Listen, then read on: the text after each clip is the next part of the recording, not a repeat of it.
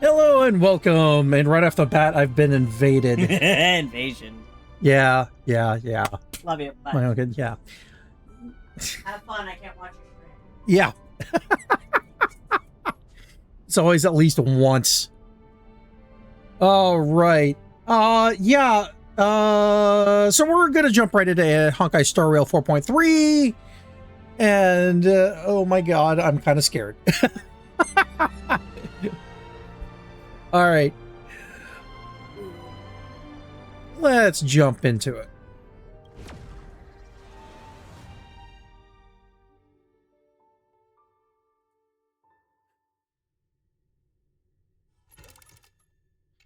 All right. Let me get that normal crap out of the way. View story recap. During the events of Starrail Fest, Asheville discovered what the happiness surgery truly entails. Implanting the flesh and blood of the abominations of abundance. Given the gravity of the situation, we decided to go to Graphia Academy and first launch an investigation into Full Wish.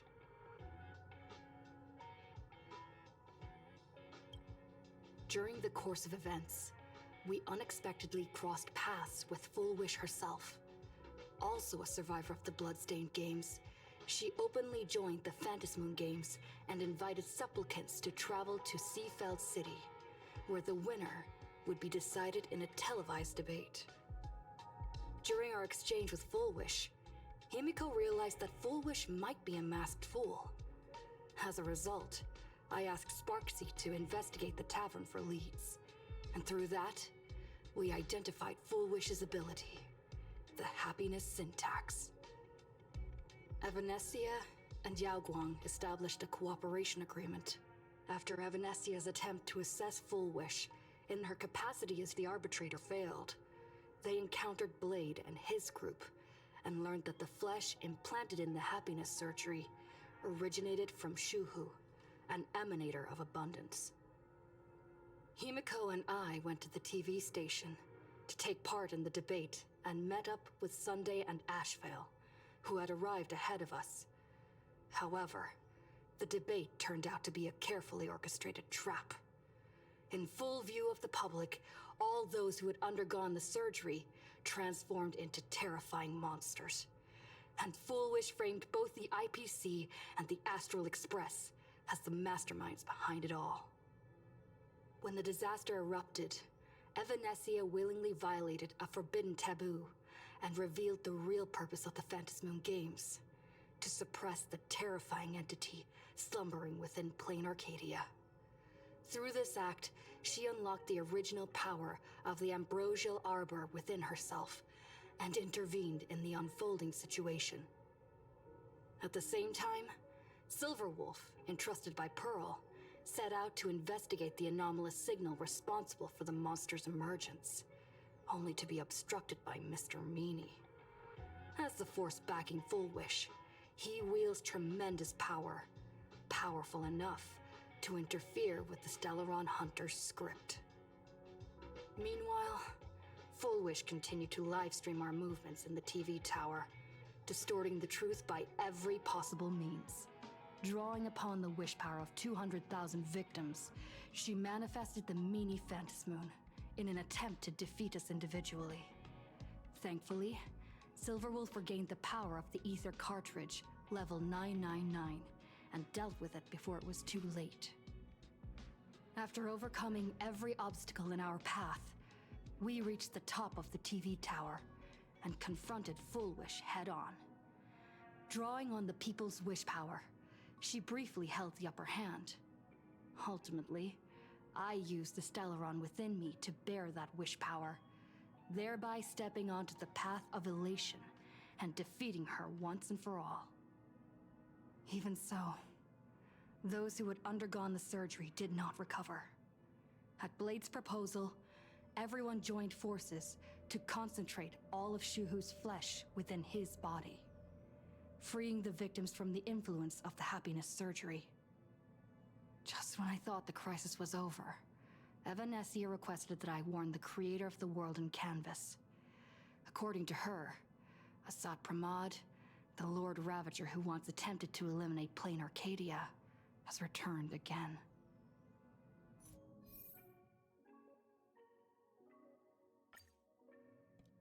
Go now. City has been severely affected by the incident. Citizens are advised to remain patient and await assistance. Moving on to our special segment, the Phantom Moon Brief.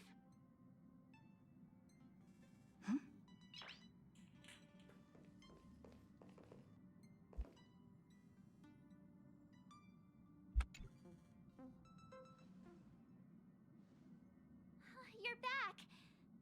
Yes, I'm back. The incident that happened at Full Wish TV is causing a huge stir. Come watch the news. Hello, everyone! Welcome to our brand new segment, the Phantom Moon Brief. I'm your host, Poofy. Hi, everyone. This is your old friend, Snowy. Well then, as the Phantom Moon Games reach a boiling point, and for reasons that need no explanation, we are now joining Duo Mention TV to bring you live coverage of the latest and most critical news updates. Yes, we are. And after the director of Full Wish TV and sponsor of the Research Society of Happy Smiles, Full Wish announced that she was joining the Phantom Moon Games. That terrifying tragedy of 15 years ago once again swept through the psionic game. The supplicant debate, slated to take place at the Seafeld TV tower, was cut short when out-of-control imaginee known as Joy Ascendants appeared suddenly and launched an attack. This imagenesis plague centered on Seafeld City spread rapidly. Even Full Wish herself turned into a monster atop the Seafeld TV tower. As of the latest reports, nearly 200,000 human and imaginary inhabitants across plain Arcadia have been affected by the plague. Countless individuals are injured or missing, and total losses are estimated to have reached 8.6 billion credits. And in a chilling echo of the Bloodstained Games 15 years ago, footage left behind by Full Wish points to the disaster as the work of supplicants from beyond the sky. She identified the culprits as the famed cosmic hero, the trailblazer of the Astral Express, and the wanted criminal, Stellaron Hunter Blade, claiming they were responsible for the tragedy. But a spokesperson for the Department of Aberration Defense said the disaster was planned and executed by Full Wish herself through her organization, the Research Society of Happy Smiles. They added that the investigation will continue and the organization will be shut down. Oh, how familiar that sounds. 15 years ago, they made the same excuses. You just say, were they even there 15 years ago? Behind this, the Phantom Moon Brief will continue to keep you updated. Over 500 years ago, a prophet made a prediction. In year 1999, a terrifying devil will descend from the sky. Will this prophecy come true? Can plain Arcadia safely make it through this crucial year? We will have to wait and see. Shame on them. How can they just say things like that on TV when it's not even confirmed? And the internet is flooded with fake news about you too. This sounds familiar. Also, those two hosts, weren't they from Full Wish TV? They were spreading nasty stories about you on the news before. And now look, they've immediately jumped ship after what happened to Full Wish.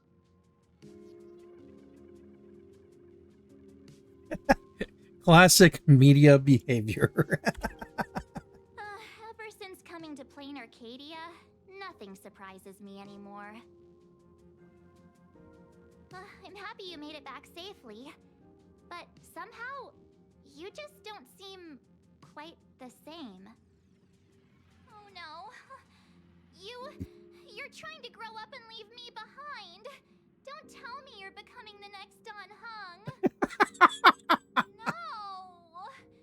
Is this what it takes to become a hero? Is turning into Don Hung there that bad? If you're all grown up and serious, we just can't click like we used to anymore. Oh, right. Tell me about what happened at the TV tower. I've heard Don Hung and Sunday's side of the story, but I haven't heard yours yet. Something about the battle at Seafell TV Tower. So, Full Wish had people undergo the happiness surgery to implant Shuhu's flesh into their bodies, and that ended up causing this disaster? And you guys stopped the mutation from spreading, but all you managed to do was to temporarily seal Shuhu's flesh inside Blade? Yeah, that's about right. And then you mentioned that Nessia, the one we met at Star Rail Fest, is actually the Phantom Moon Games arbitrator? No wonder she could draw a mask for you. And she also asked you to go deep into the world in Canvas to warn... who was it again? The name is Graphia. Who is that? Yes, Graphia, Himeko's ancestor. She's an artist from 1,000 years ago. Himeko's ancestor? She's still alive? Wait, that's Kind the of. most important part. Nessia asked you to warn Graphia that the Lord Ravager, Asat Pramad, is back? Why does the Express have such bad luck? By this point, whenever we go on vacation, I'm always ready to deal with random problems. But running into another Lord Ravager while on vacation? This is way over the line. This is plot. Lord Ravager, Evanessia's request, Shuhu's flesh and Blade's body, and the unfinished Phantom Moon Games. Suddenly, there are so many things to deal with. Feels like we're juggling a bunch of eggs all at once. One slip, and it's all gonna go splat. Are you okay?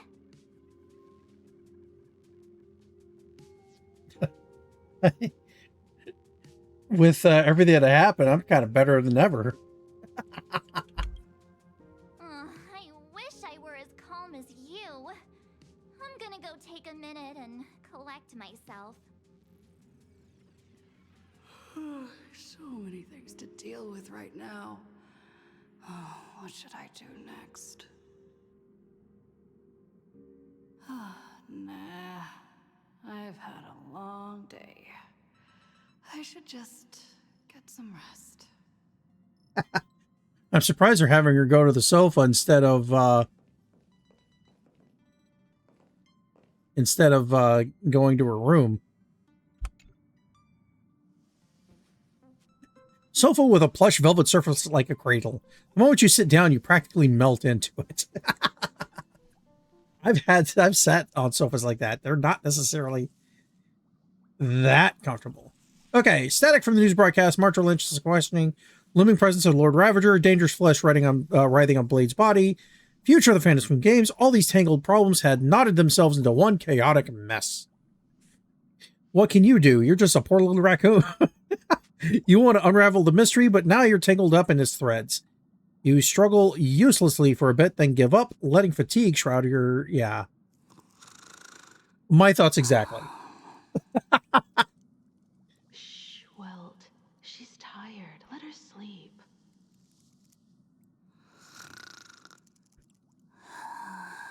And she snores too. It's great. You never knew you could sleep this much. You're obviously tired. Oh, hey, it's I Mom. never thought this vacation would become the prelude to yet another major war. Yeah. What?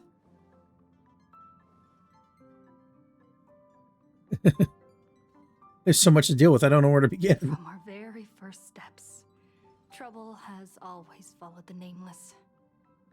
But this is way too much. Look at you now.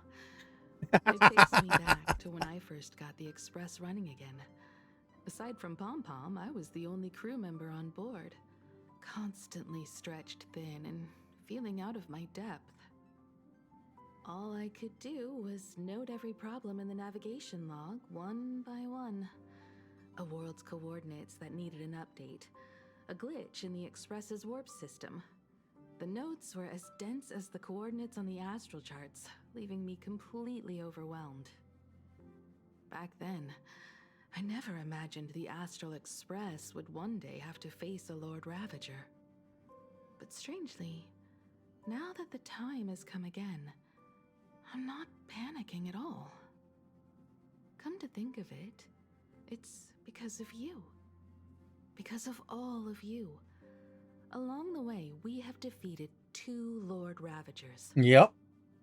The Nameless who guided me before I set out once told me, keep moving forward, and the obstacles that once felt impossible to conquer will soon be behind you.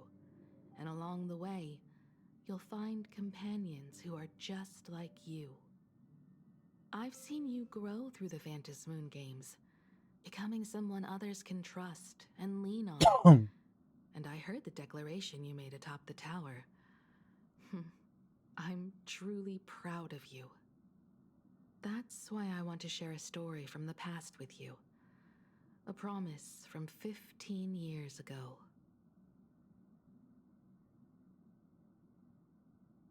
Is it about Himeko running? I don't know. Let's go with that. I promised someone that when the moon over my hometown was full again, I would go back to see her, to let her know I had made the most of this borrowed life. And Oh boy. companions I could trust with all my heart. I want to share this story with you all. The story of how my journey began.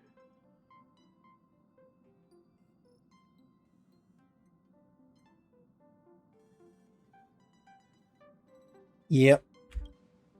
It's a long story, filled with many memories of my past. I'd also like to invite you all to the place where I repaired the Express and tell you everything bit by bit. All right, it's a deal. When I return from the world in canvas, you can make us, let Shush make us some coffee. And we'll settle in and listen to your story. Speaking of the world in canvas, March told me about what Evanescia said to you. Evanescia's request was not made lightly, and she was worried for a reason. Silverwolf saw that Lord Ravager in action too. According to the records from the databank and the IPC's investigation, Asat Pramad's campaigns often span centuries, and the planets he targets all end up destroyed in freak accidents, leaving their surfaces covered in only smiling faces. 1,000 years ago, my ancestor Graphia created the world in canvas. If that was to resist Asat Pramad's invasion of Ahatopia, then could this disaster unleashed through the Phantom Moon games be the prelude to his next invasion?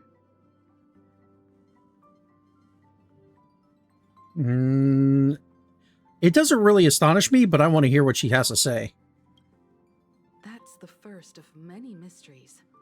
Based on our family history, we are clearly not descendants of any long-lived species. Quite the opposite. The weathering curse has shortened my family's lifespan for generations. What could my ancestor have gone through to still exist today? That too leaves me deeply curious. There are far too many legends about her. It's hard to tell what's true and what's not. Only 2 things are beyond doubt. First, during the Cinderth Age, she created countless Imaginae and sent them into battle against the demon legions from beyond. Second, near the end of one of the Phantom Moon games, she created the world in canvas to shelter inside it what was left of civilization and life. Which means she is not only familiar with Asat Pramad, but has also witnessed the manifestation of the Eon of Elation. Interesting. Nobody knows just how big the plane Graphia created actually is, over 140 years ago, the IPC tried to salvage the world in Canvas, but they were only able to reconstruct part of it in the real world. That portion became what we know as Plain Arcadia. Legend has it that Graphia used a vast ocean as her canvas and channeled the power of elation to step into the painting, which means she has not only seen Asat Pramad, but has also seen the Eon of Elation descend in all their glory. So would she actually be the first Eon of Elation? Good question. As for who in Plain Arcadia knows Graphia and the world in Canvas best, it's probably Pearl. She was sent here by the IPC. She should have some clues to guide us in the right direction. By the way, General Yao Guang is here. She says she wants to talk to you in private. Well. Good news, I hope. I'm not sure if she comes with good news or bad news. She brought a little gift from the Cienjo, though. Mung bean soda. Go talk to General Yao Guang, then. Don't keep her waiting. The acquired After that, taste. come to the party car and fill us in on your next move.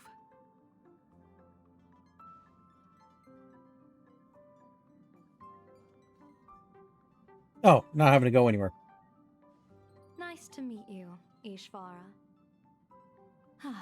I always thought that the arbitrator, Evanesia, would step in and punish Fullwish for the disaster she caused.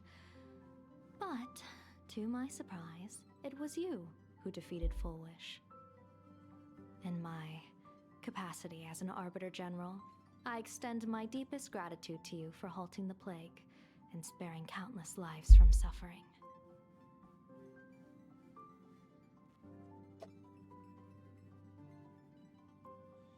Yeah, you wanted to talk to me? What I am about to tell you is something Evanesia risked breaking the rules to share with me. Please keep it a secret. Not a word of this leaves the Express. Sealed within Ahatopia's core is Ouroboros, the Veracity.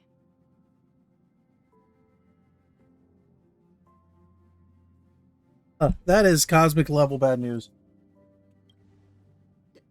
You mean the Leviathan that can swallow whole planets? That Ouroboros the Veracity? Looks like you know a thing or two about Ouroboros. I've seen that terrifying thing in Herta's simulated universe. Yeah. Rumor has it, they were last seen during the era of the Swarm disaster. They were hardly there to aid the Swarm, but rather to attend a cosmic-level feast, in which the Swarm served merely as appetizers, and the planets they passed were devoured as the main course. No one expected them to be here of all places, sealed away on this very planet, after vanishing for years. The Veracity's still alive.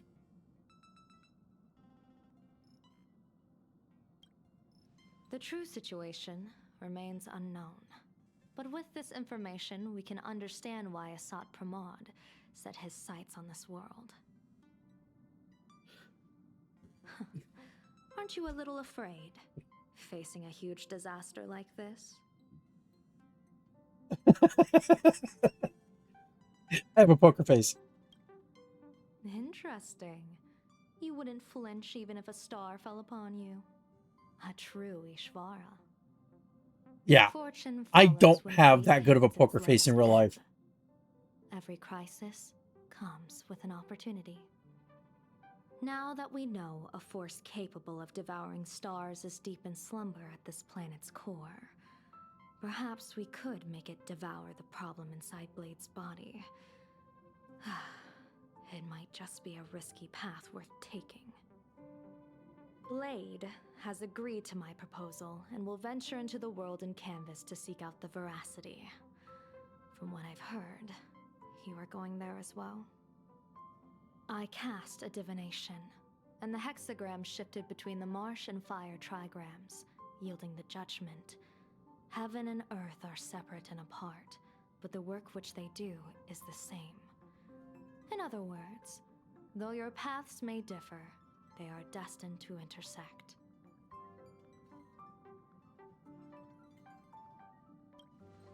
A funeral, or an adventure.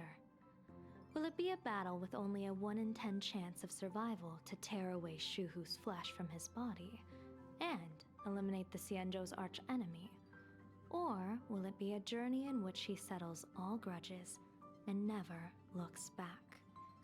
It all depends on how he perceives it. Blade agreed to my proposal, even though that little Stellaron hunter girl wouldn't stop objecting. Are you betting everything on me? What miracle could cap off these games better than a finale that humbles a Lord Ravager? It will be a tribute to the elation. The shadow of the Lord Ravager looms, and from here on, everyone must carry their part of the burden. I will take my leave first. Before I set out, I still want to say a few words to everyone. Yep. Party car. I think. Yeah.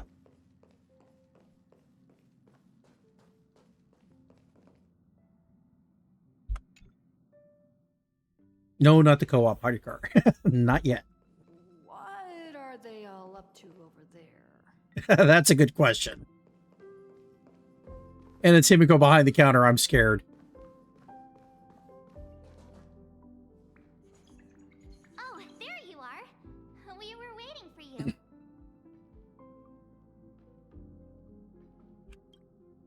We're here to celebrate the Astral Express making it through another trial, of course. Pom-Pom's heard all about your latest adventure. It's a modest celebration, but a meaningful one. You stopped Full Wish's scheme, and that is no small achievement. Regardless of what the people of Plain Arcadia or the media may say, we raise a glass to you. Exactly.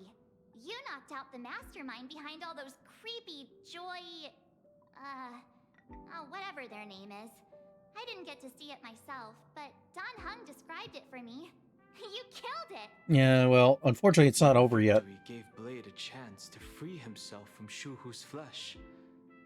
Thank you. With a Lord Ravager looming on the horizon, everyone will soon be heading off on their own missions. Before that, it felt right to have a small gathering like this. Now, let's make a toast. Here's to everyone who fights to protect this Arcadia. And here's to all of us. The Lord Ravager can throw whatever he wants at us, but I know the Astral Express will keep streaking across the stars.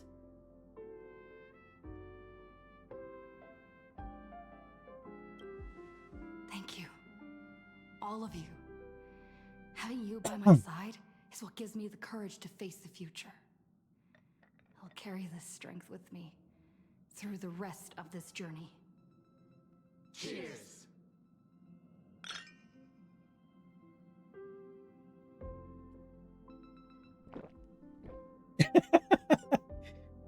That's true. Sorry, I could the sound bite. Okay.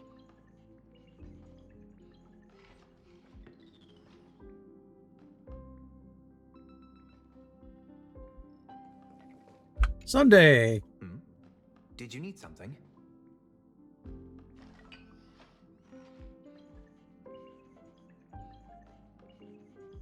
I need a break. I felt worn out ever since coming back from Seafeld TV Tower.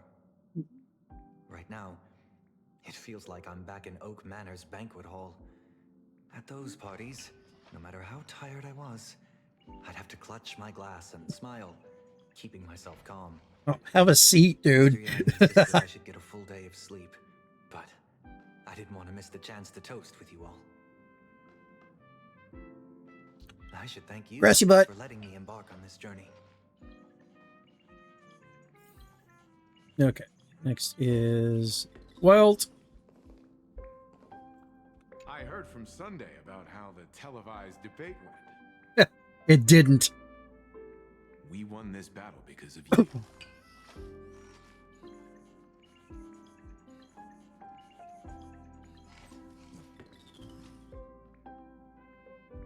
The streets were in chaos. Traffic ground to a halt, and Wispay littered the ground.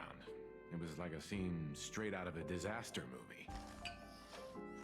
When the televised debate began, a crowd outside the station gathered to protest the Astral Express and nearly broke through the barricades. But the moment the Joy Ascendants appeared, they scattered without a second thought. Well, yeah. I guess people know deep down which is more dangerous, a made-up villain or an actual threat.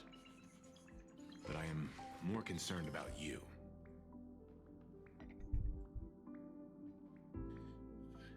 Me? I've seen the footage of your fight with Foolish. When you returned to the top of the tower, an enormous surge of power seemed to erupt from you. Well, yeah, there is that. It reminded me a lot of when I saved you at Herta Space Station. Did you tap into the power of the Stellaron? Maybe. The Stellaron can be awakened by a wish, but its immense power always has a way of warping reality. As the wave of wish power surged toward you, it brought hope and blessings, but also dark intentions and malice. What might it do to the Stellaron?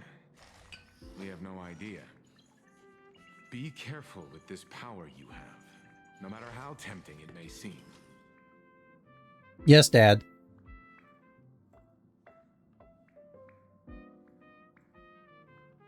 Sofa's tempting. Pom-pom. Oh, it's you! Heard you've got a solo mission coming up. Be safe, will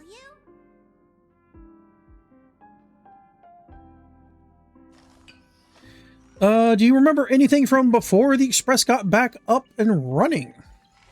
Sadly, Pom-Pom can't remember most of what happened right after the Express crashed onto this world. Pom-Pom's memory of those years is like a fogged-up Express window. No matter how hard Pom-Pom tries, Pom-Pom just can't wipe it clean. But it's okay. After passenger Himeko repaired the Express, Pom-Pom got to share a one-of-a-kind journey with all of you. Alright, how did you and Himeko meet? How did passenger Himeko appear? That's odd. Pom-Pom can't remember a thing. All Pom-Pom recalls is having a long and fuzzy sleep, then being woken by a knock at the door. And just like that, passenger Himeko was on board. The day passenger Himeko knocked, it felt like Pom-Pom was waking up from a dream. The Express's heart started beating again and the lights flickered on one after another. Have you ever heard of the name Graphia? Graphia? Pom-Pom hasn't. But Pom-Pom always dreams of strangers when Pom-Pom's asleep. They seem to be bustling around the Express, and there are soft clinking and clanking sounds, just like the sound of stars twinkling. But every time Pom-Pom wakes up, their faces slip away. Pom-Pom is only left with a warm and comforting feeling, knowing someone had taken good care of Pom-Pom. Alright. Time for me to say goodbye. Safe trip. Pom-Pom will take good care of the Express while you're away. You better.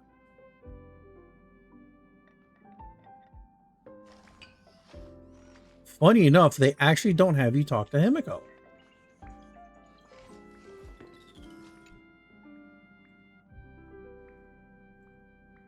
Who are you talking to?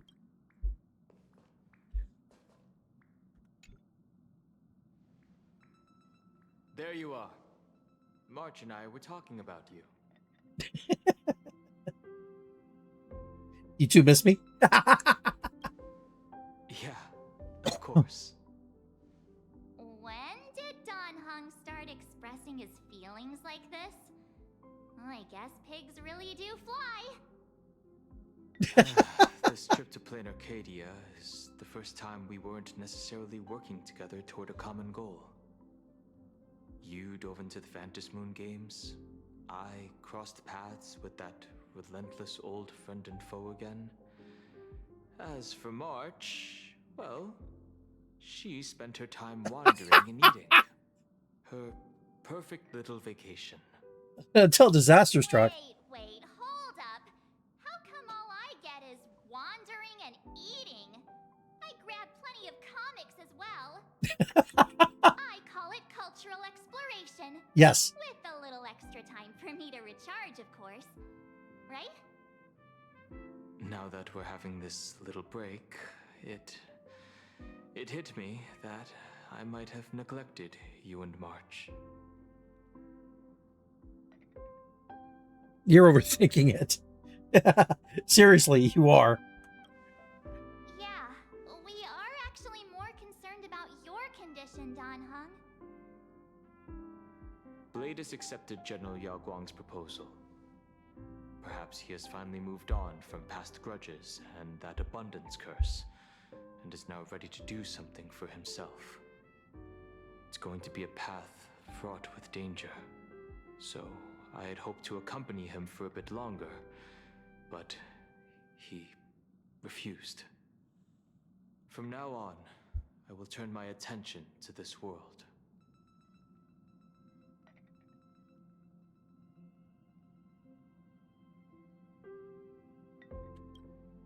Mr. Yang and I have been asked by General Yao Guang to help with setting up some defensive formations.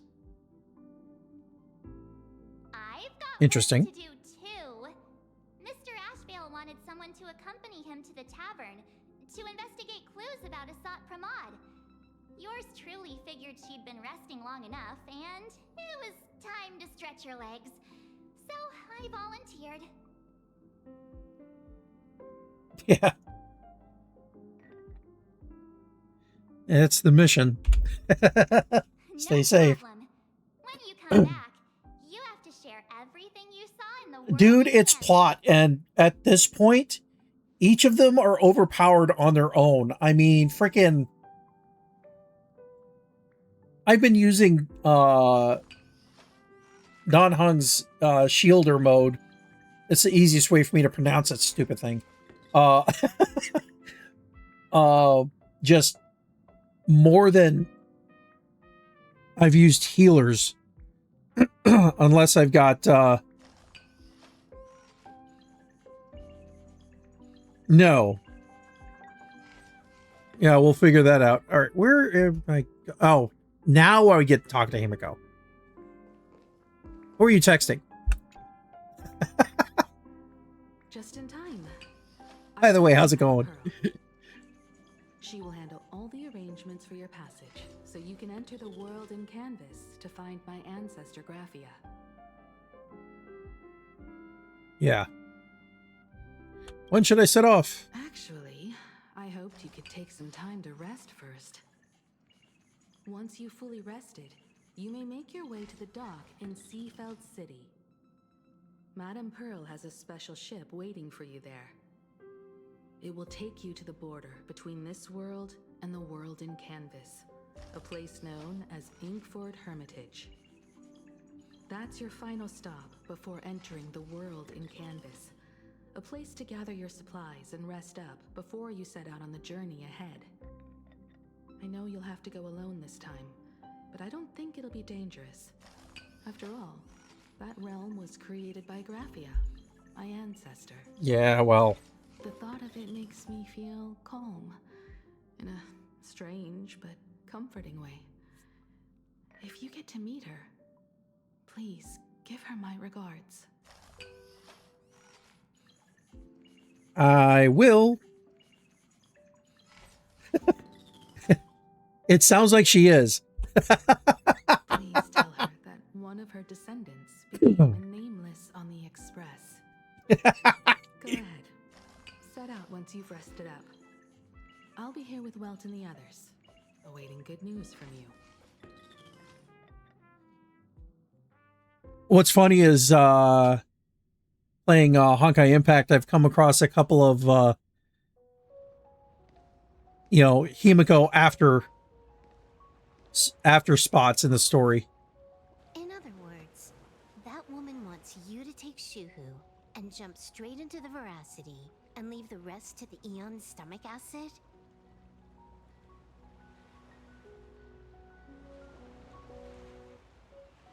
And this is between me and him, right? Why are you tagging along? Relax. I'll say my goodbyes and be gone. A dignified funeral, If you ask me, this ending is indeed grand enough. I don't care about any of that. There's only one thing I care about. Does he have to die? Here's a piece of advice, little cub. Whether he lives or dies is his choice. That's the one thing you don't get to decide for him. As much as you want to.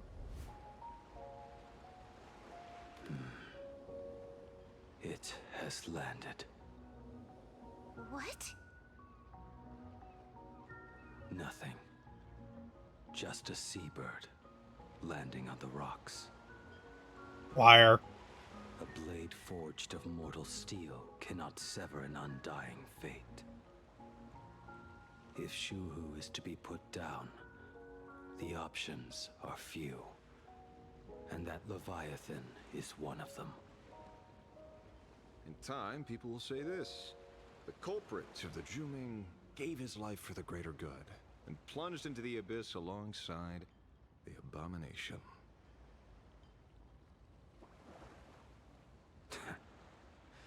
I'm not as noble as you make it sound. No. Many years ago, you invited me to join the Galaxy Rangers. I refused for one reason. I'm a petty man. I was never born to carry some greater good. This is between Shuhu and me. Nothing more. Can't argue with that. A Galaxy Ranger through and through. Well then, I won't say anything more. Blade, you sure about this?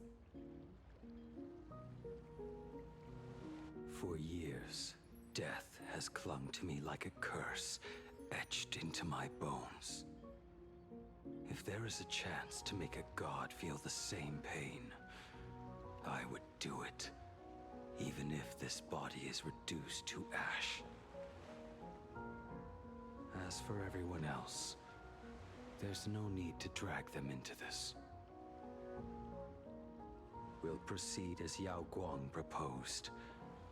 Bury Shuhu at the end of the world in canvas, taking me with him, and let the veracity dissolve us both.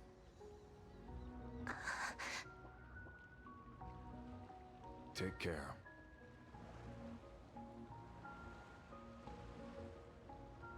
Thought you weren't going to say anything else. How about you stay as well? You might as well see it through to the end with us. He's got another thing coming. Plain Arcadia has bigger problems that need my attention. Your instincts were right.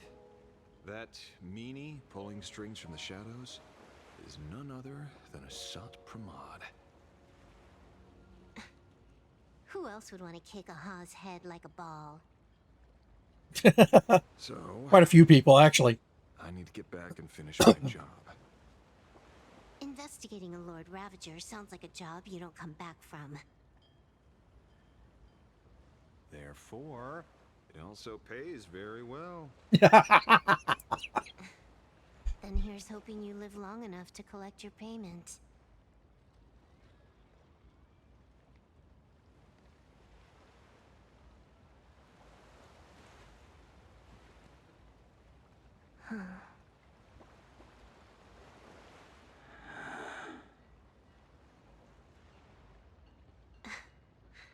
Every time, when it's just the two of us, you go quiet.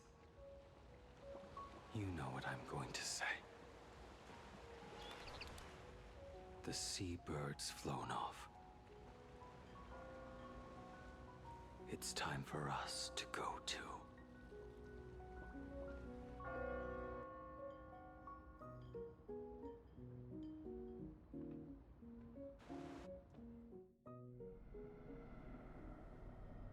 Whoa, okay.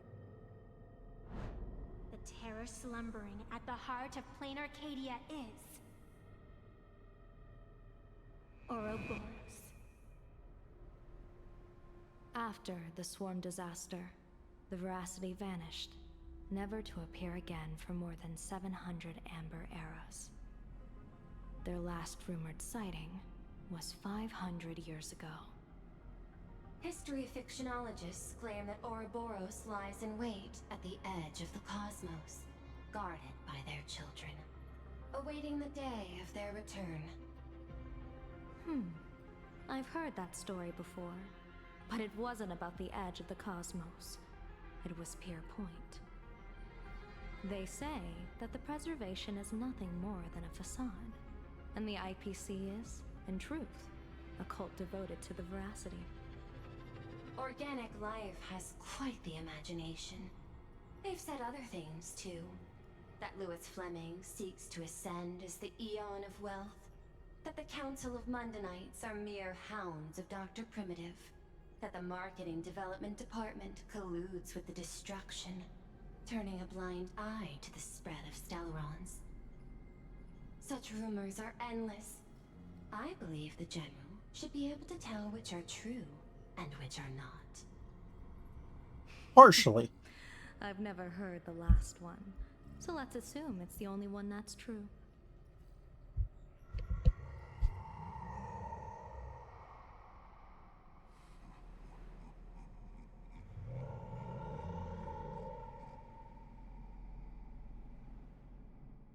Such terrible breath.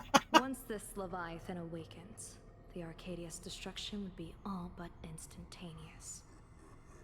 For now, this remains conjecture. The sealed remains appear to be a husk that Ouroboros once shed. Why it's here, and how it's connected to the elation, remain unknown. Yet even a fragmented remnant of an Eon is a threat that can't be ignored. The calamity of the Leviathan must not be allowed to re-emerge in this world. Naturally, that is why I'm here. And it's about time for the two Nameless to arrive. Oh, you're just on time.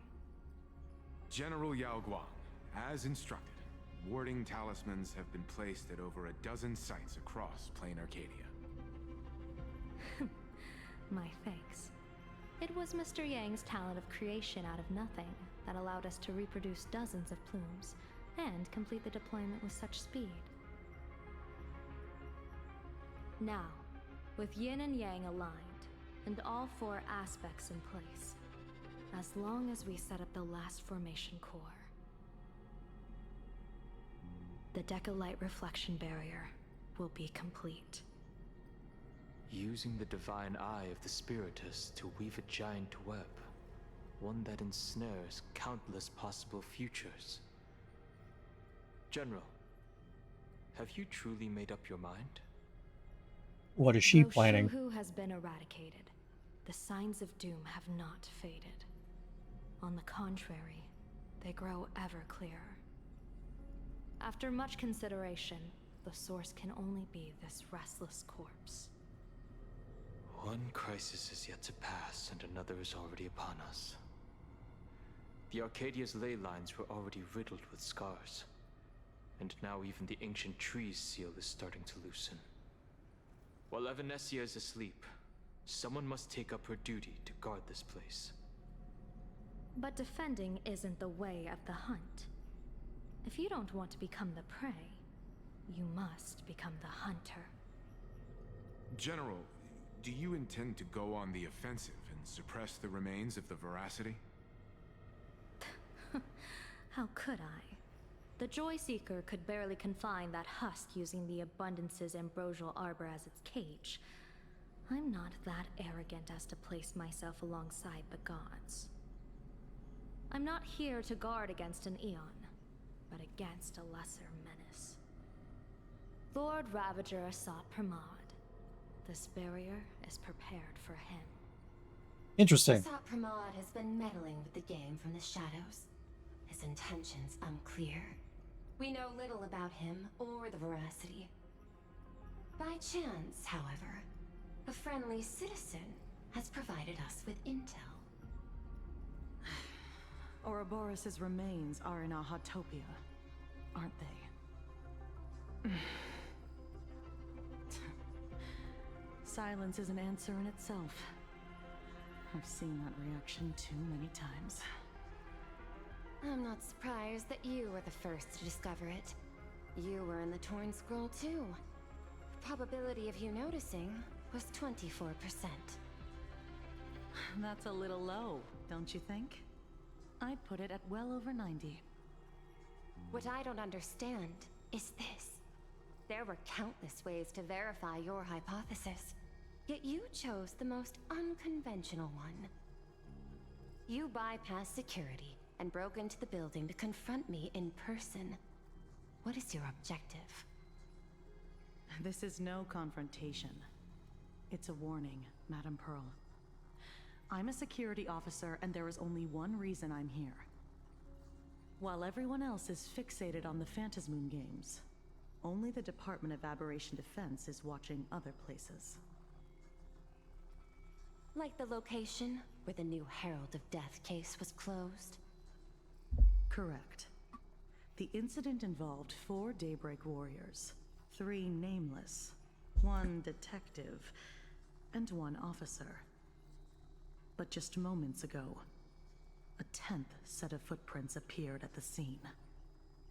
After the investigation, we learned that the traces were left deliberately. A blatant provocation. The Lord Ravager bent on destroying the Elation came uninvited. Make no mistake. Planar Arcadia is a stage he chose with care, and drawing the Abundance into the fray was hardly a whim. Our top priority is to dispose of Shuhu's flesh properly to prevent it from falling into the wrong hands and causing another calamity. That said, we cannot afford to ignore Asat Pramad's next move. This giant web is prepared for that very purpose. Once the entire planet is folded into the divination's trajectory, under the gaze of the Omnitia, all possibilities will be laid bare.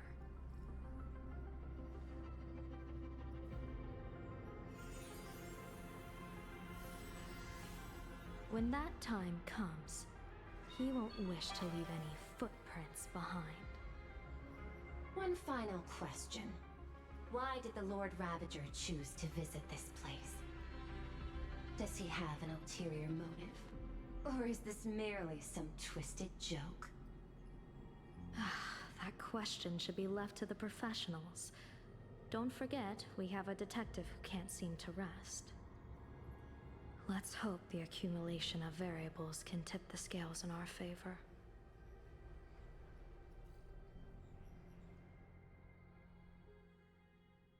Asheville. And so, the people set out, and the gondola, bound for distant lands, set sail.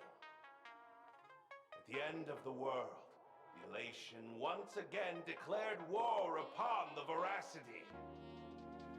Hey, frail little humans! Ouroboros split their mouth wide open. Whoever can fill my whole mouth with but a single thing shall receive a reward. My tongue. The fool known as the Shepherd captured a comet, but it wasn't even enough to fill the gap between the Veracity's teeth. The bartender Baraji opened the wine cellar, but they only grew drowsy, drifting off to sleep. And en route, he crept up to the Veracity's ear and told them a corny joke. The Veracity pondered it for 10 amber eras, then burst into laughter at their own amusement. En route spread his hands and said, "See, I filled your mouth with laughter." Interesting take. Then what happened?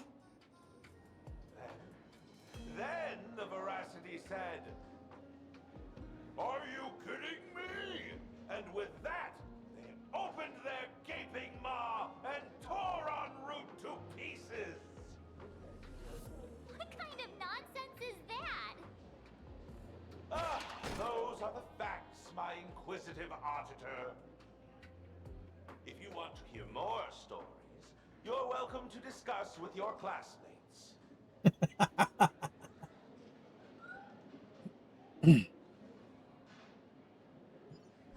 We came here to investigate the Veracity and Asat Pramad, but all we got were stories that only a 3-year-old would believe. There's some truth in it, Just though. appear out of thin air. It's just a matter of how much truth you think they hold. At least 90% of that was made up. Sometimes that last 10% is all you need.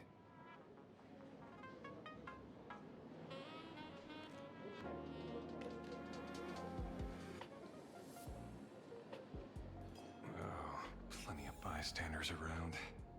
Let's hear what they have to say. Okay. Ashvale's notes.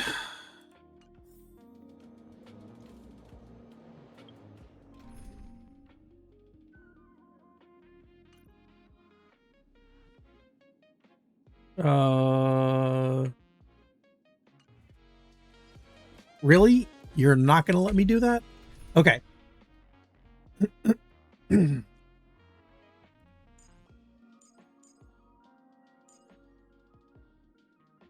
don't know why you're like that.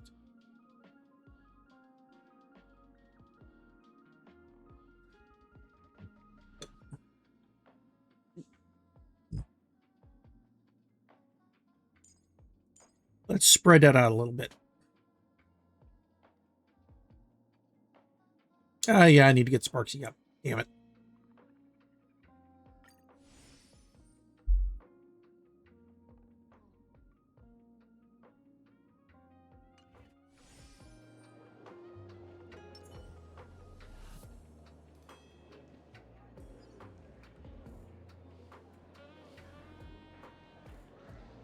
Scribble nibs, huh? Really? DeWide Chungus? Oh my goodness. You two asking about the Veracity? You thinking about walking that path? Walk the path of Veracity? Do I need to eat everything in sight? Yep. You got it. Kids always dream big. Some were bulldozers, some are monsters, and I am Autoboros. And the man. Ugh, can you talk normal? Stop gulping for air. I swore to become God. a Veracity. I gave him the wrong body type, though. I gotta give him that. Hide everything. Tasty, nasty, anything I could chew. Finally, I pinched my nose and swallowed loose mouth, and they looked at me. Ouroboros? Nah. Ah. Very regrettable. Enough already. I'm telling you, it was all bluffing. The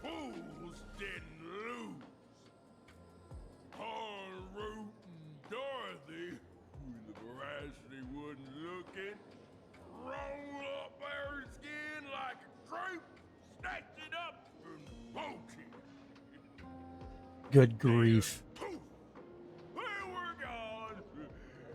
Comic-Con Collective don't got a veracity card. I already filed a formal complaint with the organizers. You should be putting this much effort into your studies.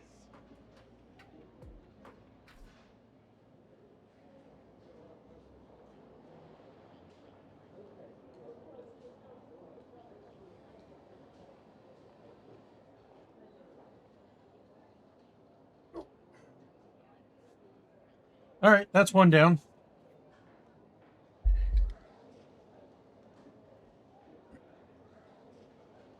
Sorry, I had to grab something real quick. Scribble nibs. They say a dull pen beats a sharp memory. My memory's dull, and my pen's not much better. Then you must have a lot of stationery. A kindred spirit. Miss, it seems you're one of us as well. I've met far too many fools who can't even read.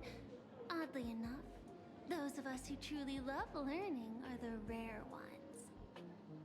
Interested in studying the knowledge of the laughter? I have a reference book here. You can have it. Yeah. It's a record of tales, masked fools who dare to offend eons. They view this as a rite of passage in a fool's career, rushing headlong into it, one after another. Paper second. One-day tour of the Amber World. Fool's shapeshifter donned a sharp suit and boarded a shuttle at Pier Point Skyport. Flashed a warm smile at every passenger in the cabin. Billionaires wealthy enough to rival nations.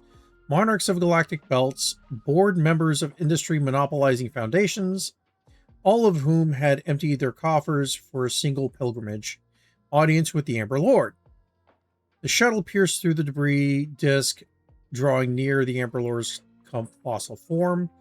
They stood there since before sentient life was born, and it would likely remain long after sentient life had vanished. Following the countless marks left over by the eons on the subspace crystalline barrier, some prayed in silence, some wept softly, while the Amber Lord offered no response. Who would notice a single speck of dust in the vast expanse of space? The fool-carved shapeshifter was here into the barrier, then took his leave without a second glance. Okay. Ouroboros, the ancient leviathan that survived the Dusk Wars, was said to have chased Aha all the way to the roots of the imaginary tree. Fool named En route attempted to confirm the truth of this tale, but alas, he couldn't run as fast as Aha and was caught by the veracity and swallowed whole. Who would have guessed that inside the Veracity's belly lay a wondrous world of its own? The Veracity was so massive that the lives previously devoured had established their own kingdoms on their stomach walls. Thumb-sized dwarves, clever horse folk, talking comet cicadas. En route, explored this place with delight and encountered fellow swallowed fools, Dorothy, Broggy, and Shepard. Together they adventured, found the Veracity's heart, and gave it a good kick. And they were belched out into the universe with a mighty wretch. En route quickly plucked off the Veracity's shadow and spread it over the fools like a blanket. Shepard then tossed out a comet, and the dim-witted Ouroboros was drawn to its light. The fools finally escaped with their lives. After that, countless fools sought the treasures within the Veracity's belly, but none ever caught so much as a glimpse of the Veracity again. See, that's a similar story to the other one that was told. So this is where, yeah, there's truth in there somewhere. After the Aeon of Beauty was vanished, or after the Aeon of Beauty vanished, the fool Dawn go away. Davin made a proclamation in the tavern, instantly attracting a massive following, chanting, "Everyone is Adrilla." They sparked an artistic storm and launched a reckless charge toward pushing the boundaries of the path of beauty. For example, they stuck bananas to agates with polyvinyl chloride tape, scribbled graffiti on every household item in sight, and proclaimed them great works of art, and even found time to fight a few copyright lawsuits with the IPC. That was until they arranged space junk across an entire planet's surface to form Drill's visage, at which the point at which point the Knights of Beauty finally rounded them all up. However, after 7 days and 7 nights of deliberation, hastily convened Round Table of Knights of Beauty ultimately decided to release the fools, since to punish them they would have to acknowledge that these depictions actually resembled Idrilla. Say no to Aha. Having come this far, it seems I must tell my own story. The night before I finished this piece, a visitor casualty strolled into the tavern, sat down beside me, and ordered us each a bomb's first drop. They didn't introduce themselves, but I already knew who they were. They said, "Buddy, I hear you're writing a little book. I've read it. Quite interesting. But there are a few points worth discussing." I listened patiently as they spoke and rejected every single change they proposed. They downed their last drop of the bomb in one gulp, then left the tavern. Their retreating figure looked utterly forlorn. Interesting. This feels completely made up. But, thanks anyway. Oh, please. Thank the seniors. To compile this book, they offended every Eon they possibly could, and narrowly escaped death at the hands of each and every one of them. As for me, I'm just the one who keeps the books circulating. Hey, friends! How was your first day of school? Hi, Sparksy. Pick you up after class. There you are.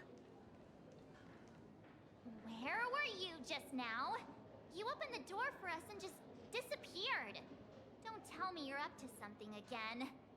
She's up to getting her mask back. Still doubting me? You're breaking Sparkskull's heart here. That whole foolish thing. I took on every emoji in the tavern by myself, fought them all the way to the end of the world, and even wore my mask down to nothing. But honestly, this place runs on rumors. Aha is being chased by the Veracity. Aha chases the Veracity. We won't get anywhere following stories like this. Let's go through what we know so far.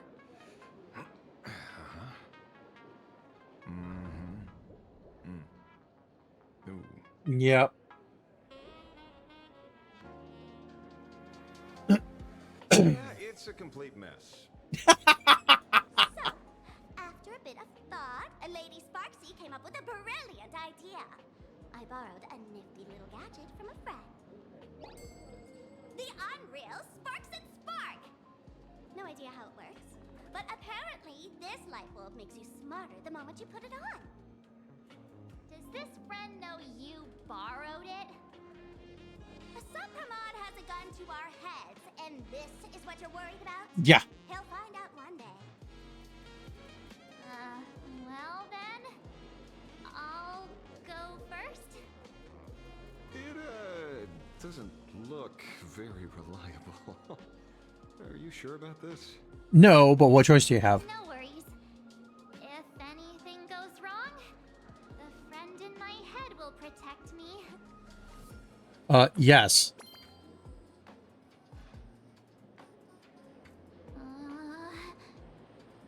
Doesn't seem to have any effect. No, it's working perfectly. I get it now. All of it. No need to dance around. Our enemy is a Lord Ravager. There's only one question we need answered. How does Asat Pramad plan to destroy Elation? Correction. The effect is very obvious. Judging by Nanook's habit of picking Lord Ravagers, I wouldn't be surprised if Asat Pramad was once a masked fool. and therefore knows Aha's weakness. The Arcadia is like a microcosm of eons and paths. People indulge themselves in fabricated happiness, unable to pull themselves away from it. Many have expressed their concerns. This isn't elation. Aha is playing with fire. A classic social realist deduction. Old-fashioned. Ooh, but effective. We're closing in on the truth.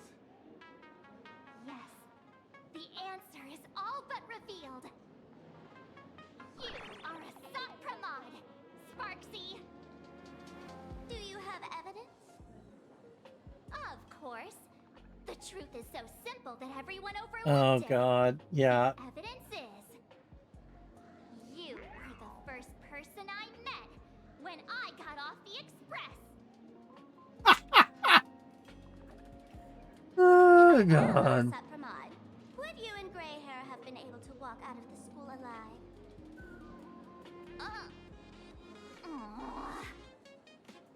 Yeah, fair point.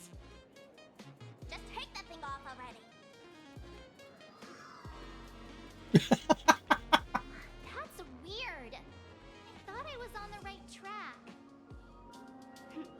Let me give you a lesson. Deduction isn't about pupil skills.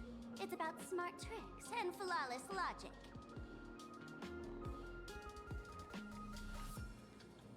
So now what?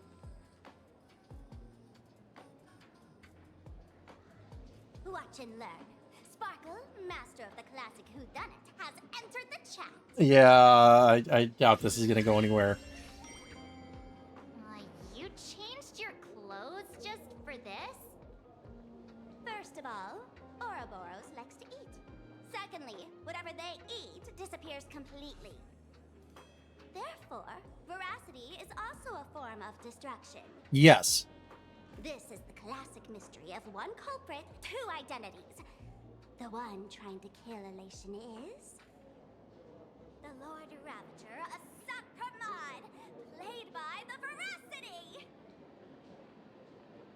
Okay. What am I even saying? Classic whodunit. This is more like a classic Who's the Dummy. Honestly, it's not like you did any better. Get it now? All this thing does is make wild guesses sound reasonable. So far, that's the most accurate piece of information we've gotten. No need to be so serious, detective. Why don't you show us what you've got? By the way, what type of detective are you? Me? I'm the tough guy type. I don't waste time on useless detail. I aim straight at the heart of the problem. If you can find it. You're not wrong. Asat Pramad is Nunuk's weapon to assassinate Aha. Whatever his plan may be, the target doesn't change. Remember, as far as humanity knows, there are only 3 ways an Eon can fall. A broader path engulfs a narrower one. Divine warfare between eons, and the third one. What was it again? Forcing an Eon to turn away from their own path. Whichever it is, none of it sounds remotely connected to plain Arcadia. So, what makes you so certain Asat Pramad is here on business, not on vacation? Because we folks just dug up one heck of a treasure from underground. And in the stories tied to them, we've unearthed more than a few names worth paying attention to. Yay.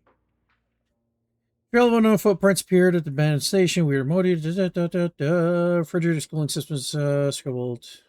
Guy summon comets to feed veracity sounds like a fairy tale.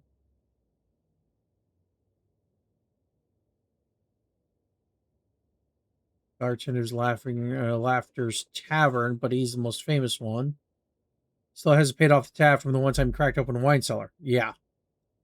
Beating a Leviathan corny jokes. Crazy idea. I highly doubt his wordplay will be enough for the rest to feast on.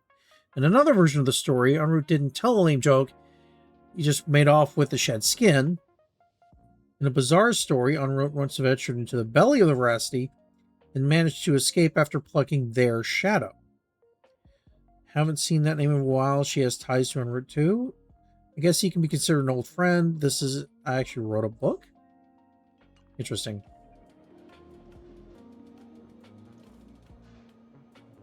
An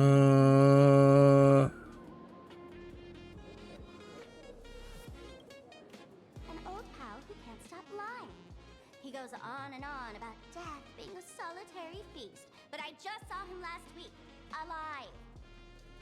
I see you're acquainted. Please, introduce us sometime. Baraji? Forget it! He's good behind the bar, but slippery as an eel. Ask him to work for Nanook, and he'd run away on the spot. The former bartender of the tavern. Everyone knows him. Couldn't be him. That's just a title. Anyone with a girlish heart can call themselves Dorothy. Between you and me, Director Sparkle used that name once too. Guess when? Interesting. Looks like this clue has little value to it. Him? He caused trouble in Gotham City a few days ago. Pearl threw him into prison.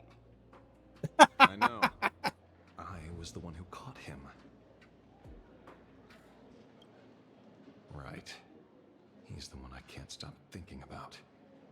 The stories change every time, but they all circle back to the same logic. En route defeated the Veracity by some means. You're right. Then who is this en route? Do you know him? En route. Of course she does. Hey.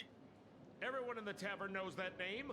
Long ago, its owner grew tired of jokes, cast aside his mask, and walked away. Some say he became a mourning actor. Others say he jumped into IX's black hole. But none of that matters. What truly matters is that you have my unreal Sparks and Spark. I knew it. Go figure. Give it back, give it back. That's a big order my client wants immediately. What do you mean, give it back? It just wandered off, and I happened to find it on the way, so I brought it home. You want it? Here, take it now. Absolutely not. Wait, right now? This doesn't sound like you at all. No. If it's a no, it's a no. Guess I'll keep it. Bye-bye. You dimwit. Sir, do you need to hire a private detective? Hey! Can you catch her for me? Of course. I'll have that thing returned to you safe and sound in half a day.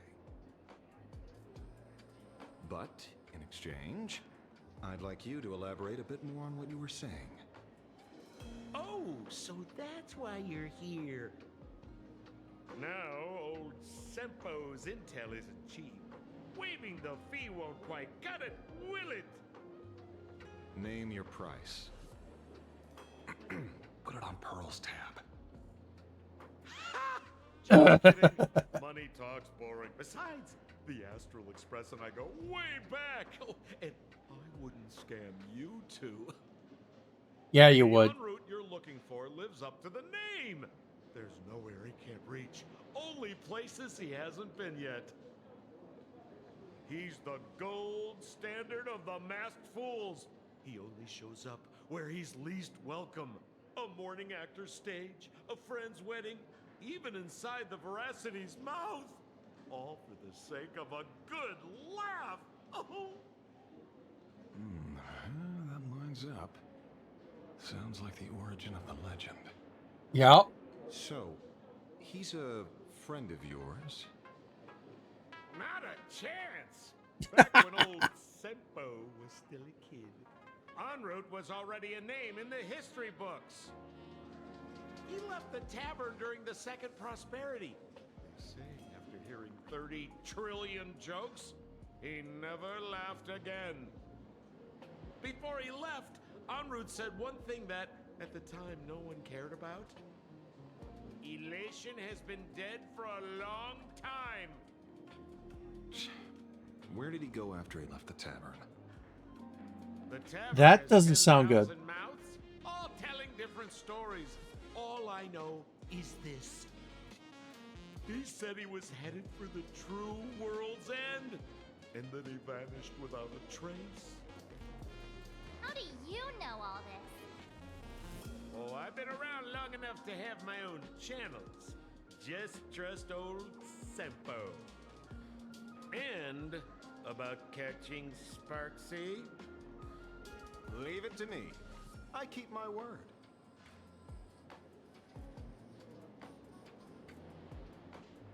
Turn and walk.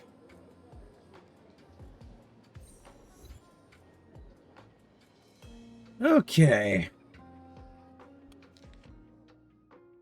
Da, da, da, da, da, da, da, da.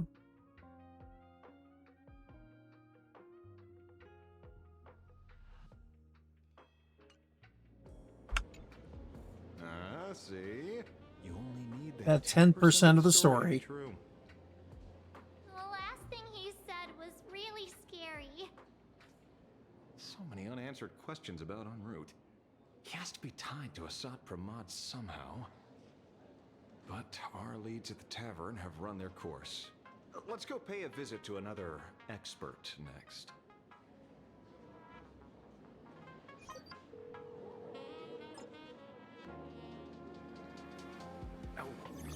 Speak of the devil. Only a Cienjo general could have arranged something like this, I suppose. Well. I'm surprised as well. You've only just left Amphorius, and already you've managed to draw the attention of another Lord Ravager. Yeah, we gotta do that. Miss Ting-Yun? We're here by General Yao Guang's request.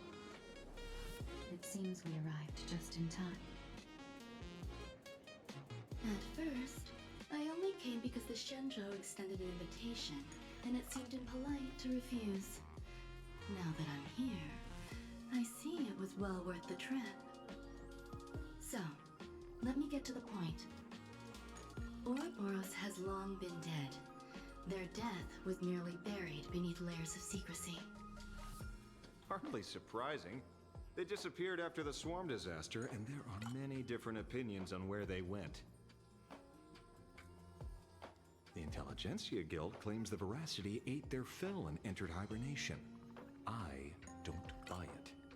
Those scholars are fond of post-meal naps themselves, likely just projecting their own habits. You seem surprisingly calm, which makes sense. After all, the shadow in your right hand is evidence as well. Why don't you tell everyone what happened to the Galaxy Rangers back on Von Walk? Von Walk? Sprightly Von Walk. I've heard there's a particular phenomenon that occurs on that rainforest planet. She would know. She's well traveled. Plants multiply and grow and are then harvested like wild grass.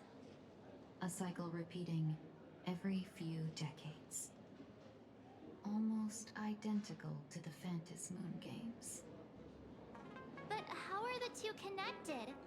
When you hear plants and growth, shouldn't that make you think of abundance? Huh. Wait. It seems you figured it out. By coincidence, abundance is another thing the two worlds have in common. When coincidences pile up, they cease to be coincidences, Mr. Ashvale. No. Leader of the Rangers, Mr. La Mancha. Perhaps you could explain this to our nameless friend. Back on Von Walk, I'd already long since stopped being a ranger.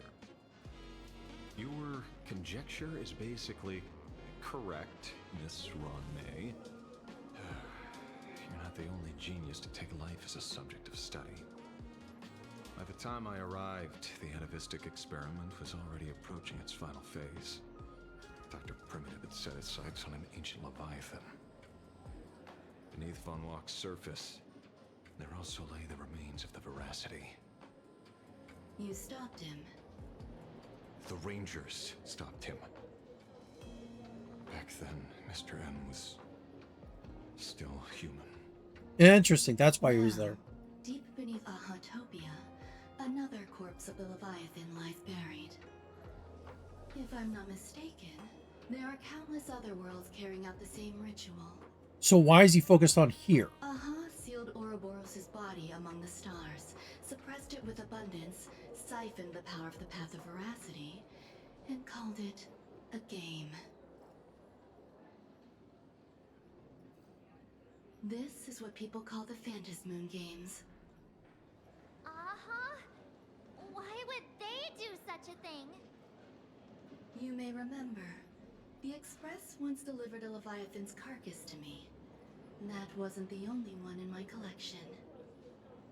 By arranging remains from different eras in sequence, I discovered something rather intriguing. At a certain moment over 1,000 Amber eras ago, just as Akifili began traveling in pursuit of their ideal, all creations of the Veracity lost the same organ. Their taste buds. What does that imply? The tongue. The purpose of consumption changed. Be they spawns, depth crawlers, or void song whales, their genetic markers encoding gustatory organs vanished entirely.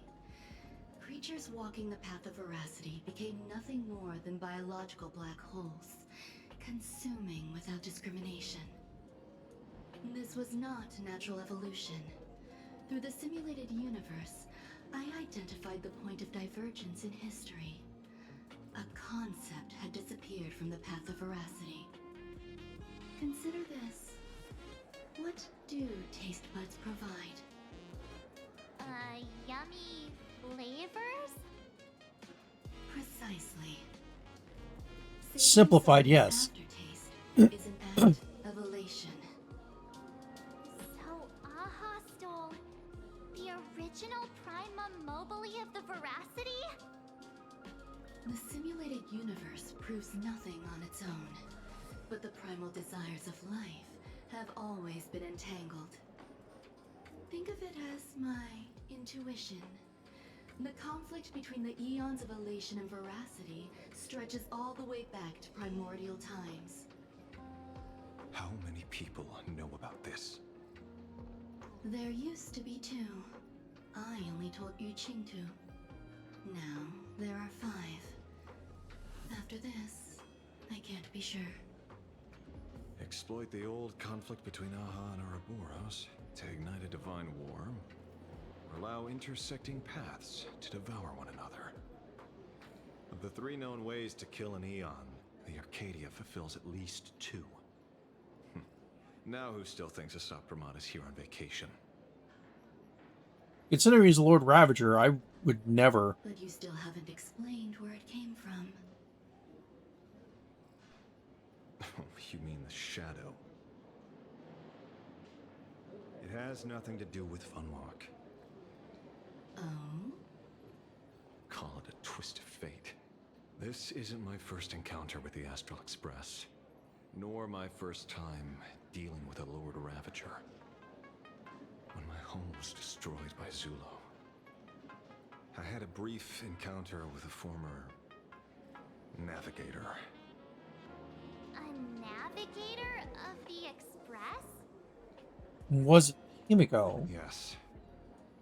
Starseer, I see. He'd already retired by then. He was the one who told me about the shadow. According to IC, it was one of many remnants left behind when the Express first carved paths along the edges of the cosmos. I led the Rangers to suppress the shadow and devised the plan to assassinate Zulo. But I never learned why it was there in the first place. Don't you find it strange, Mr. Ashvale? Strange? When coincidences pile up, they cease to be coincidences. Like an experiment with results that are too perfect. It's enough to send a chill down your spine. If you don't mind, let's walk through the whole thing once more. Explanations. Earlier, what did you two uncover in the tavern? Someone suspected to be Asat Pramad knew about the Veracity's secret. Before disappearing, he said he was headed for the end of the world. And then? Who did he say the shadow belonged to? A former navigator. The shadow was a remnant left behind when he charted the cosmos. If the world's end isn't the tavern, then where is it? I don't know if anyone can answer that question. Not even Akivilli. Wait. Don't tell me. Oh, poop. En route only goes where he isn't welcome. After leaving the tavern, he went to the Astral Express. The detective game is over. Oh, shit.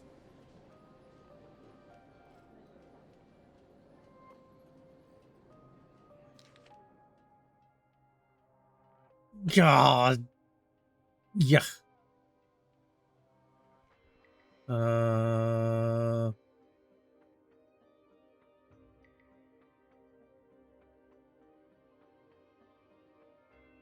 Crap.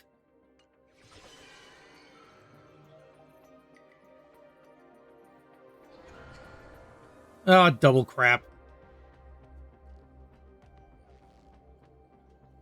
I have to say, not many people can make me change my plans. Whether in the past or present, you've always been one of them. So, it is you. You know how it is, kid.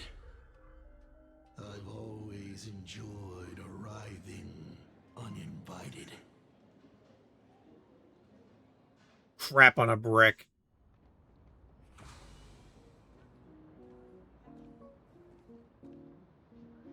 Pearl said she would arrange a ferry to pick us up at the Seafeld City dock. The place we're going to holds clues about Graphia. Really?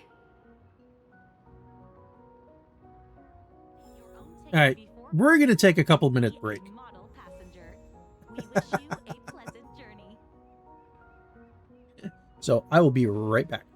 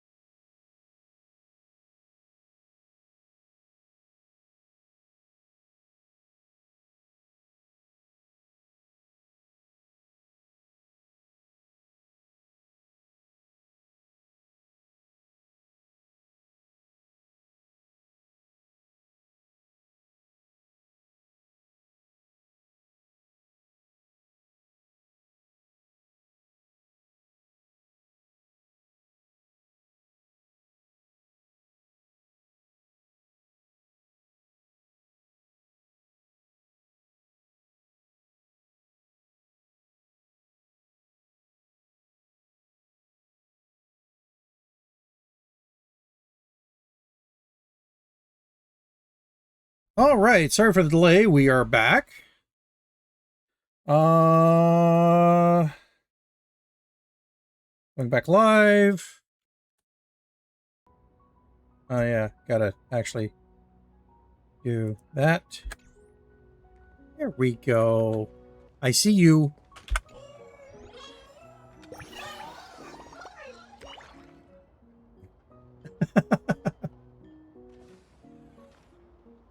Come on.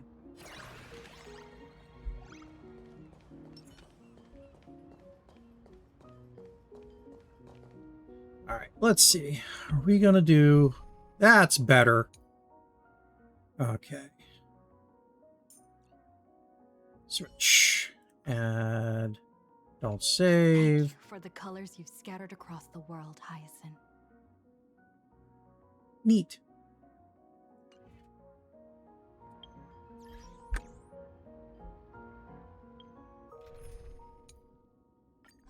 There we go.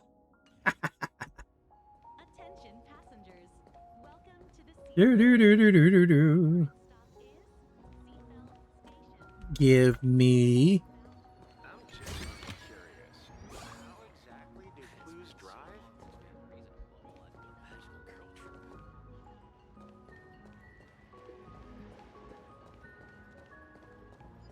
Oh, I see goodies. Give me the goodies.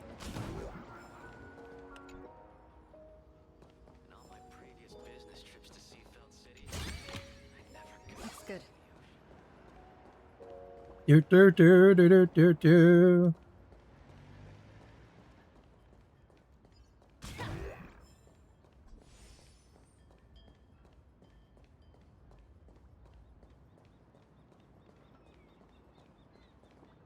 It is an honor to, well, shall I say, be of service to you again. To be honest, when Madame Pearl invited you to visit the Perlux Tower, I was supposed to be your guide. I ended up being replaced by a total fraud. That was fun. Held. By order of Madame Pearl, I will be escorting you to your destination. Thank you. You are too kind. I followed the battle in Seafeld City very closely. Serving a hero such as yourself is a true privilege. I assume Madame Pearl has already briefed you on our destination? Kind of. I see. It so happens that Madame Pearl is tied up with an unforeseen event, so allow me to brief you in her stead. The destination of our boat journey is a hotel known as Inkford Hermitage. It is situated at the end of a Dovebrook tributary that ultimately flows into the sea. It is one of the points where the world in canvas intersects with reality.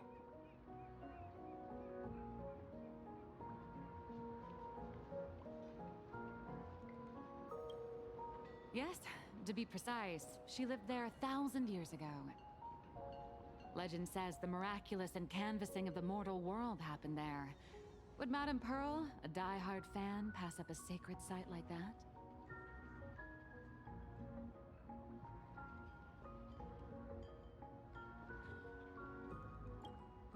Word is that Madame Pearl just flicked her wrist, signed a check with an astronomical figure, and bought the whole plot of land. She also snatched up every single piece of Graphia's lost works she could find without bothering to verify their authenticity. Whew, I guess money really does let you do whatever you want. That's not even the half. To an extent.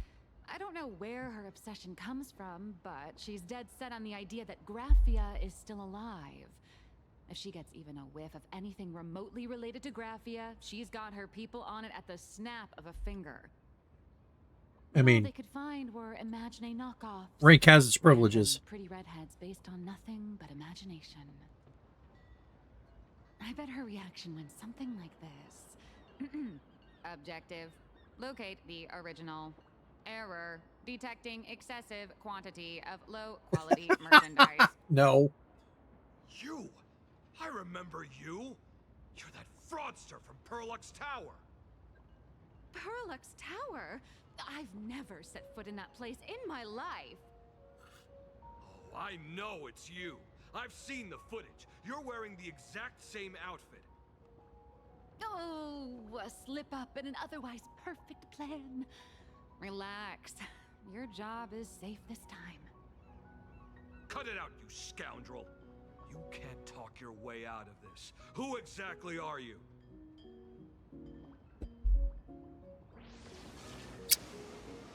This is the author of Fluffy Across the Blue, Blurry QR Colt. Huh. Is that so? My apologies. How rude of me. Miss Colt, it's an honor to finally see the face behind the work. Please pardon my yelling. I didn't know. No worries, no worries.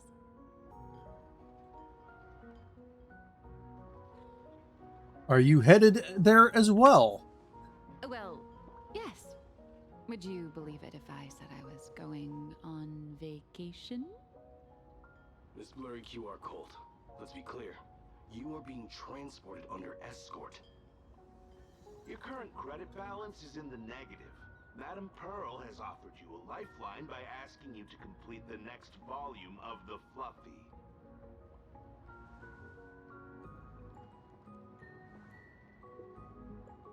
Oh, whoa, this is not my fault. Remember Alloy King Pom Pom from Pearlix Tower? I tried to put everything on Pearl's tab, but she found out and charged it back to me. Who knew a figurine could be so expensive? It cost me more than my entire savings.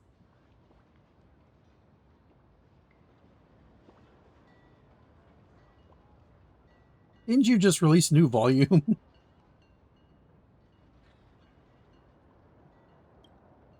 I went all in on learned coins. There goes my licensing fees and royalties. I lost every single penny.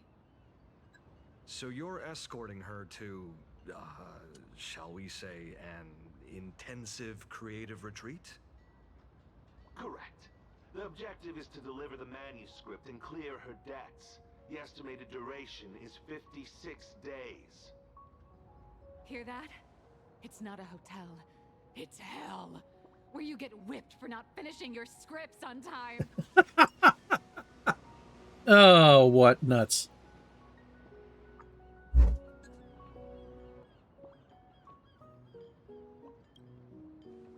Good luck.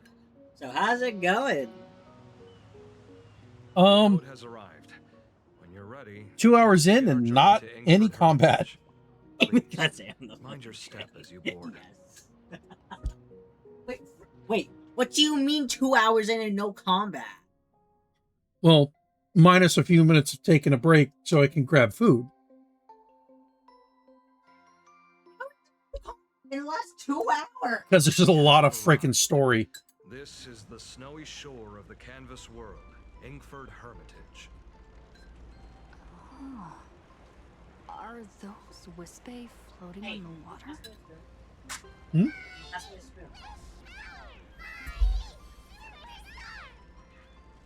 Oh dear, there are so many Wispae. They are blocking the boat's route. But no need to panic. Please follow my lead. Please make sure you have all of your belongings with you, and watch your step while disembarking. Are we out of spoons? No, we're not out of spoons. Thank you.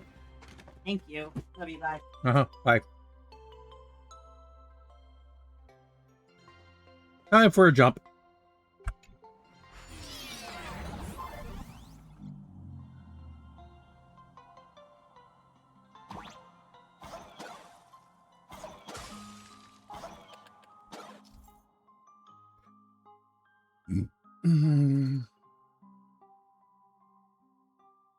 So surface of ice block or hitting it by jumping below will have the same effect. Okay. Speed boost, as well as lack of friction.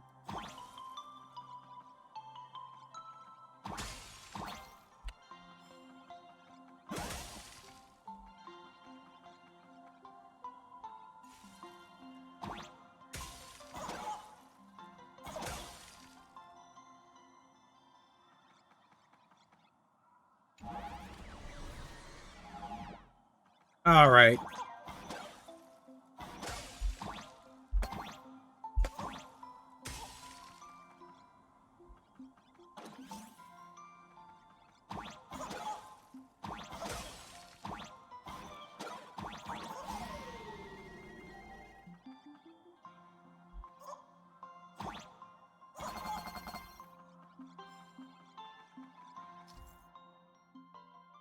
Falling onto shattered ice blocks can cause them to refreeze. Okay.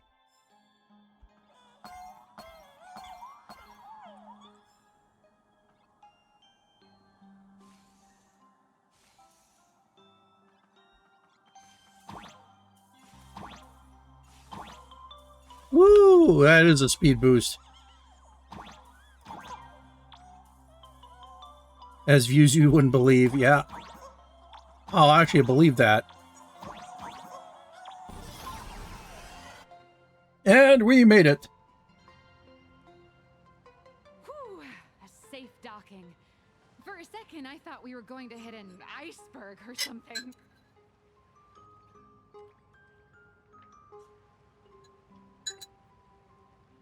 Why are they surrounding us? They probably sensed your wish power. You are the Phantom Moon game superstar, no? Look, one's trying to hitch a ride on you. What? When did you get on me? Must have been when we came ashore. Oh, what a devoted fan.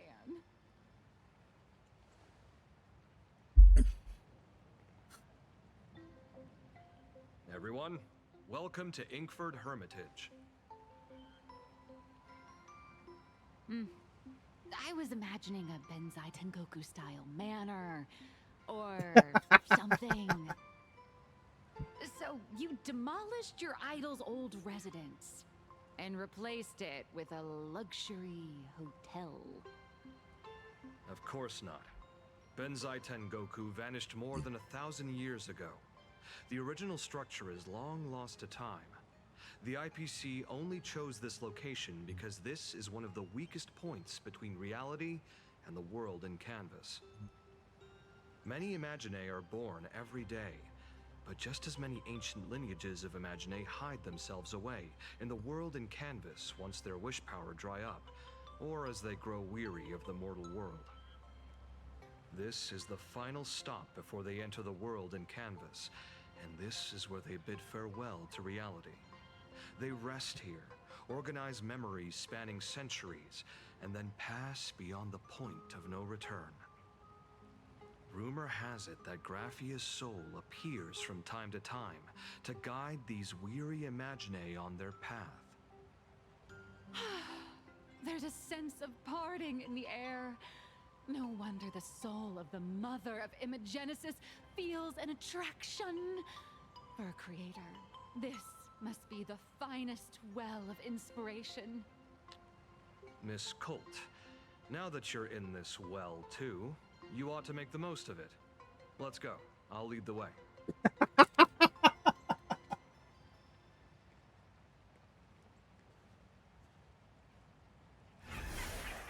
Oh, you little fucker.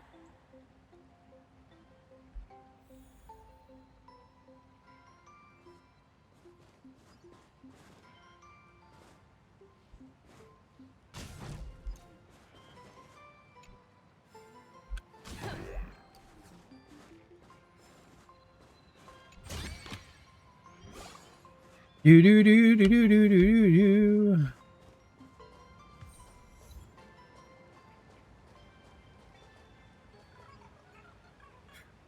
Boo boo boo boo boo.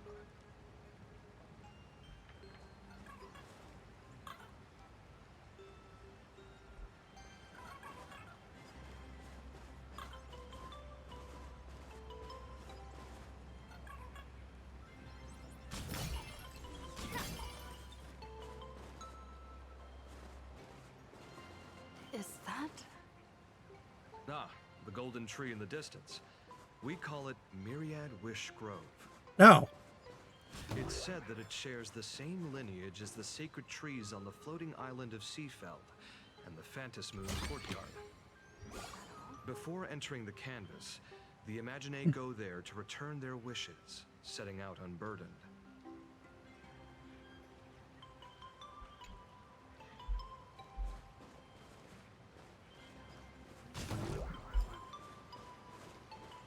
Da, da, da, da. Goodies everywhere.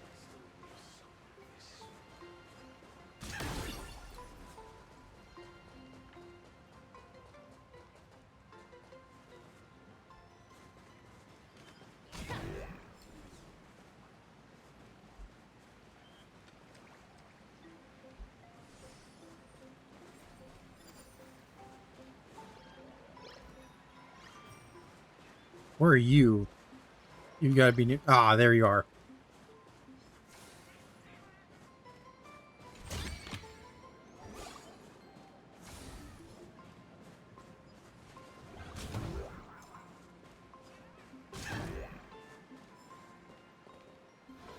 In we go. We have arrived. The hotel staff will take over from here. I'll take my leave.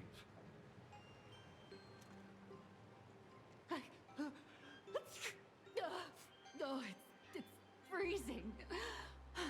It's cold enough for a typical snowstorm mansion murder mystery. Anyone here? Don't jinx it. Honored guests, my apologies for the late welcome.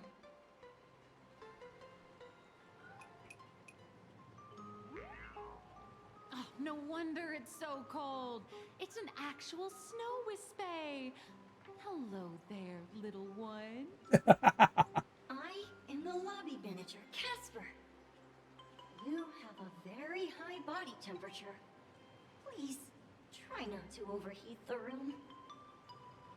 Allow me to introduce myself. Interesting. I am the popular comic artist, Blurry. The former comic artist, Miss Nihilux. Former. Oh, my true name is gone, just like that. Oh wait, did you say former? The big shots upstairs gave me a heads up. You are now an asset of Perlux Corp. You'll be staying here until you finish your next volume. Oh. Every guest in this hotel is an Imaginae with quite a history. That Arcadian over there? That's a former superhero. Which one? Never heard of him. That one over there is one of the oldest strangelings. They're a former Kappa. These days, they work as the hot springs manager. A Kappa? Didn't that lineage of Imaginae go extinct when the IPC first arrived? There are still a few survivors that slipped through the net. As for Casper myself, I am a former frost giant. Former frost giant. Little old me was once a tall, mighty, and majestic giant. Of course, that was back in the Cinder Age. So you're basically an antique who knows a bunch of old secrets. What corner did they dig you out of? From a block of ice. It is sad how a giant block of ice melts into tiny pieces over time. I have forgotten the names of most of my friends. And I have not tasted a crispy, charred Void Ranger in a long, long while now. Nameless. Indeed, another glittering nameless. Another? How's that? That is a secret. Yeah. Sightings of Lady Graphia are as common as the snowflakes here. Ever since the news spread that her soul would reside at the hotel, All those Imaginae who mimic her and the weirdos who insist they have a connection to Oh, her have boy. flocked here. You see, they all claim they have some sort of connection to her, or hold some secret about her. I bet they're just trying to scam people out of wish power and credits. Just like all those people who swear they're AHA. You're not wrong. But whenever the higher-ups ask for a report, little old Casper here can always pad it out and hand over a long list of names. Nameless, good luck with your inquiries. Bye now.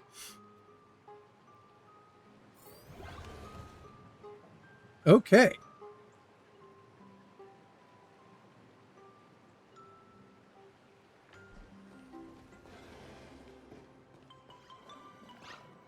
I heard Graphia is still here in this hotel.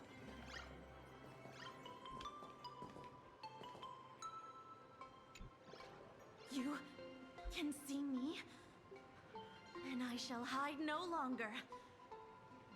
Indeed, I am Graphia, the sovereign of all paintings, the source of all schools, the mother who birthed all Imaginae. Yeah, no, you're not. Fortunately, my wish power is spent, and I can no longer weave my imagination arts. But you and I share a fate, with just a few wish bays to aid me. I am Graphia. If you're giving away wish bays, you should give them to me. No, I am Graphia. Does this red armor not make it obvious?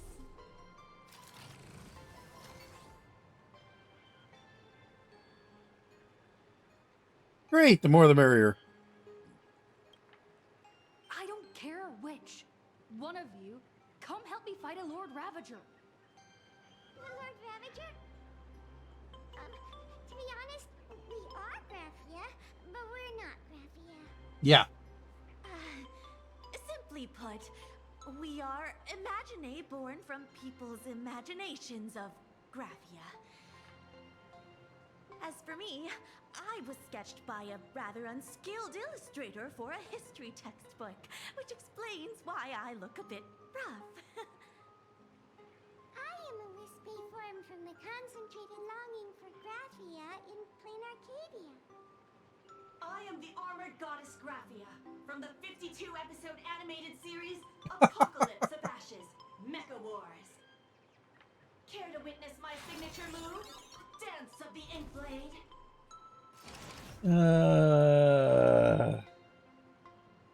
So none of you are real. Great. If you're looking for the real Graphia, I'd suggest you give up. I've seen countless Imaginae on the verge of exhausting their wish power, begging the mother of Imagenesis to extend their lives with her paintbrush. Not a single one has ever succeeded.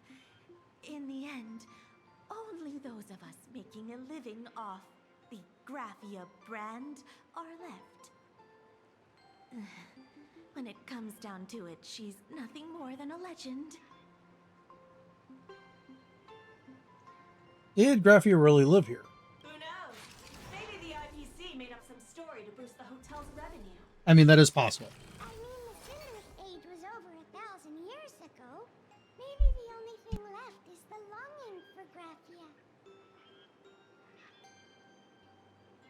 There's one very simple way. She created all Imaginae with her brush. Word has it, she waits at the end of the world in canvas to see off those whose time has come. But every Imaginae who has seen her is, of course, dead. Wow. So dying is the only way, huh? Fantastic. These three aren't just fakes. They're also wackadoodles. Looks like I have to find another way. As I suspected, finding Graphia was never going to be easy. Besides us, there are plenty of ancient Imaginae living here, ones that have long gone extinct elsewhere. Some even claim to be original works by Graphia herself. If you're serious about finding Graphia, you should try asking them. I heard Graphia is still here in this hotel.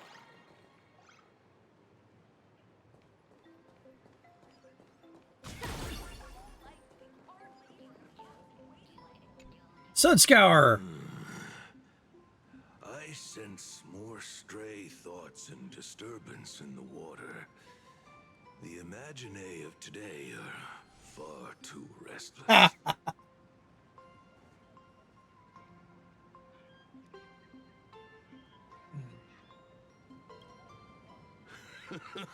Yes, yes. This old soul is just scraping by with what little talent I have left. The humans here call me Asat Pramad, a filthy name, but fitting for this frail and wretched form. Are you here at the hot springs to wash away your stray thoughts? Or just to chat with the last kappa of Ahatopia? You're the last kappa.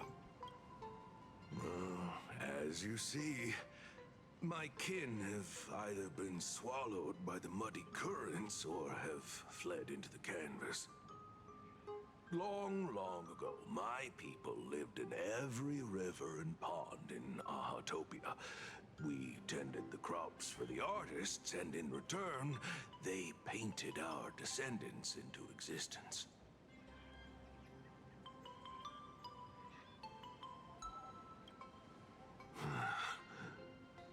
It is hard to leave one's homeland. Even when my kin have entered the canvas, even when the waters here are no longer clear, and even when the new Plu tribe has replaced us, this is still my home. It needs someone who remembers the old days. As long as I remain, the Kappa line is alive. Do you know Graphia?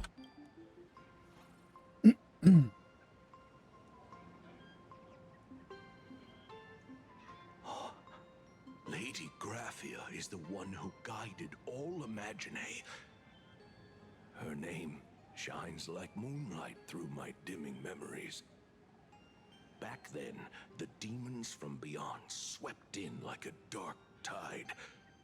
The filth and flames they brought could turn even the clearest stream into a toxic swamp. We Kappa were weak and could only shiver at the bottom of the rivers, but it was Lady Graphia who found us. She encouraged us, saying that every drop of clean water held power against the darkness. She taught us how to use water to protect the displaced mortals and wash away those impure monsters. Though our impact was limited, that was the most heroic era for my kind. What was Graphia like? Legend says that when she was a painter, she was a woman of radiant beauty.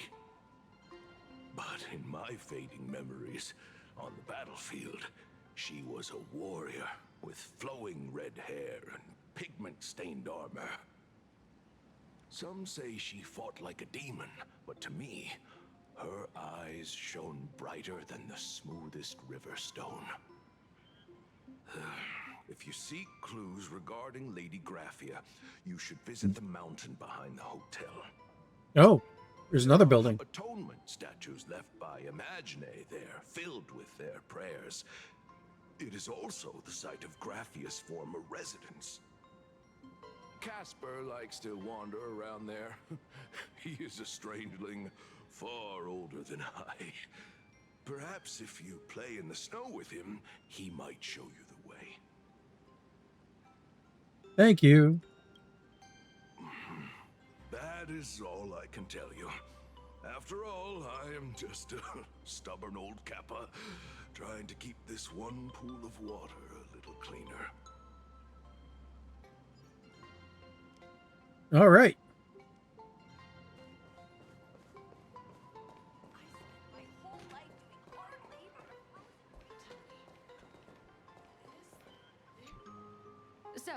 here looking for Graphia's whereabouts on behalf of that Intellitron executive. I think it's unlikely that the mother of Imogenesis will see her. Why? If she wanted to see her, it would already have happened. The IPC has practically turned the world and canvas upside down. You know this, right? Over 140 years ago, they brought in hackers from Punklord and did everything they could to blast open the passage between reality and the world and canvas. They had to have known that wouldn't work. I think disturbing her world and canvas like Then that again, must have upset the mother of Imogenesis. received a request from a friend of Graphia's. A friend of Graphia's? Just how long has that person been alive? Good question. So that friend wanted you to find Graphia, but they didn't tell you how. Not sure if they actually know. Evanescia had no time to leave behind any tokens or guidance, but that's not to say she left nothing at The all. only thing Evanescia left that could be a token is the mask she painted herself, right? Do you have any bright ideas? Normally, I'd suggest you play that little snow puff ball for info. That good luck with your inquiries line definitely had a subtext. But since you're asking for a bright idea, you must have heard that in a certain corner of the universe, there's a mysterious ritual that can summon historical figures to the present day. The Holy Grail War! Are you kidding me? I've been in one. Oh, right! That was your big adventure in Patagonia. Oh, nice. I hope Plain Arcadia holds one too. The answer is yes. Then I don't know need when. to explain the method. First, we need a catalyst. Do you have Graphia's brush or palette? Doesn't look like it. No matter, Miss Kalt has got you covered. We use ley line resonance. This hotel is built on Graphia's former home. It still has a connection to her, like that vibrant golden tree.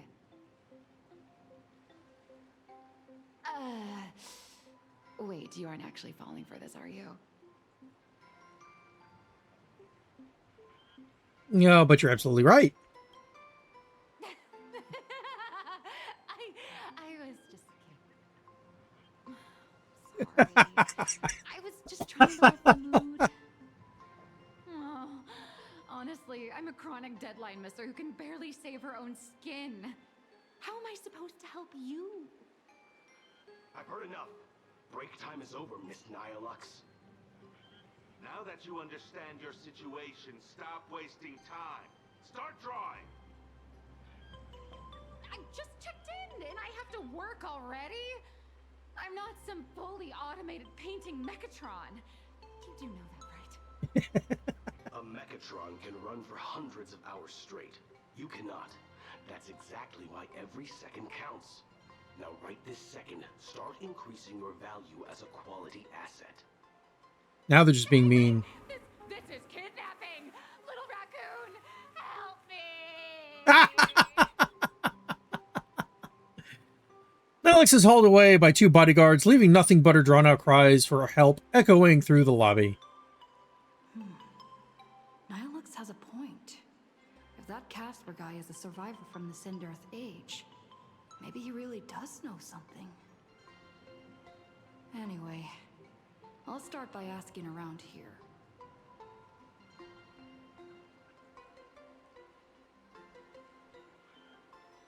Find Casper. Casper is that way. Oh, no. Give me the goods.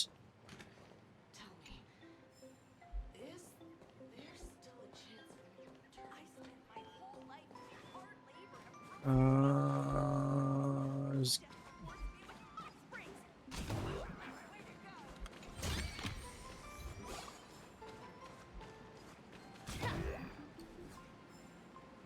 Random stickers. Nope, no random stickers.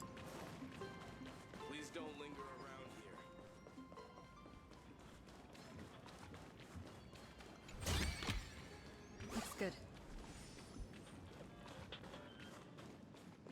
Didn't I see you in a Gundam?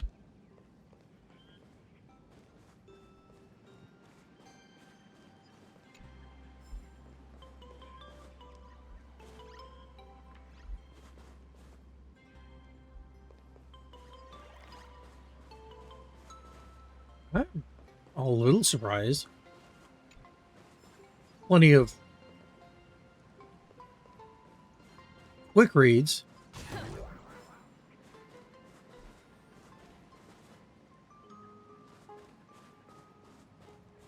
Casper?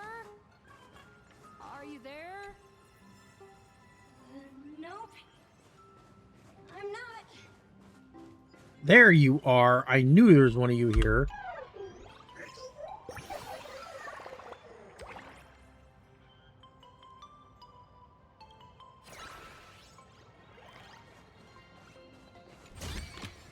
I heard you.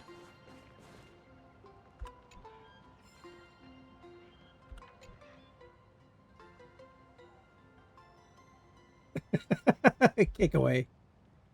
Snowman explodes into pieces.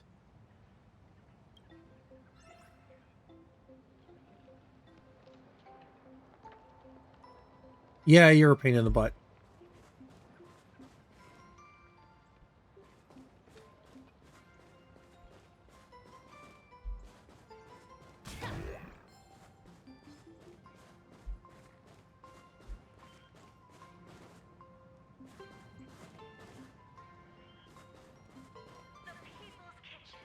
I see you. It's puzzle time.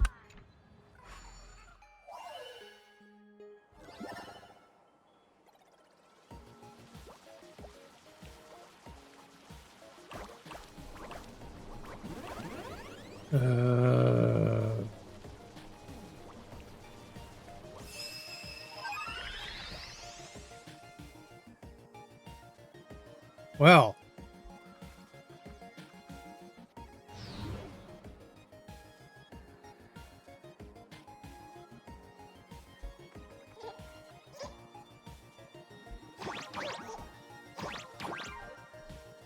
That's not what I wanted.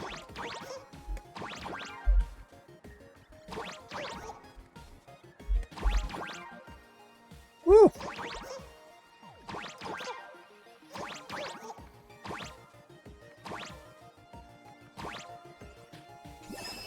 All right, that's one.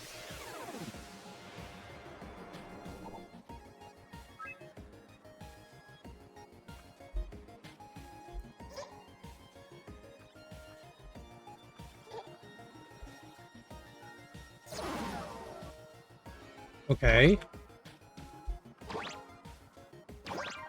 Oh, you're all the way over there.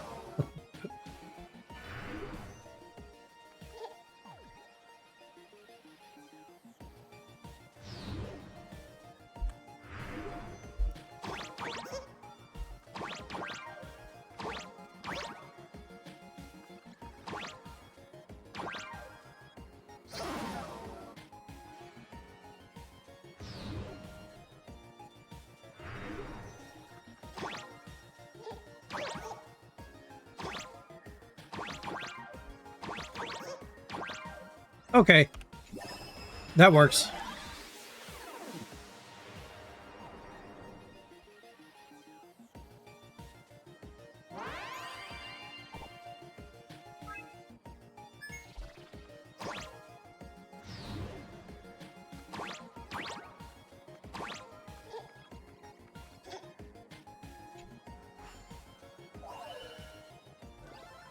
No match for me.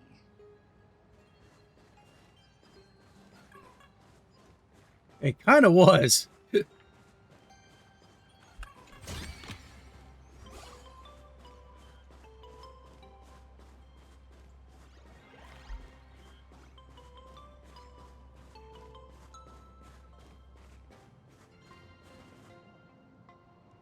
What are you doing?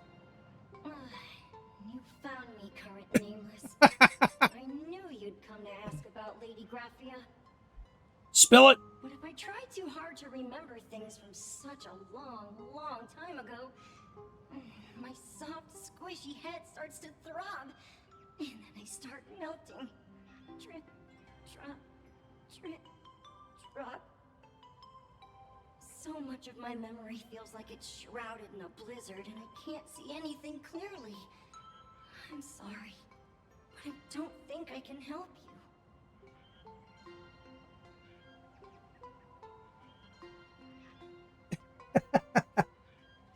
Let's play in the snow. A snowball fight? The game, the name, it feels so familiar. It feels like I had snowball fights every single day a long time ago. Shaping the snow into balls and flinging them at whatever strange intruders came barging in.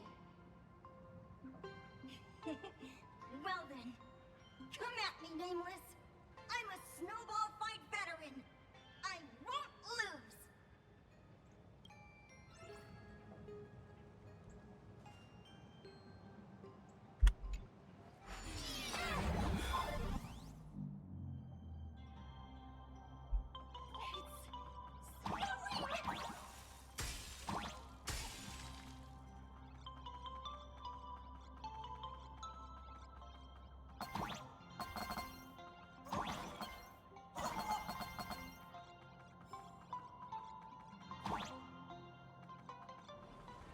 Whoa!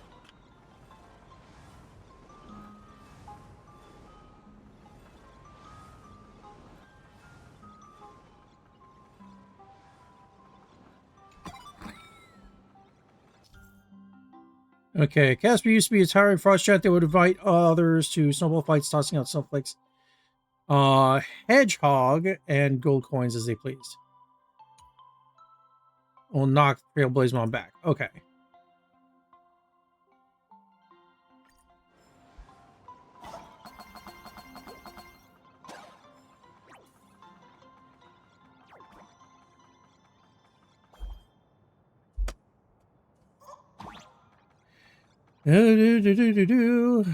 You're looking kind of big there.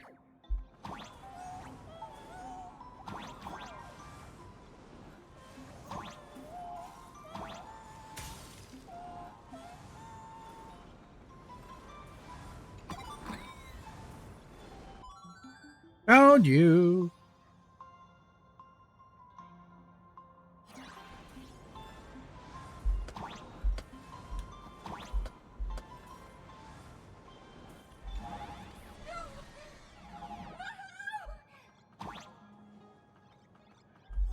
Woo.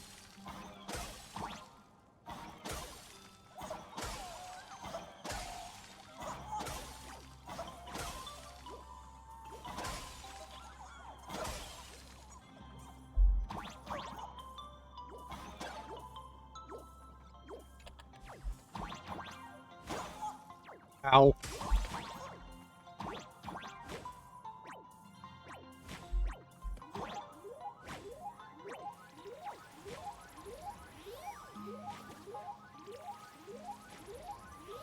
He really is Casper.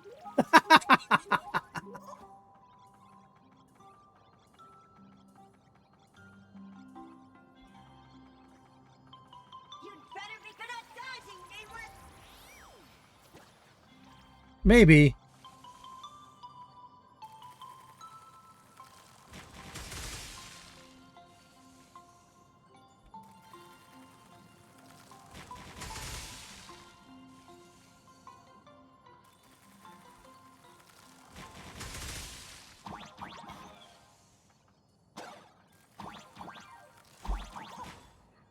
Whoa.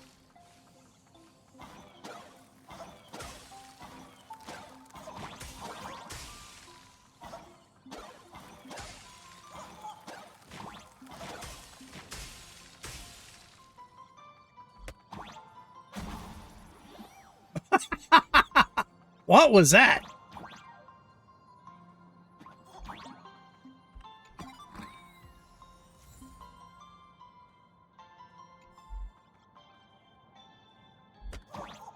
And down we go.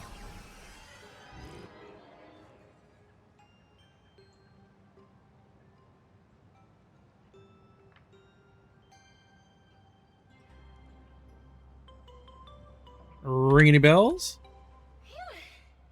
Things from the Cinderth Age are still a bit blurry. But I definitely met Lady Graphia. I had snowball fights with her. what was she like? She was a great painter who led us in snowball fights. She'd even paint portraits for everyone. Back then, when we wanted to see her, we'd go to her doorstep, light the ground lamps, and shout, "Snowball fight!" Then Lady Graphia would poke her head out of the window upstairs, unfurl the scroll, and whoosh! Slide right down into the snow. Then we'd have snowball fights against the Void Rangers together, under the giant moon. If we won, I got to swallow the Void Rangers whole. They were so crispy and tasty. Yes. Little soldiers of destruction are tasty morsels. There was someone else. Just thinking about them makes my blood boil. He was a snowball fight master. I remember one time, 8 of us teamed up to challenge him. I know who he's talking about. I'm pretty sure you do too. All down with the snowballs like it was nothing. All from so far away. 6 of my friends were lying on the ground, feeling beat. Losing the game got everyone so down that no one uttered a word. As for me, I think I got hit right in the neck. I saw my own giant body thud onto the ground, and my chin felt ice cold. 8 people in the Phantasmoon games? Perhaps Snowball Fight is a euphemism for the Cinderth Age Wars? So, in that round of the Phantasmoon games, Graphia must have fought a terrifyingly powerful opponent. It seems only she and Casper survived the fight. I saw her once. Just once. By then, Ahatopia had already been transported into the canvas. It was so quiet and lonely. I couldn't find my other 6 friends, but I remembered where Lady Graphia lived. So, I went to her front door again, lit the ground lamps and shouted, "Snowball fight!" It felt like only a second had passed. Just the blink of an eye, yet somehow it also felt like forever. At last, I saw her drift out. She held me and cried, saying, "I'm sorry, and you've done well." Yeah, that had to have hurt. It was just one lost game. We could have just won it back some other time, but that was the last I saw of her.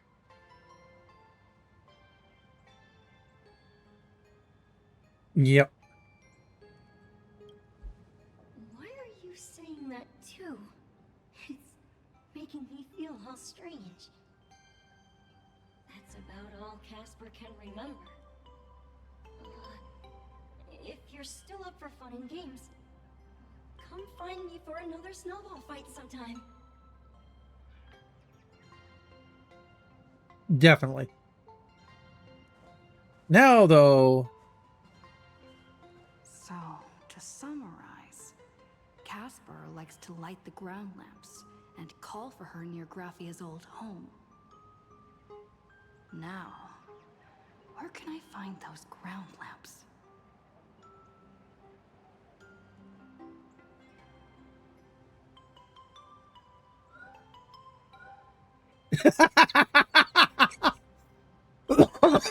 You shouldn't be moving the set pieces here without permission, but in a crisis like this, who cares about a few measly hotel management regulations?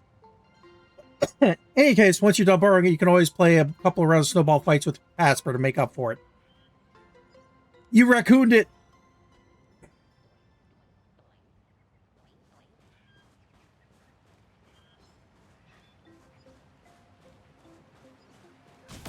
Even next to such a lively hot spring hotel, There's these atonement statues all look like small animals. I should find a prominent spot for the ground lamps.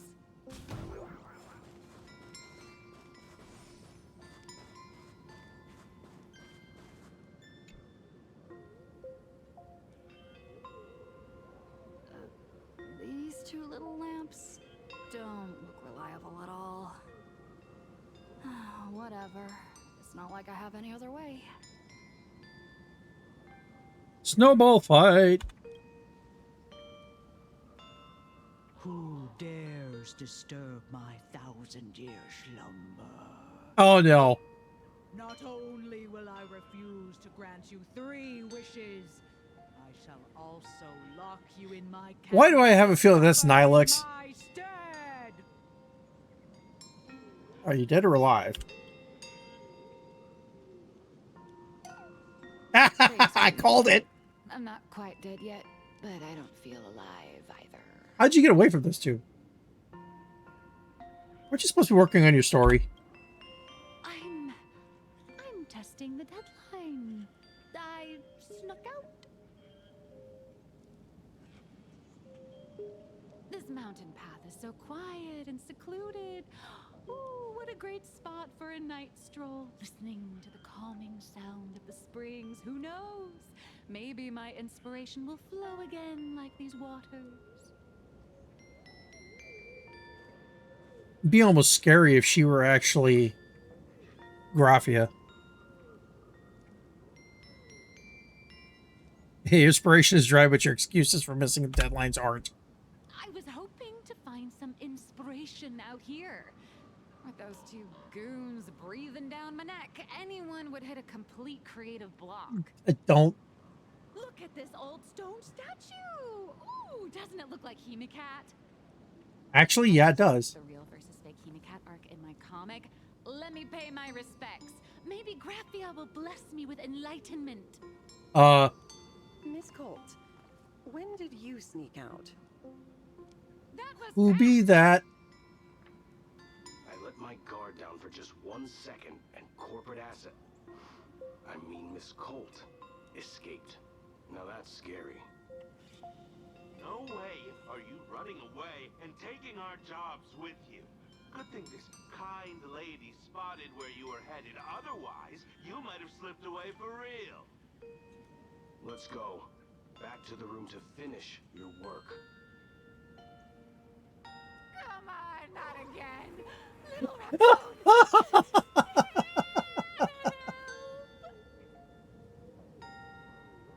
Nihilux is hauled away by 2 bodyguards, leaving only her drawn-out cries for help echoing across the hillside. Now, as far as you... Being an artist sure is grueling. I remember being held in a room and watched by 6 or 7 people, too. I wasn't allowed to leave until I finished painting, either.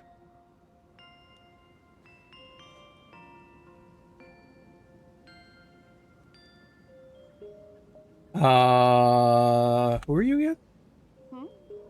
You're asking me? Weren't you the one searching so desperately for me? I was going to say, the hair kind of gave it away. My name is Murata Graphia, guardian of the world in canvas. It is a pleasure to meet you, nameless of the Astral Express. Woohoo! We found her! I think. You're saying you are Graphia? Huh. She really does look a lot like Himeko. Can you prove who you say you are? Child, you were the one who lit the ground lamps, were you not? If memory serves, that was the secret signal my old friends used to call for me. I simply answered the call, yet you doubt my identity. How strange. Let me think. I believe I know why you've come to find me. The arbitrator of the Phantasmoon Games asked you to tell me that our old enemy, the Demon Lord from Beyond, has returned. Am I correct?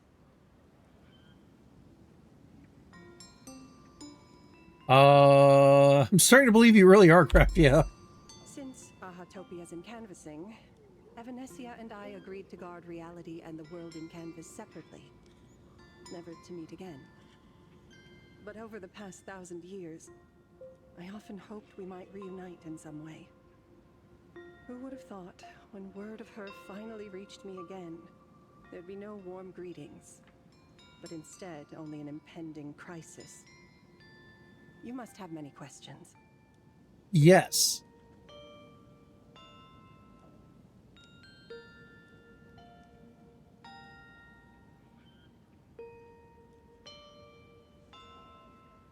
What exactly happened 1,000 years ago? You certainly have a lot of questions. But before I enlighten you, during the Sindirth Age, that demon lord from beyond once took the form of a friend to infiltrate the Resistance, causing catastrophic casualties. I must confirm your identity, Nameless. Do you carry a token from Evanesia? If you mean something from something Evanesia gave me, there's only this. She painted a supplicant's mask for you.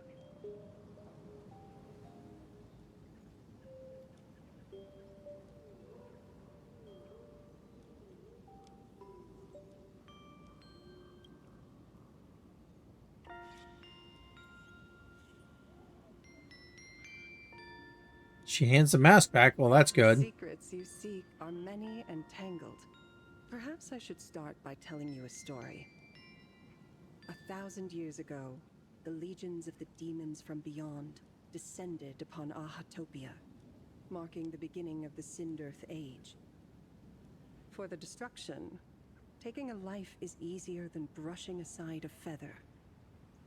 Among the countless victims, a baby girl was saved by a painter from the brink of death. He took her in as his daughter and named her Graphia. To protect his daughter, the painter kept her confined to their home. While the fires of disaster swept across the land, Graphia lived in seclusion. Until one day, a falling star streaked across the dark sky, and a deafening roar shattered the silence of the wasteland. Unable to contain her curiosity, the young girl slipped out of the house to follow the sound. And so she saw it. Beneath the cold Phantas moon, a tower of infinity stood on the mountain range at the edge of the horizon. This tower had countless windows and rose section by section, slender and tall. More than an actual tower, it looked like a wounded iron dragon that had fallen to the earth. The Astral Express.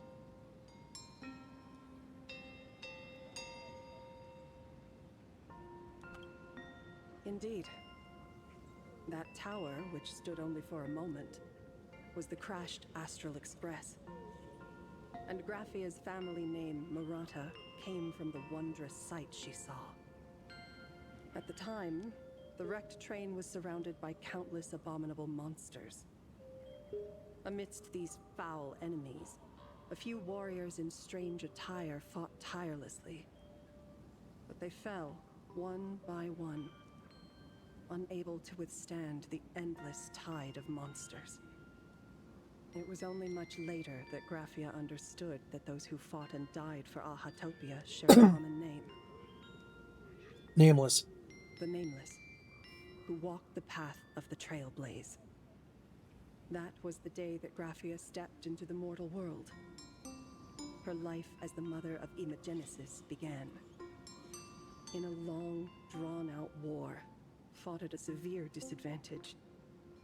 She was forced to seek the aid of the Phantas Moon Games, attempting to use the mighty power of an Ionic ritual to lock the terrifying demon lord from beyond within a limited battlefield.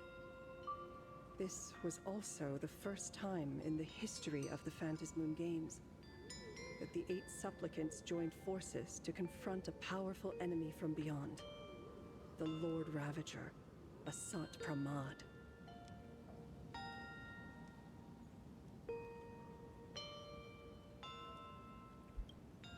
She lost.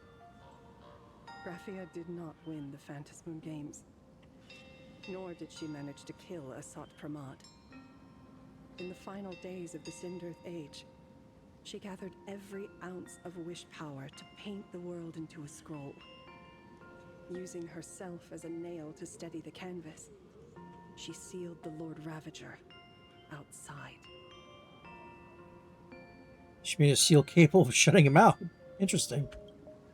Yes. As long as the scroll still enshrouds reality, he won't be able to lay a finger on the Leviathan's remains buried deep within Ahatopia. The story is over. I have received Evanesia's message. I also have a token I'd like you to give her. Please, let us journey together to the other side. Are we leaving right now? So, are we leaving right now?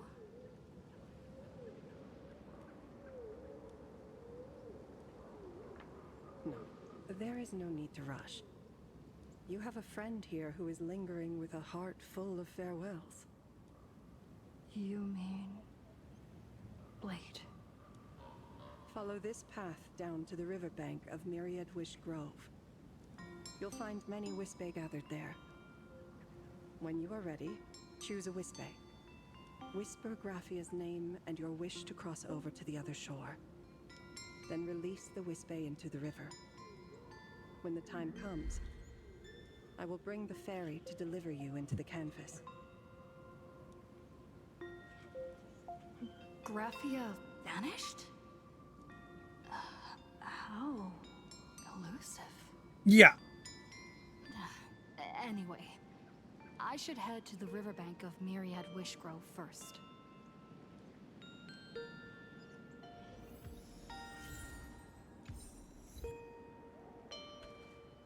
I saw you. Come back here. There you are.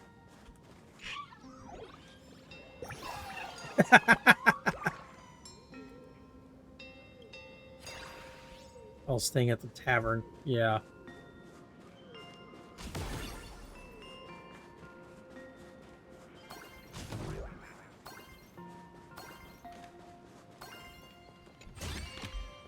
Looks good. Oh, there he is. Holy crap. It's both of them.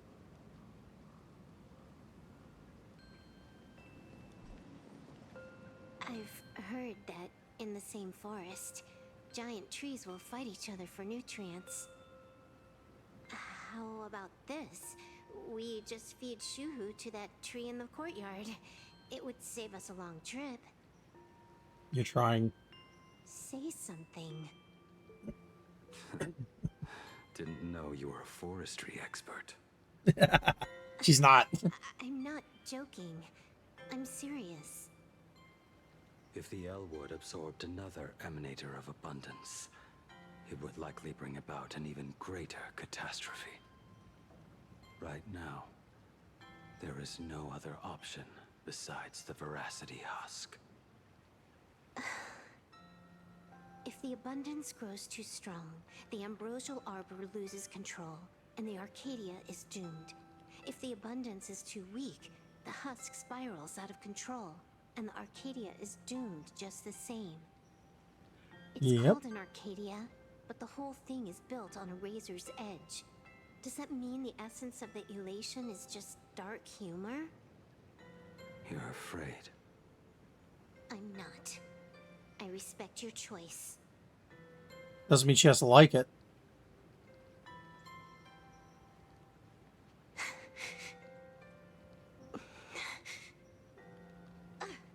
Fine. You're right. I'm afraid. So what? You don't think I know what that Xianzhou person meant? 1 in 10 chance? There is no chance at all. Listen, I just can't stand by and watch one of my kin sacrifice himself. Kin. What else? Friend? Colleague? Playmate? The guy who carries my bags when we go shopping? I suppose all of those fit. Fit? How? Sometimes I can't tell if you're actually dumb or just plain dumb. I hear you. Just assume it's the former. Simpler that way. My mind is made up. You should understand. Misplaced emotions will only cause the mission to fail. You really are just plain dumb. To be honest, I'm the same way. If I could see Firefly cured of her illness, Kafka finally finding the heart she's looking for, and that girl reclaiming her future, then I'd be willing to pick up that level 999 cartridge too, even if it means becoming nothing but a shadow of the Dark Zone. Don't. At the TV tower, you already severely overspent your time. Don't touch that thing again. Besides, why are you telling me this? You should tell them yourself.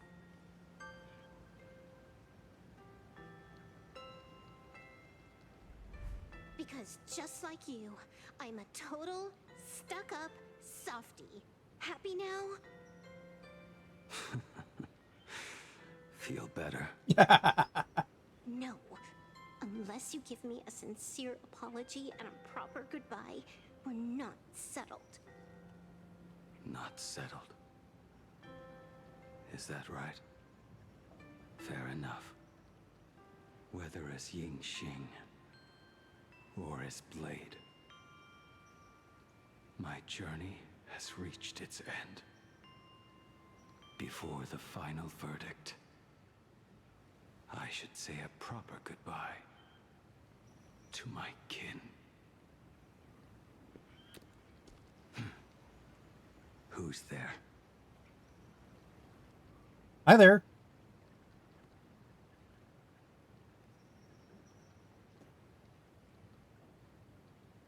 Hold your fire, it's me. Next time, it'd be better if you didn't try to sneak up on us like that. I wasn't trying. I knew you would come.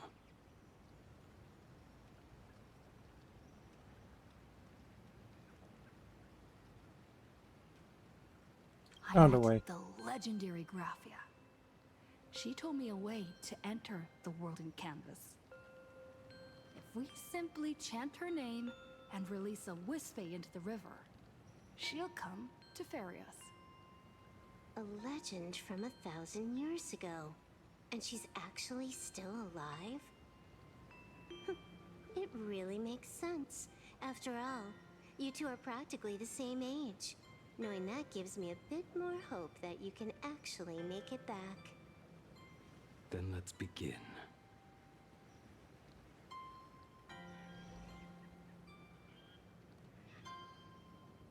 Do do do do do do. God, I want to go exploring. But let's get the show on the road.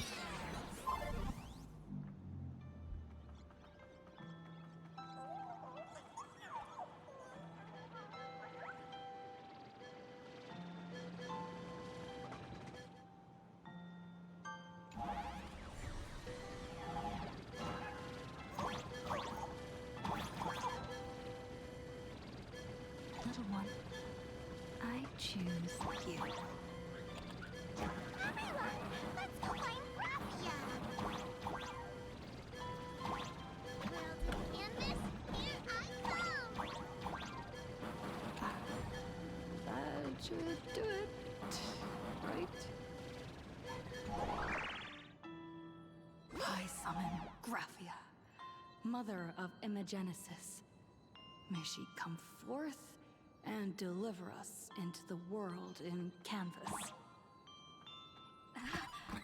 No Wispe were harmed in the making of this operation. Graphia!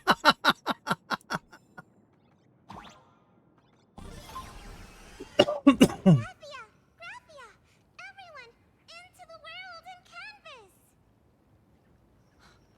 How odd. This time, the visitors actually know of my existence.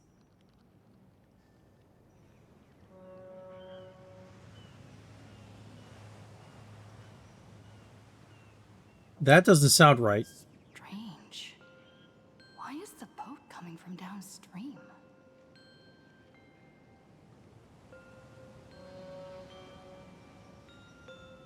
heard your call, and have come by boat to guide you across.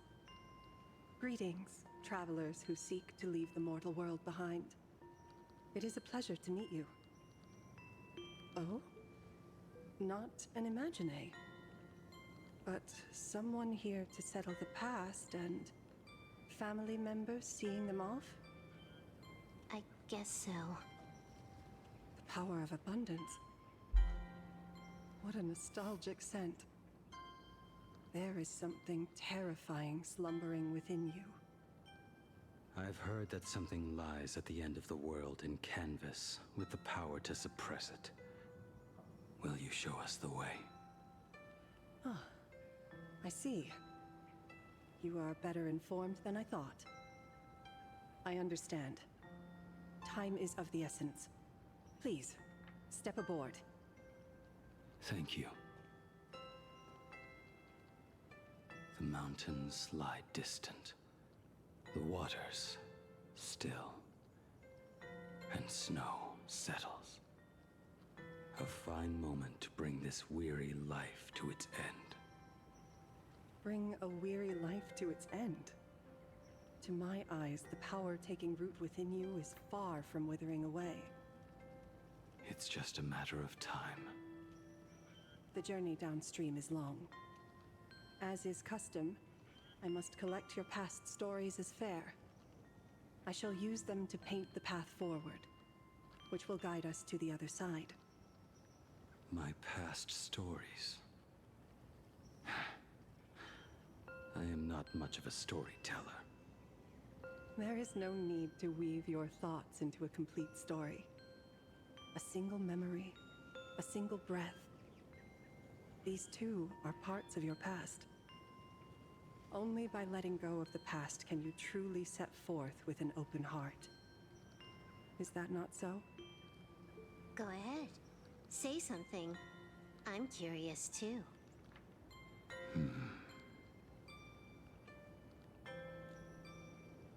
Well? Then, I shall begin with that lone island of Insumosu. It was a desolate wasteland, untouched and forgotten. Desolate, cold, the perfect place to lay the dead to rest. I planted rusted, broken blades in the wasteland as a mark of my departure. Little did I know that even after joining the Stellaron Hunters, I would find myself returning there time and again, bringing along a few new swords with me. Their owners, some of them sought my life, only to fall by my hand. Others simply wished to see me one last time, as their own lives flickered out. I was once a craftsman, and those swords, they were all my own creations. I erased those wordless monuments for my old friends, one by one, until they became a forest of broken blades. And what about me and my sword? When will it finally join them in that forest? I will follow your words with my brush and paint the ideal end.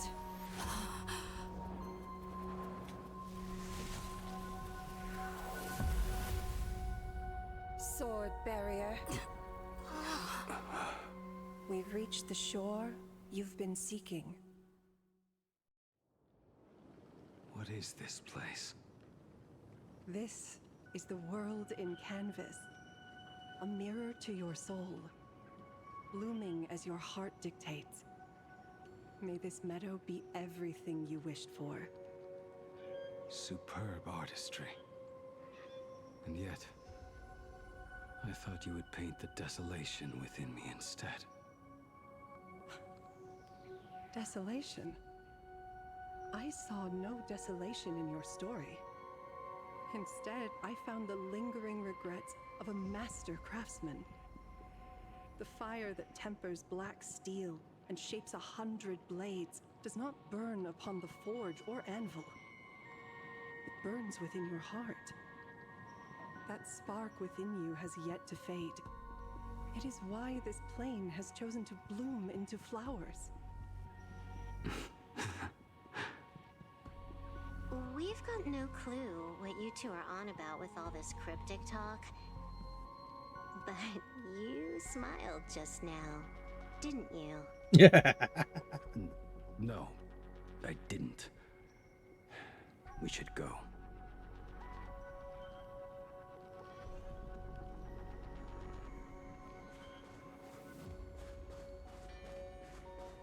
He finally smiled. I'm actually the one who can't even smile. This sucks. No, you can. Just have to have the right. Meadow on the distant shore, situated on the dark side of Phantos Moon. Spaces, yeah, graphics, yeah, da da da da. Okay. Ink to the map, of course, yeah.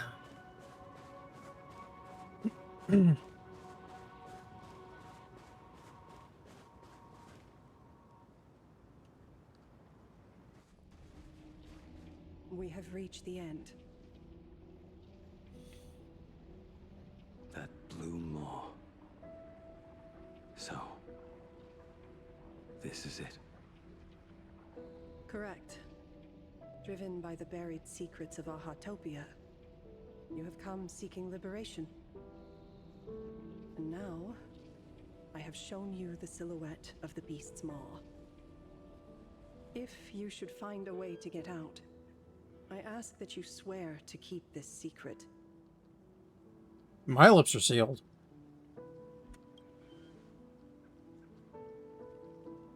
I will keep the secret. That blue maw, can it truly consume the abundance? Only a beast of insatiable hunger can end a plague of eternal growth.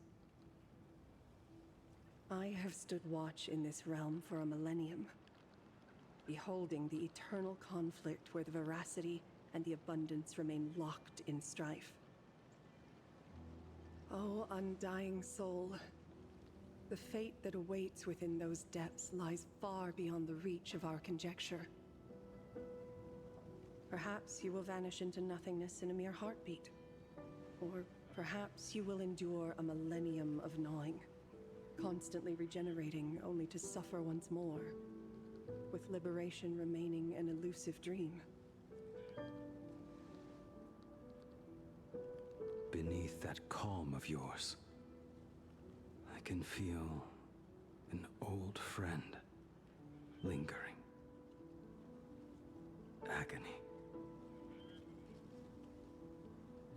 This is the price I must bear for becoming one with the canvas. You're telling me if he leaps, he has to stay down there and be torn apart for ages? I'm not okay with this. Yao Guang never said anything about this when we went over the plan. I have lived for nearly a millennium. I stopped wishing for a swift end a long time ago.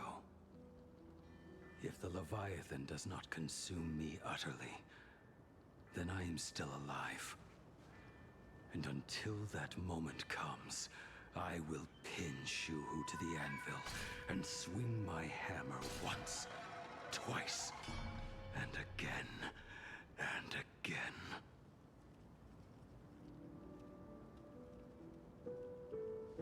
Is there really no other way?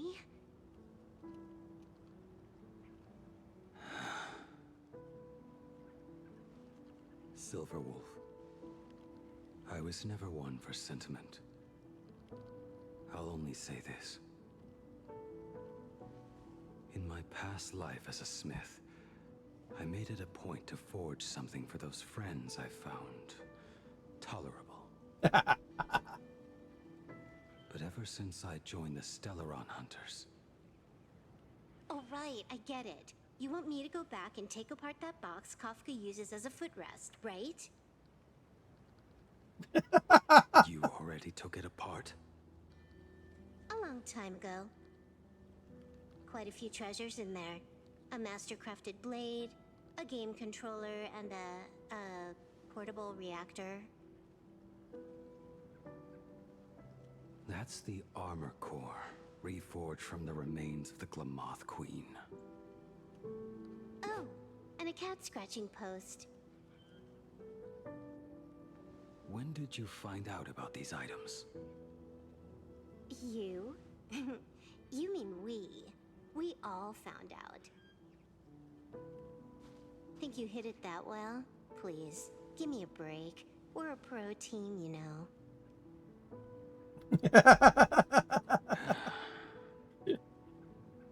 He's got to give him that credit. Yourselves. Consider it a keepsake.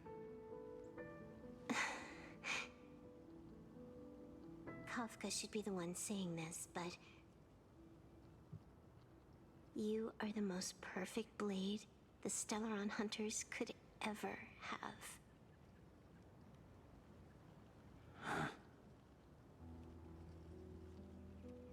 I kind of wonder if that should have been capitalized. Blade. That is all.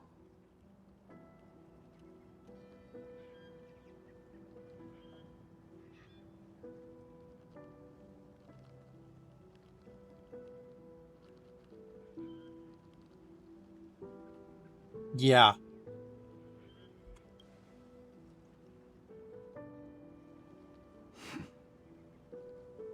Thank you. Honestly, that's the only appropriate response. Before you go, you have something to say to her, too, right? To me?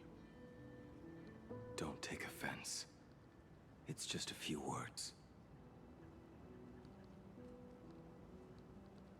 Before joining the Stellaron Hunters, I once lost myself. Unable to see the future, yet unable to reclaim the past. Just like you when you were first reborn. Whether we chose this path, or were forced onto it. Leave no room for regret. And never deny the path you've traveled.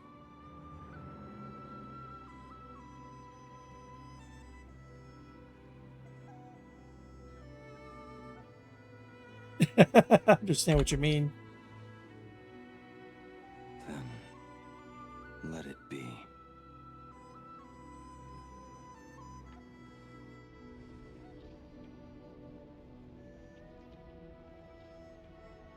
It's time.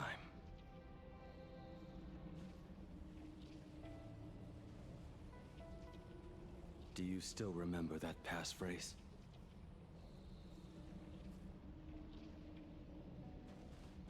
No need to step forward. Just recite it in your head. 3 of a kind. 2 pair. Ace. They have the same passphrase. Go.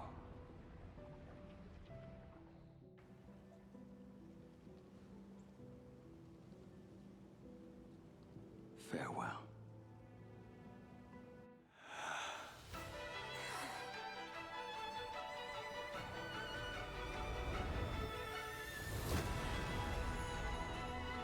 Let everything end, or truly begin.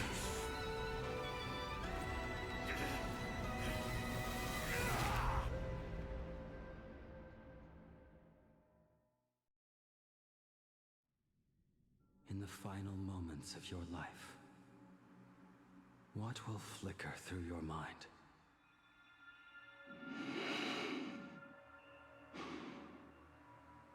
The devouring. Has it begun? How much time has passed?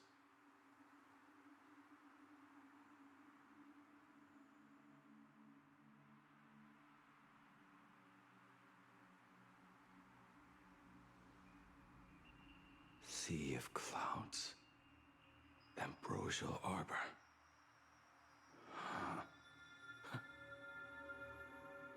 To think that with death so close, this is the scenery my dreams would conjure. My heartbeat. It's barely audible now. Shuhu, are you still alive? Am I still alive? Finally woke up, Yingxing? Whoa. Master. I am sorry. You have the wrong person. I am not Yingxing. Huh. A lad your age, yet your head is more muddled than mine. You're talking nonsense in your sleep, boy. It has been ages since we last met. Tell me, have you let your craft go to waste? Your master wishes to see what you can do. Not a sweet dream of toasts and laughter, nor a nightmare of clashing steel. Instead, it is a dream of returning to the very beginning, to confess my sins before the master who taught me everything. Typical. This is a standard issue sword I forged for the Cloud Knights, back when I first began my training.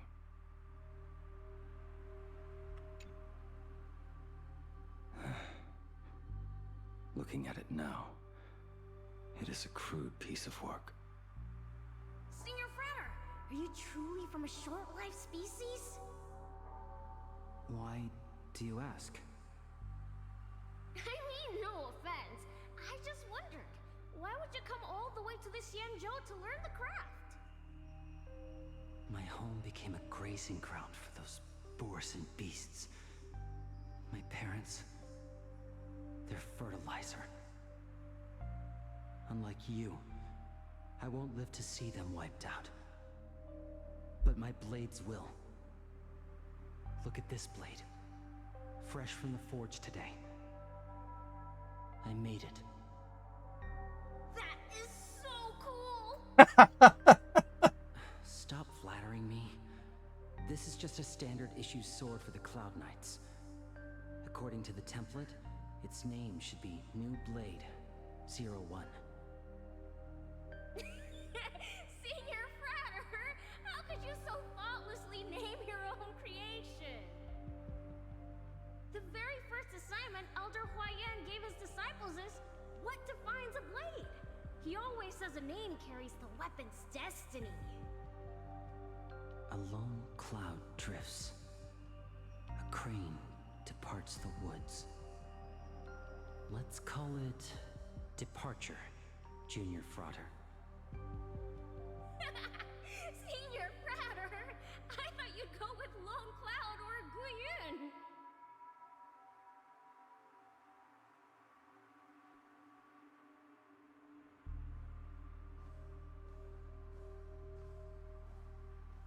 No directional change. Bai Hung. And that bow I forged for her.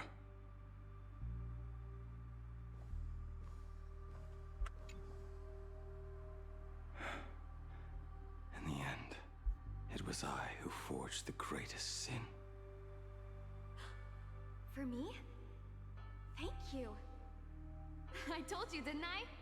As long as you set your heart on what you love, nothing can stop you. Hey, did you give this bow a name? I named this bow Lure after a mythical steed from the primeval Imperium. Legend says it was one of the Emperor's finest mounts, a divine beast that could tread over any chasm and lead its master back from the brink of death. How did you get so off track? Why pick a name meant for a horse? That won't do. It does not suit me at all. I'm going to call it Recurve Bow. That sounds terrible. It's like my mother naming me Human. At least change it to something elegant, like Winding Stream. Fine. Have it your way. Look at you! Skilled with both the pen and the sword. You really should not be trapped in this flame wheel forge for the rest of your life. Hey, perfect timing! I have a few friends getting together on the Lafu. Wanna come along? Staying in a single place your whole life, that won't do.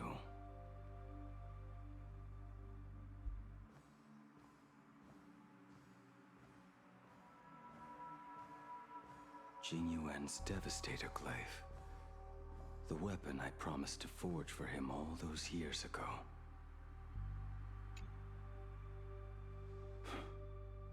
Old friends have drifted across the stars, but he remains. A genius. I suppose Master Jing Li's swordplay should be no trouble for you then. You little rascal. Do not try to act like my senior just yet. I am from a short-life species. Xianzhou's swordplay takes hundreds, even thousands of years to master. I simply do not have the time. I heard your bold claim. I'd rather leave this world in a blaze than live until the end of time. It seems you think little of us Xianzhou people, then? My, the future sword champion has sharp ears.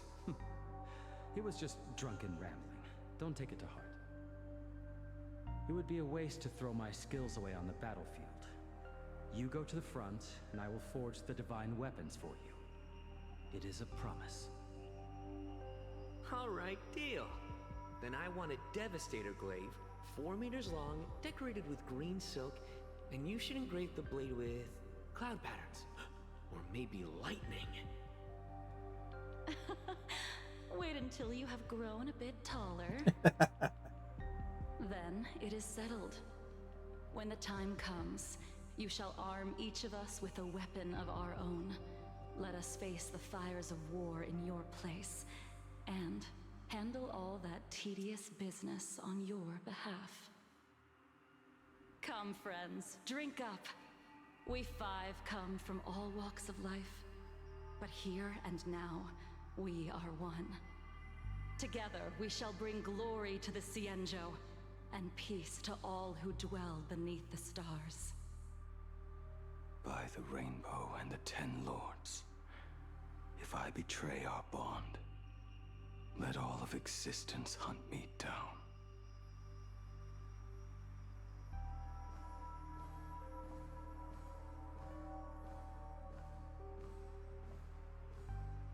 The prosthetic arm and sword staff from Mr. La Mancha were works created by my master and me.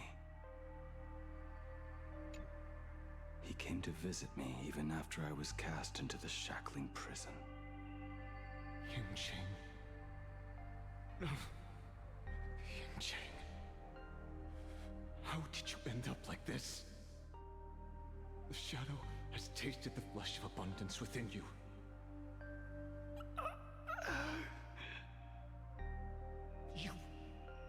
You cannot even speak anymore. Yunqing, look at me. Lift your head. It was only thanks to you and your master that the shadow of veracity was sealed. I owe you both a debt of gratitude. So I have but one question. Do you want out? If so, just nod. There is always a way out. Just give the word, and I will carve a bloody path to get you out, right now.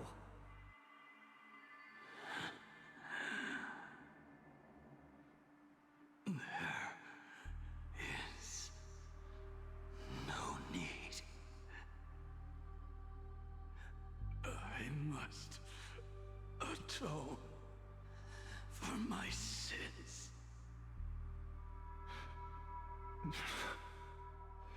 Perhaps if I had taken you away from Flamewheel Forge back then, your fate would have been entirely different. I respect your choice. just as I did all those years ago. Pity. So much in this world does not go as we wish.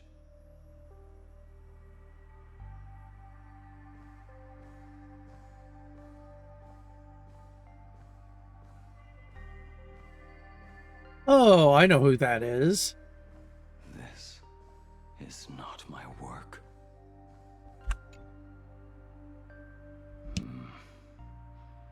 This was where my life as Blade began.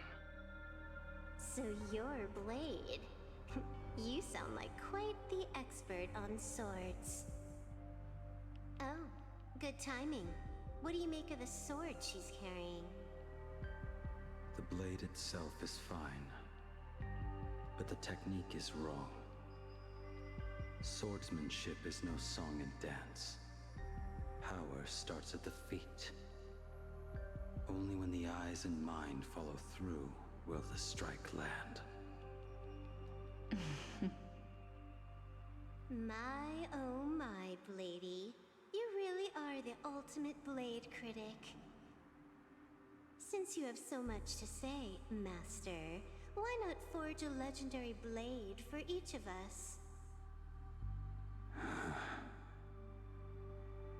I put down the hammer a long time ago. My hands cannot do what my mind wants anymore. Fighting with a weapon that does not suit you is just a quicker way to die. From now on, if a sword is needed, let it be mine. This shell of mine is the only blade there is.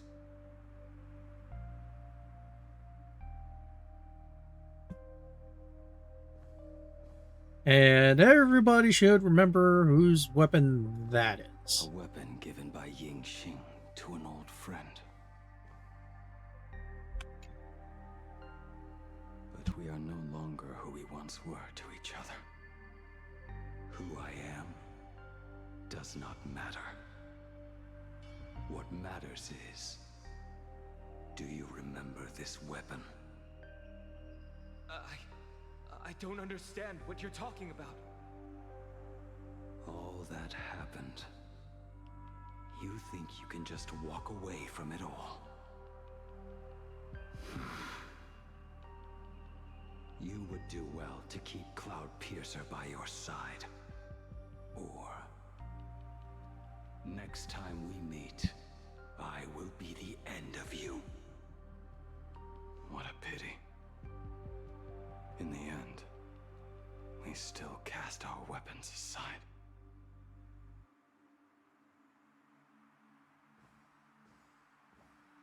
Apprentice, come here. Finally.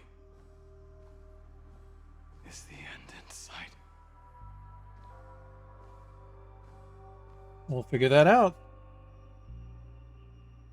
I am here, Master. Good. I have waited a long time for you. You have seen every blade I have forged in this life. Fine work. Somewhat flawed, perhaps, but their edge is undeniable. The marks of a true master. Gazing upon the weapons I forged in days past, I can only feel a surge of endless regret. The hammer falls and cannot be undone, yet I have spent my life taking one wrong step after another. I betrayed my friends and broke my oaths. Even with these divine blades, I failed to protect those I held dear. My hands are stained with blood. I loathe the reflection it casts back from my blade. But what weighs heaviest on my soul is the debt I owe you, Master. In this life, I fear I will never have the chance to repay it.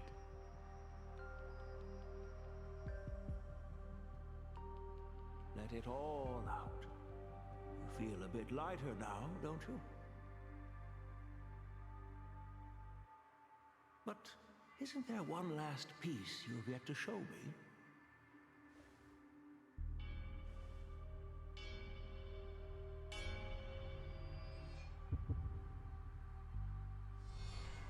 It is yet to be named, has it not? That is a mere scrap from the forging of Shard Sword. I hid it away, fearing it would bring shame upon our school. Master, how did you... Can a mere boy keep secrets from his master? I entrusted General Yao Guang to bring it to you. Since the day you left, I have kept this blade hung in the hall, gazing upon it daily. That raw, youthful spirit within it, it burns to the touch. It is the same light that shone in your eyes the day you bowed to me. It is the keen edge of a craftsman. I am but rusted scrap now. My light has long since faded. This is where I belong. Buried.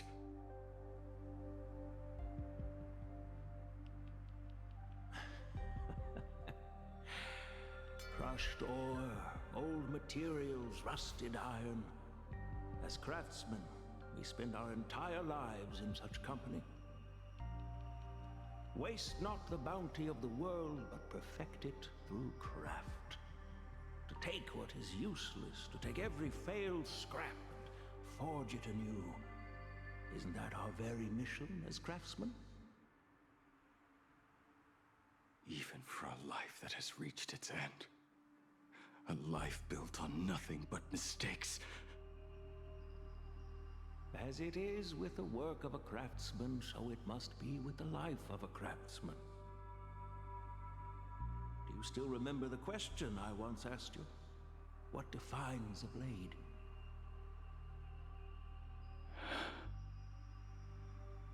The answer already lies within you. Go now, and forge it anew.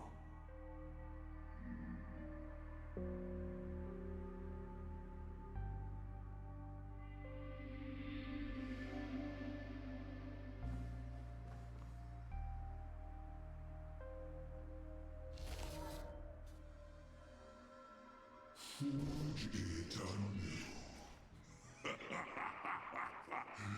Interesting.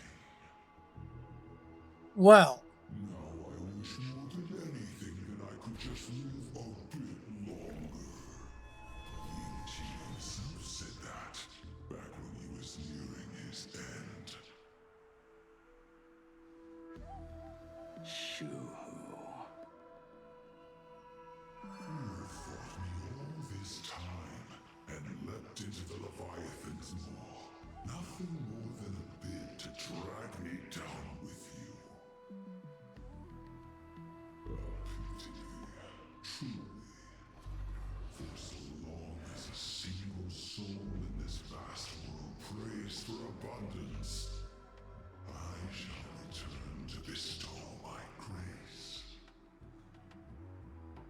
And now, I have come in answer to your prayer. Within the Leviathan's maw, I shall grant you 1,000 years of agony, as your flesh will be remade, only to be devoured again and again. You shall find no release. Is this not exactly what you call forge it anew? Poor child. You and the Xianzhou citizens are always so short-sighted. Trapped in this waking dream called life, you cling to what is gone and tremble at the thought of being forgotten. Yet when I come to carve through your flesh and awaken your minds, you spurn my beautiful gift. Because the cost is too high. You were once a master craftsman.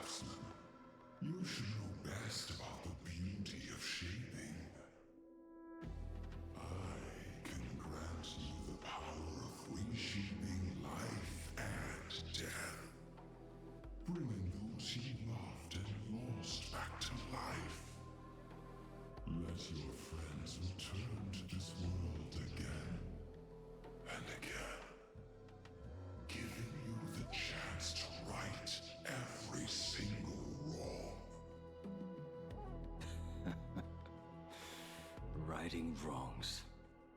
You mean by carving out more walking husks like me? Things that crave an end they can never reach? That is but a fleeting pang, a necessary tempering on the path to eternity. If you persist in spurning this gift, this law shall become your prison for all time. Your body will churn for millennia, caught between being digested and reborn. Every inch of your flesh will remember the agony of being ground to pulp, until your very will dissolves into nothing, leaving only a hollow husk that can cry out my name. Are you done talking? Yeah. Do you truly believe that I am the only prisoner here, Shuhu? You are the one bound most tightly by your chains. For so long as a single soul in this vast world prays for abundance, I shall return to bestow my grace. You are nothing but an echo of them, a slave trapped within your mission of compassion. You mock our obsessions. You are Yao Shu's most pathetic prisoner. Are you trying to provoke me? No. I am pronouncing your sentence. I never dove into this abyss for the sake of a mutual end. I came for forging. As long as you cling to life, you must keep reshaping this body to fight back the gnawing from the veracity. And that struggle is exactly what I want. Let the maw of this Eon husk be the furnace. Let our undying flesh be the iron. And let death, 1,000 times over, be the hammer. Right here, I shall forge and recast you again and again. Not to destroy you, but to create a cage that can hold you prisoner for all eternity. And the thorns of this cage shall forever be aimed at that savior who branded you with your mission, Yao Shu. Are you ready to turn your vengeance against your god? I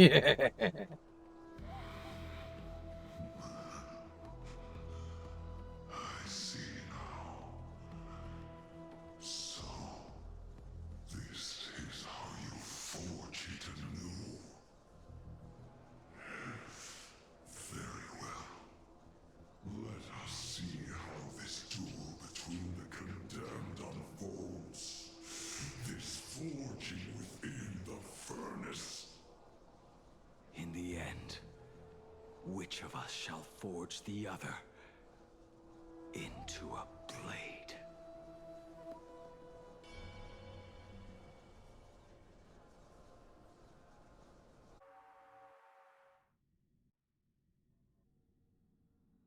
A while ago on the Astral Express. When reunited with family after a 15-year separation, 22% of organic life forms will weep and embrace, whereas 59% will exhibit indifference or outright rejection.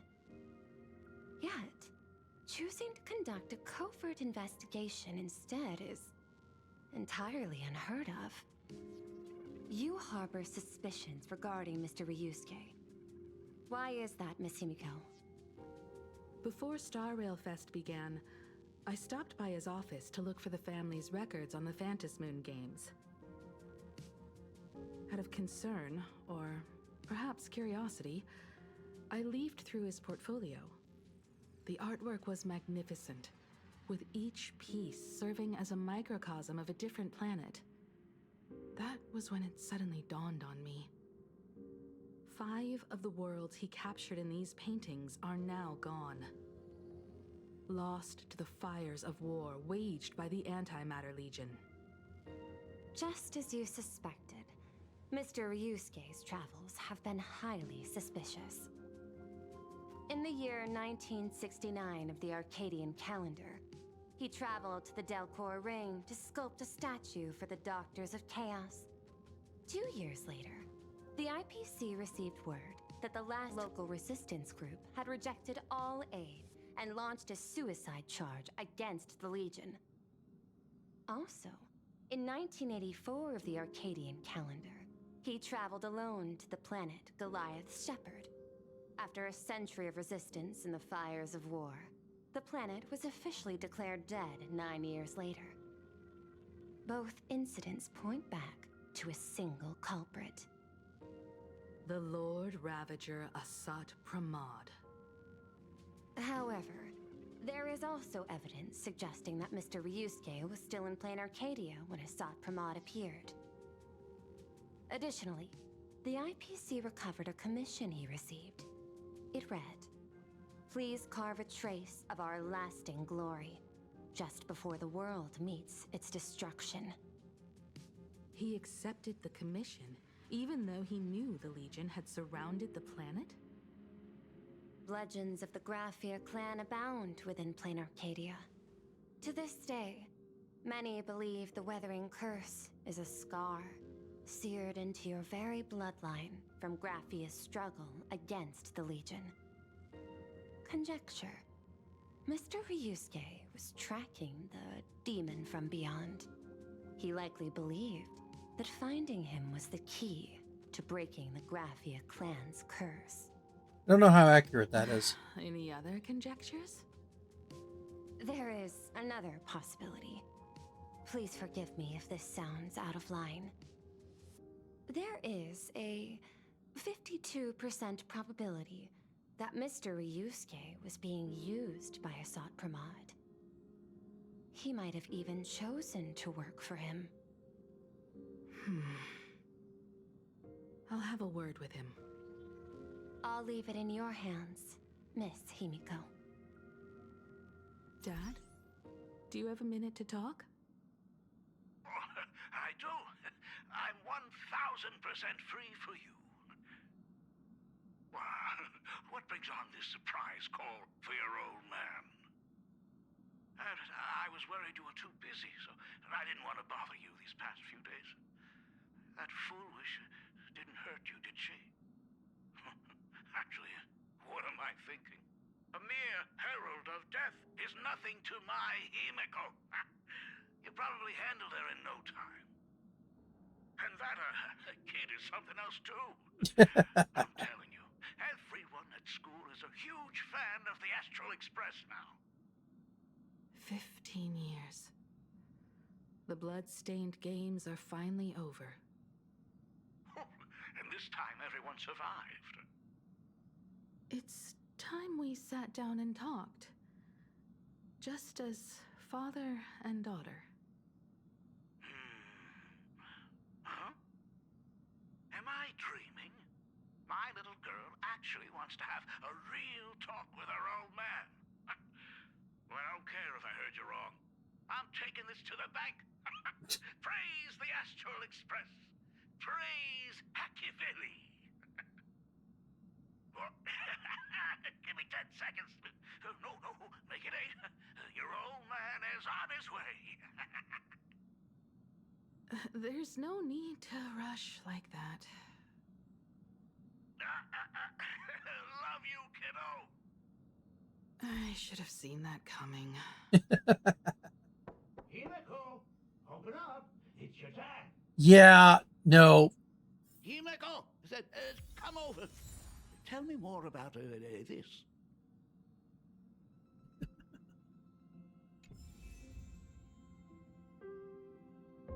All right.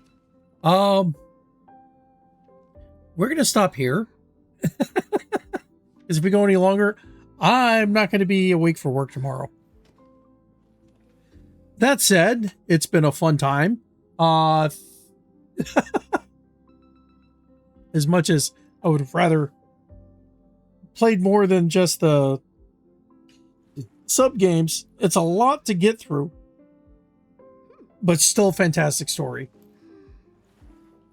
So, in the meantime, I will say this.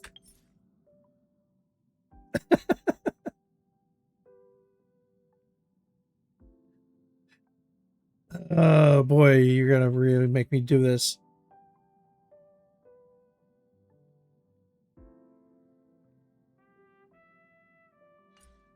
Oh god, I'm gonna have to do this, aren't I?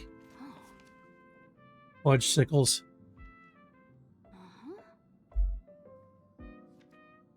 Oh god, I don't want to do this.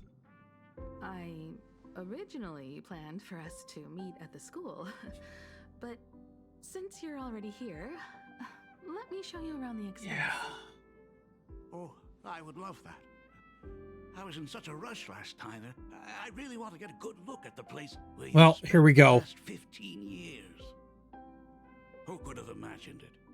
The thing that connects this nearly infinite universe is not some distant godlike sheep, but a single express. I have met many artists who dreamed of boarding the express just to get a closer look at the legacy of trailblazing. So I am curious, how will the great artist Ryusuke evaluate it? Me? Well, I'll give it my all. I was only joking. There's no need to be so serious. There's actually so much interesting stuff on this express.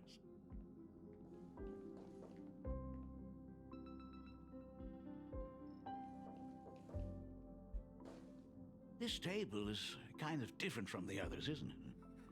I mean, they all look alike, but this one doesn't seem authentic. A lot of old furniture was destroyed when the express crashed. Pom-Pom and I spent quite some time picking the right replacements. Ah, out with the old, in with the new, huh? Well, the express has been running for years, so it's only natural to have to patch things up every now and then. You must have had a hard time keeping it running. It's not that hard. I'm used to it.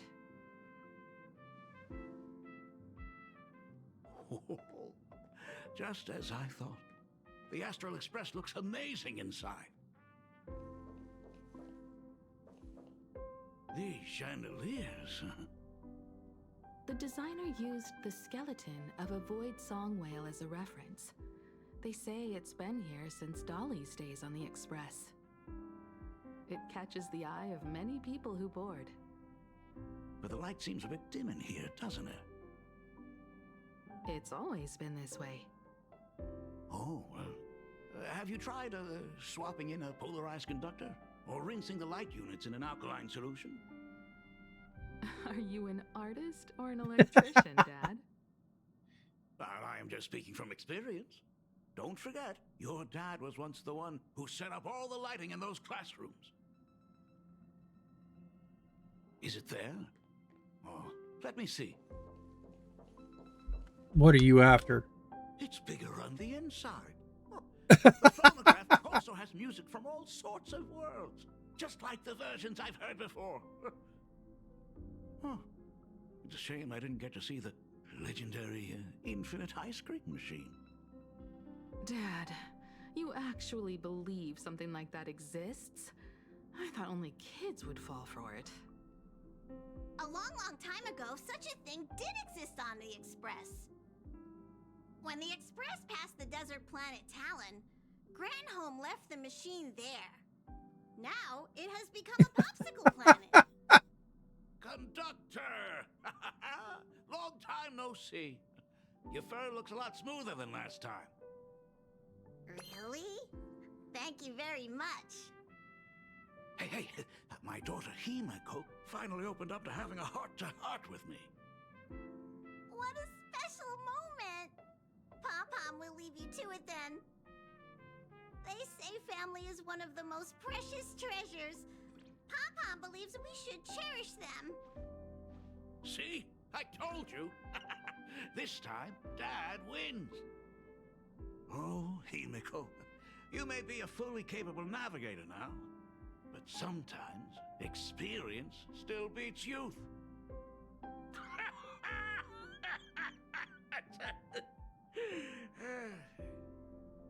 Aren't you tired of talking non-stop? Are you actually worried about me? Oh, I am so touched.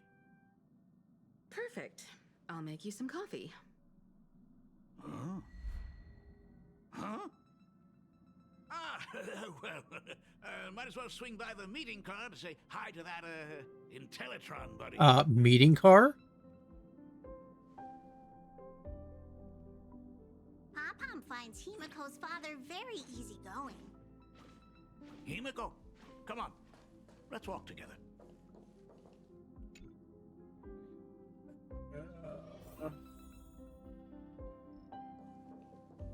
He moves fast.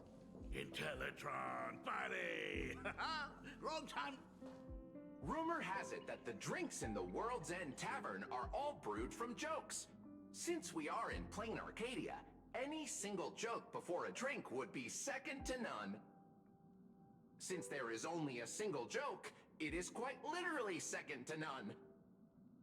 Mr. Ryusuke, the tension detected in your micro-expressions has increased by 33% since our last encounter.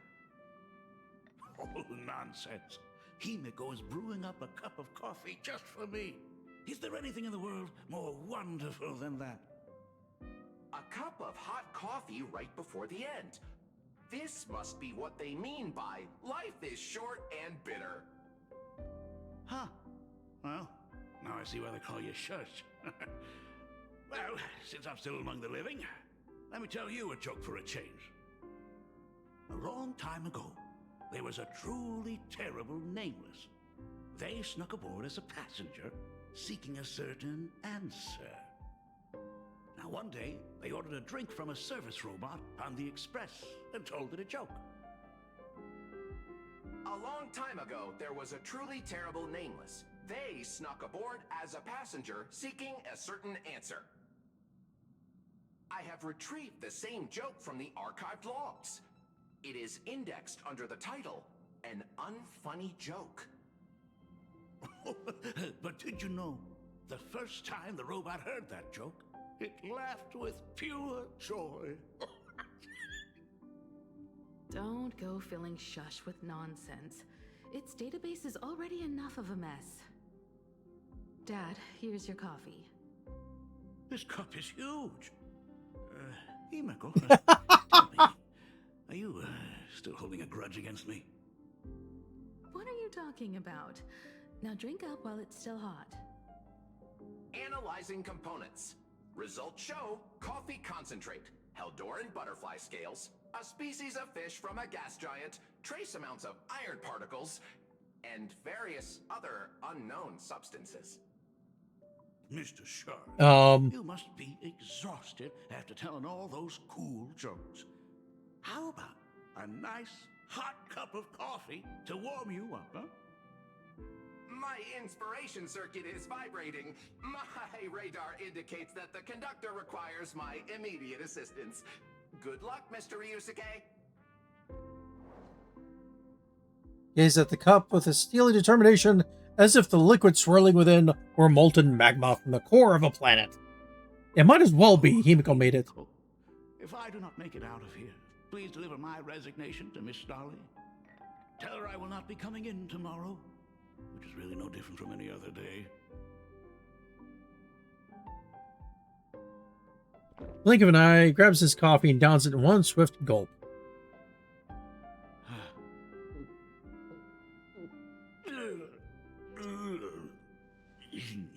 The coffee tastes like heaven. Or it'll send you there.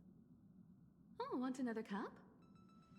Himeko, Miss Dolly told me that back when you were a school assistant, you used to bring a massive pot of coffee for everyone every single day. They still talk about it to this day. It would be selfish of me to keep this all for myself. I simply must bring some back for the other teachers to sample. I am afraid it will be long cold by the time you get it to them.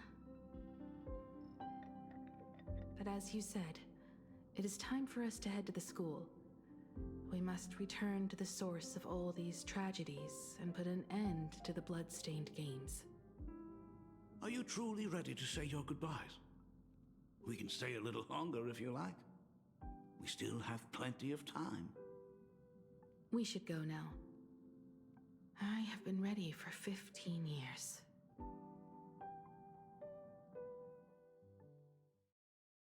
It has been 15 years. Those ghosts have been repeating their final day over and over, trapped inside the classroom you imaginated. Even if they are merely shadows of the past, they deserve to be set free. Oh, you're right. Let us use one final goodbye to close the chapter on the Herald of Death incident.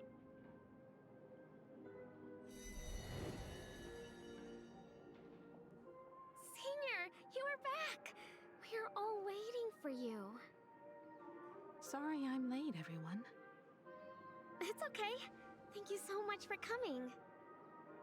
Himeko, we don't have enough time for the lobby. Could you please use your amazing Imagenesis skills to decorate the stage for us? I am begging you. Mia, stop bothering Himeko all the time. If you and the others hadn't slacked off on the rooftop, we wouldn't be in this mess right now. Oops. School anniversary is tomorrow. If I do not get this done, Ms. Dolly is going to skin me alive. You should start by tidying up those ribbons. Once we are finished with the classroom, we will all come and give you a hand. Hey,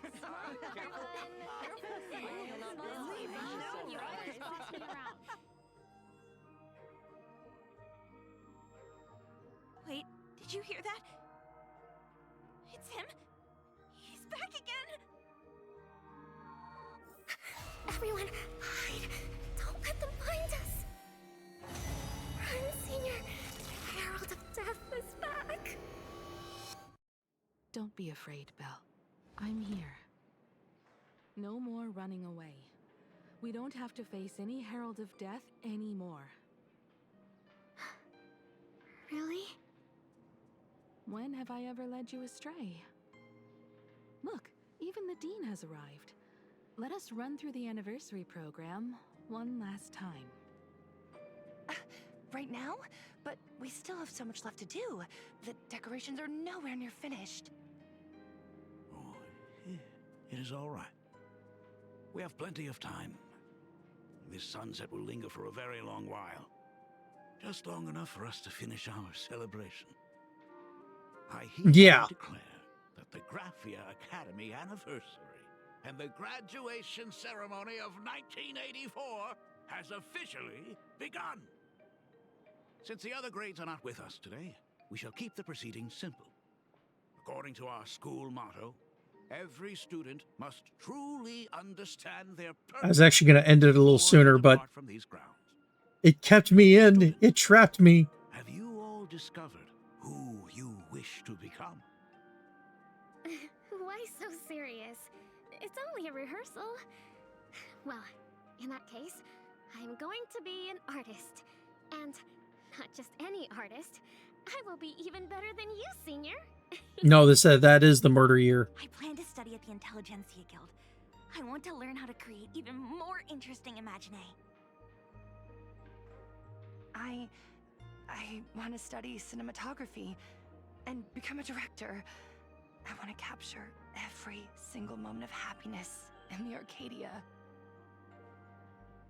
I hope that in 10 or even 20 years... Are you talking about the bite of 87? These dreams close to your hearts. And now, please welcome our distinguished graduate representative, Himeko, to the stage to offer her final blessing to the graduating class. Our Senior is doing this? That doesn't happen a lot. Himeko? Are you nervous? Relax. Give us a smile. I do not know what to say on an occasion like this. All I know is that this is a Yeah. comfort the living leave for themselves. But take that step forward. Go and embrace tomorrow. Become someone that the person you are today would be proud of. Congratulations to the class of 1984. Senior, don't miss us too much. Himeko, see you around. Himeko, what's with this red face? It's not like we'll never see each other again. Farewell. Belle. Full wish. Mia. Safe travels, everyone. All right. 15 years. The blood-stained games that altered the course of so many lives have finally come to an end. If only I had not lost myself in my home grief. If only I had looked after that child properly. Well, perhaps everything would have been different. It was not only the Herald of Death that pushed her towards that abyss. Full Wish said that it took Plain Arcadia 15 whole years to kill her. Will this world ever get better, Dad? I don't know, but I'm willing to believe in it. Dad, all these years, just what have you been doing? Is that concern I hear in your voice? Just a bit. If you say so. After the blood-stained games, I traveled to many different worlds. Every time I set foot on a new planet, my thoughts always returned to you. Until one day, I happened to see news about the Astral Express. The person on that screen was so different from the daughter in my memories. I was afraid, to be sure. I did not want to disturb the life you had found. As long as I never saw you in person, I could keep telling myself that lie. My daughter had fulfilled her dreams to soar among the stars. Von Walk? Owenly? New Londinium? Step by step, I made my way into the very bedtime stories you used to tell me. Were they beautiful? In this vast universe, nothing holds more beauty than the lands en route, yet to be reached. You may have been a poor excuse for a father, but even so, thank you for setting me on this trailblazing path. Same here. Thank you for fighting so hard to be here alive. It's still early, huh? Let's have a walk around the campus. I have something very important to tell you. But it can wait. Something very important? No. Give me just a moment to gather my thoughts.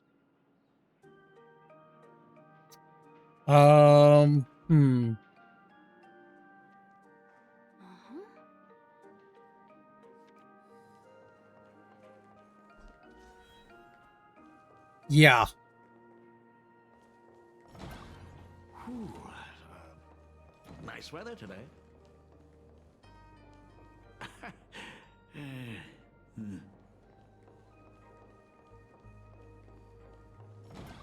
Let's go downstairs. Oh my god, it's her! Oh my gosh, I'm such a huge fan! Oh, go on. Keep those compliments coming. I could listen to this all day. Goodness, they are not... Senior Himeko! Oh wow, she actually looked at me! Some of them need help. Navigator aura is incredible!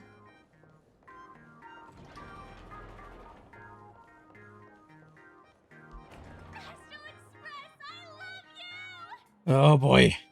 Like a love song, baby! Baseball Raccoon didn't come? Himeko is so pretty. It gladdens me that my daughter is so popular. But you're all supposed to be in class right now. The Herald of Death incident just ended. It is only right to let them breathe and relax for a while. Good excuse. To think that it all happened only yesterday. Young people really do have a way of returning to their carefree selves so quickly. I suppose it is because they believe the Astral Express will always be there to save them. It brings back memories of you as a little girl. Whenever you heard someone mention the universe, the light in your eyes would outshine even the brightest supernova. That is true. The very first Imagine I ever brought to life was modeled after the rocket atop the Phantom Moon's head. That little fellow had quite a temper. It was so determined to fly higher and higher. To this day, I still wonder if it ever truly reached the moon. Dad, do you still remember it? How could I ever forget? That thing came crashing down and poked a hole right through Miss Seadrake's tail. I had to take you to apologize in person. I ended up redrawing the tail myself to make it right. These days, I wouldn't be able to handle that kind of trouble anymore. My poor old back wouldn't allow it. Now that I am free from the weathering curse, you don't have to spend your life wandering the stars anymore. Why don't you just settle down here?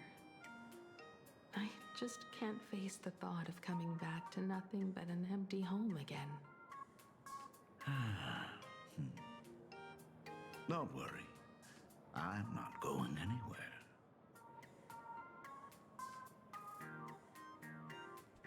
Yeah.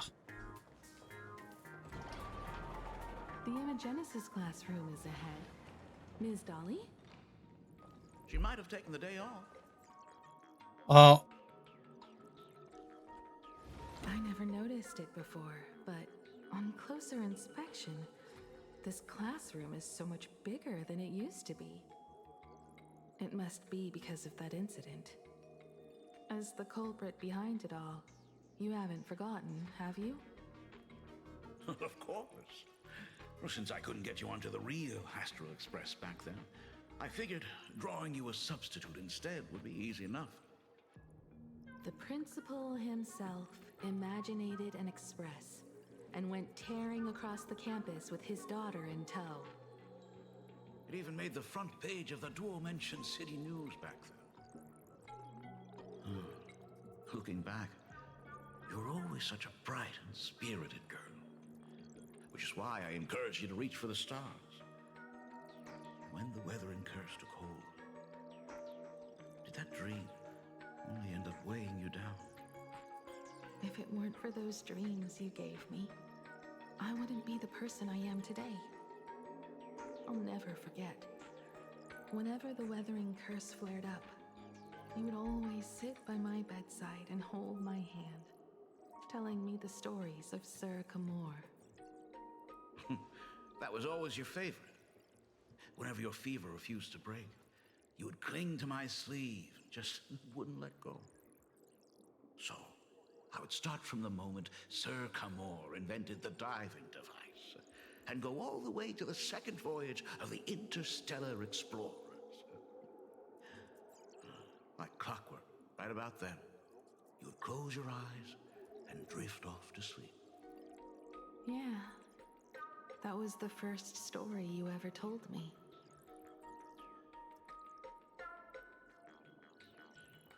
And the very story that helped me make up my mind. Even if I could never leave this place, if fixing the Express meant sending just one soul to the stars, that would be enough for me. Yet before I knew it, I'd already traveled far beyond anything I ever imagined as a child.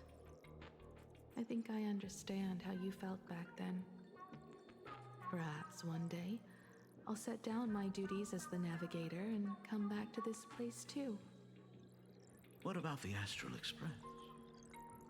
A crew of the most incredible nameless will keep the Express sailing on. Like a teacher watching their student, or a father his daughter. I understand that feeling. Then your dad will always be here at home waiting for you. So, what is this important thing you need to tell me about?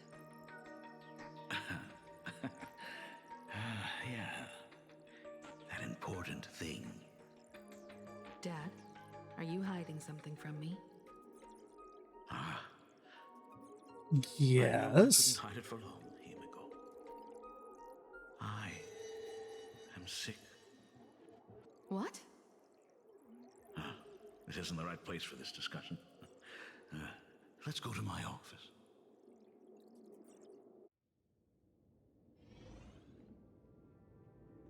So... It's the weathering curse.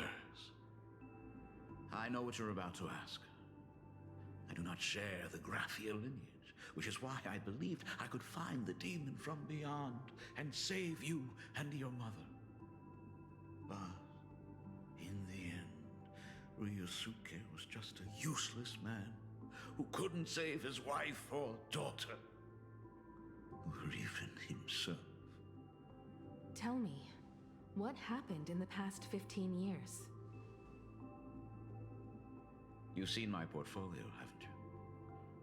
Those worlds are just like plain Arcadia. Every single one of them has fallen victim to the demon from beyond. In those places, luck is a very real thing.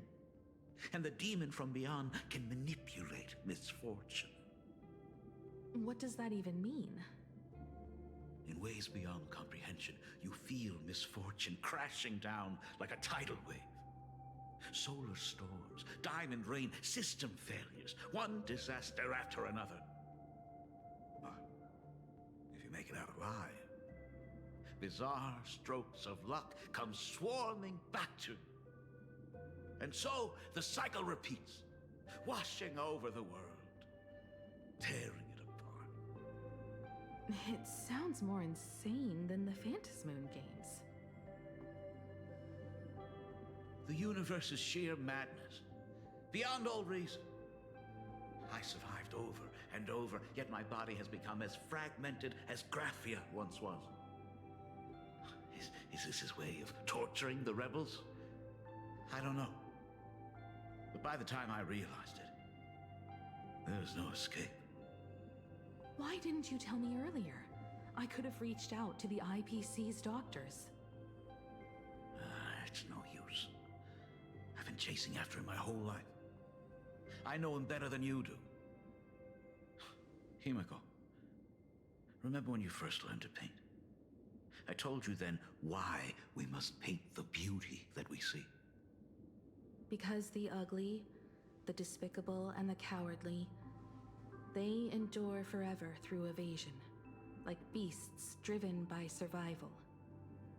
Beauty remains ever fleeting, just as heroes find their end in sacrifice, and stars dissolve after they shine. Humans have surpassed their animal nature. We face our pain and our end to win a dignity that the vast universe cannot ignore. So we must capture what is noble and bright to show that such things truly lived. As for the barbaric and the low, they will endure regardless, needing no witness to their existence. But Himeko, you are no longer the one who paints. You have become the very splendor that I strive to capture. Fate works in mysterious ways.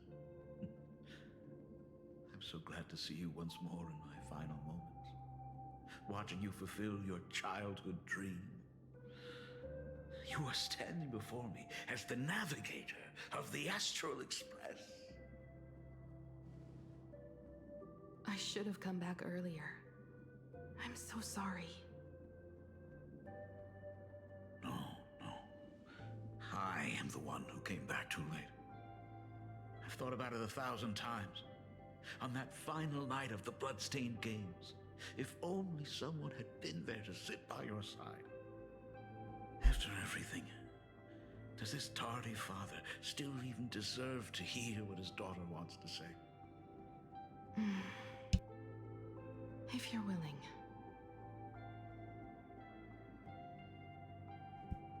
Oh boy. Usually they don't have a selection like this when you don't have the Trailblazer, but here we go. Thank you, Akiveli. Thank you, Himeko. All of this happened after you went away. You were jumping from one job to the next, and for 4 long years, I had heard nothing from you. During those 4 years, I found the stranded express deep in the canvas world and kept trying to repair it. Watching the Phantom Moon grow fuller, I remembered the mask that had been handed down through our family for generations. If I could claim victory in the Phantom Moon games, then perhaps by harnessing the divine authority of elation, it might just be possible to set the Express in motion once more. But the Herald of Death was a complete madman, and he smashed every dream to pieces.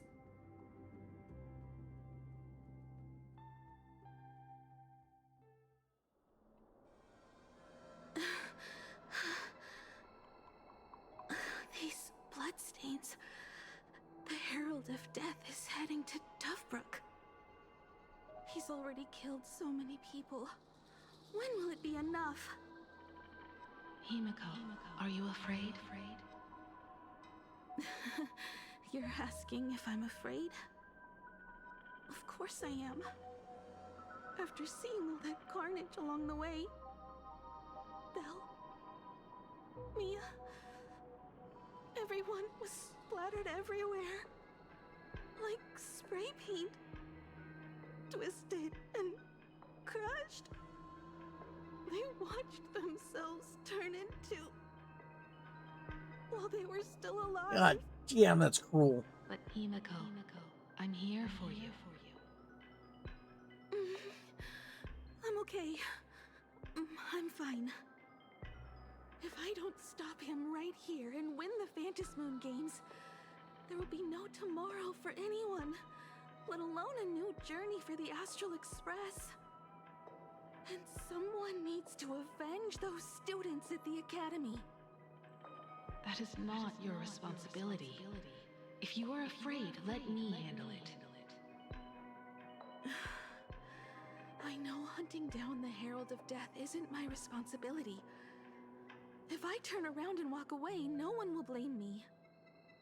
But I am already here. I can't let him get away. Yeah, I'm not really scared anymore, really. Warning. Rogue supplicant has entered Dovebrook District. Aberration threat level, Calamity. Aberration name, Herald. The suppression squad sent by the Department of Aberration Defense. They're all gone. Completely wiped out. I struggled through the pain as the Herald of Death dragged and smeared them across the ground. But these stains... Is he really so far gone that he's using himself as paint? Even so, he still managed to break through the blockade ahead. That's terrifying. To take down a monster like him, you need a single perfect strike. Overwhelm him before he can even react. I think I've got it. But first, I need to buy some time. Let me handle that for you. All right. But buying time is easier said than done. It's too narrow here. We need more room. The best bet is to pin the Herald down on that bridge. I'll take all the wish power I've gathered since the Phantom Moon became full, and use it as fuel to paint it into existence. The sheer destructive force unleashed from creating a massive object will break him and leave him completely incapacitated. But by doing this, even if we defeat him, you would be giving up any hope of winning the Phantas Moon Games. Yeah. By burning all the wish power, I will be forfeiting my victory. But even if I did win the games and restart the Express, what would happen to this city? To my friends, my teachers, and everyone else? Where would they have left to go? To set the Express in motion with Aha's power, while standing by as innocent people are slaughtered by monsters? To soar into the stars while turning a deaf ear to the screams on the ground?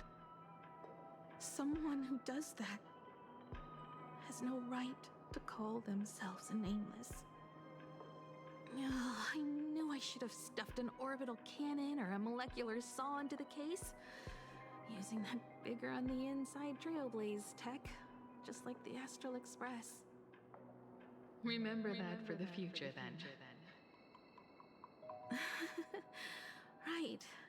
When this is all over, I will have to give it a try. Another body.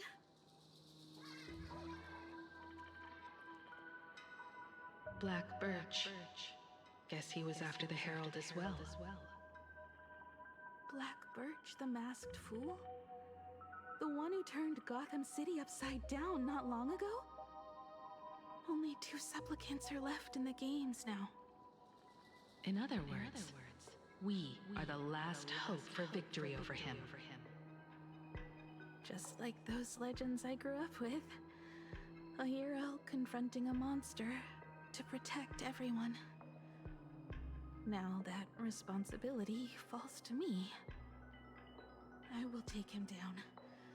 After that, I will repair the Express myself and see it fly over the horizon and break out of the atmosphere. What a beautiful sight that will be. Then consider this the first world to be saved before the journey on the Express begins. The very first stop, then? It'll certainly be quite memorable. The stench. It's about time.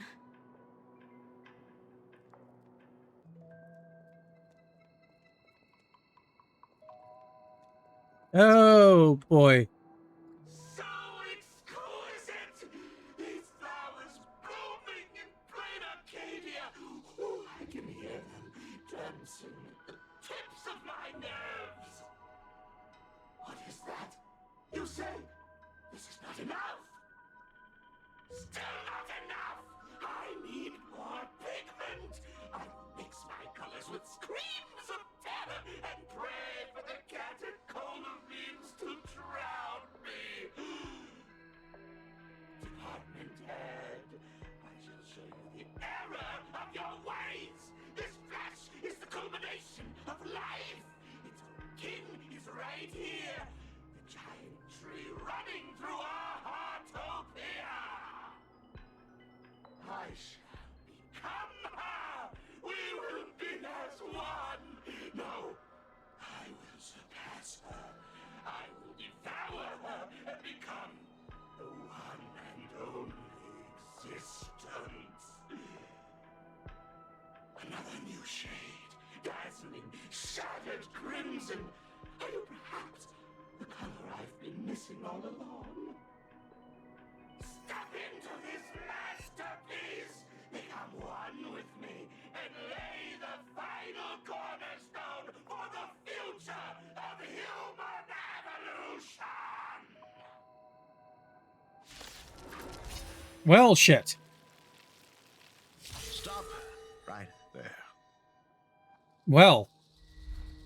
So, you actually conquered the Herald of Death and set the Astral Express in motion once more at the end of the Bloodstained Games.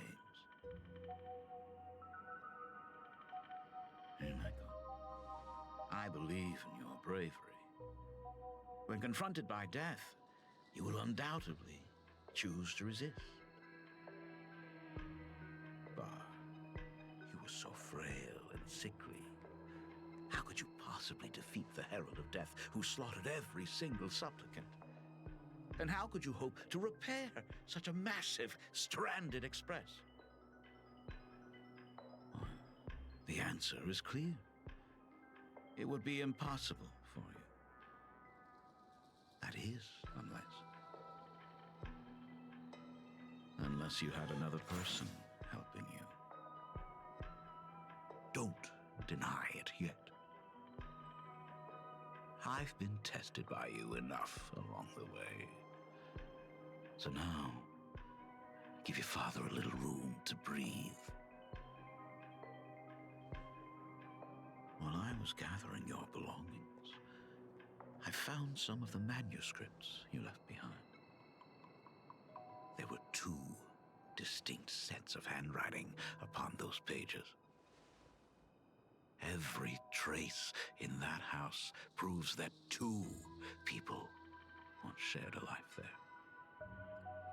Legend says that during the Canvas Age, the grand artist Whitebow painted his late daughter onto a scroll and breathed life into her.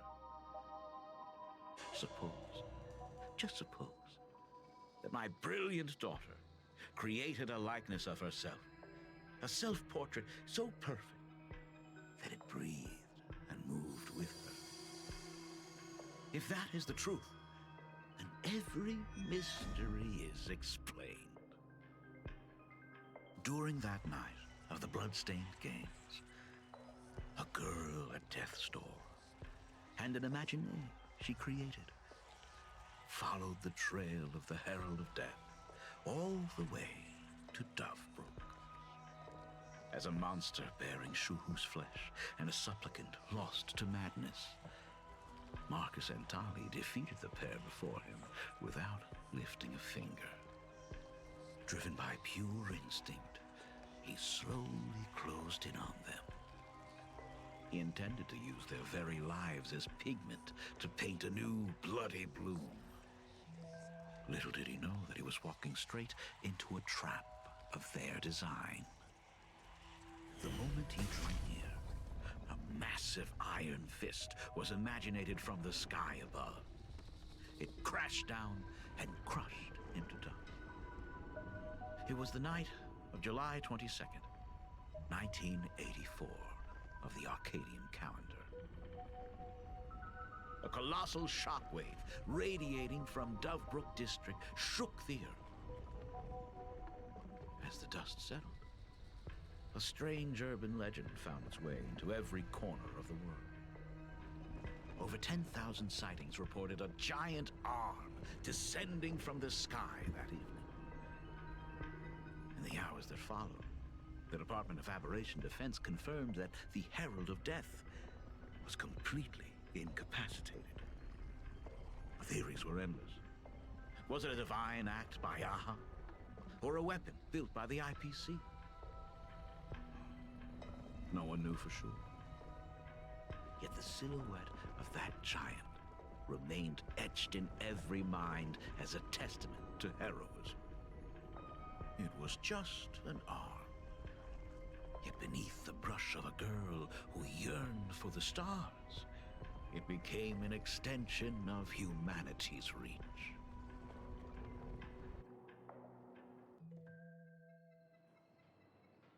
The girl achieved her dream, and the stars set sail once more.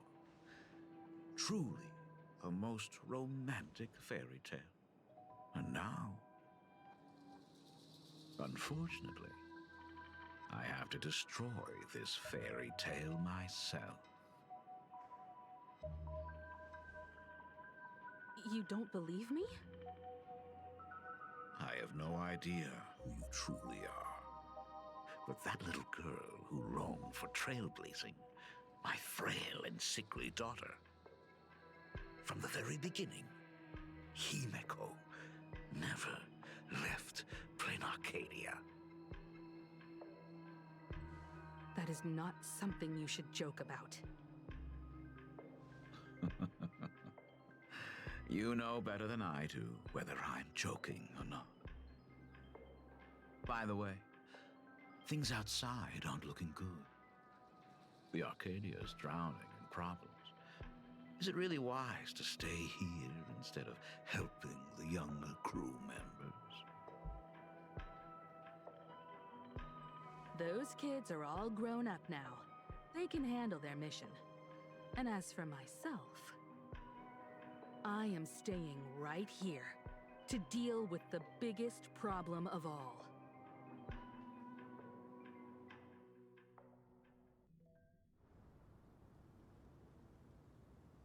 Damn it!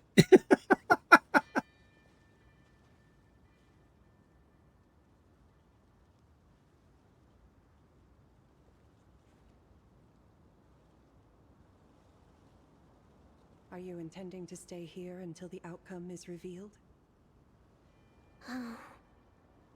It might take forever for him to return, or he might never come back at all. Or maybe, if I just complain and say, I wish Blade were here, he'll just show up.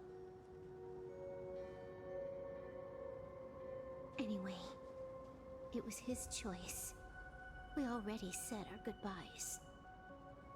Thank you for staying with him until the very end. Now, it is time to deal with your matters. Gray-haired girl, you seek me out with her token in hand. What is it that you desire?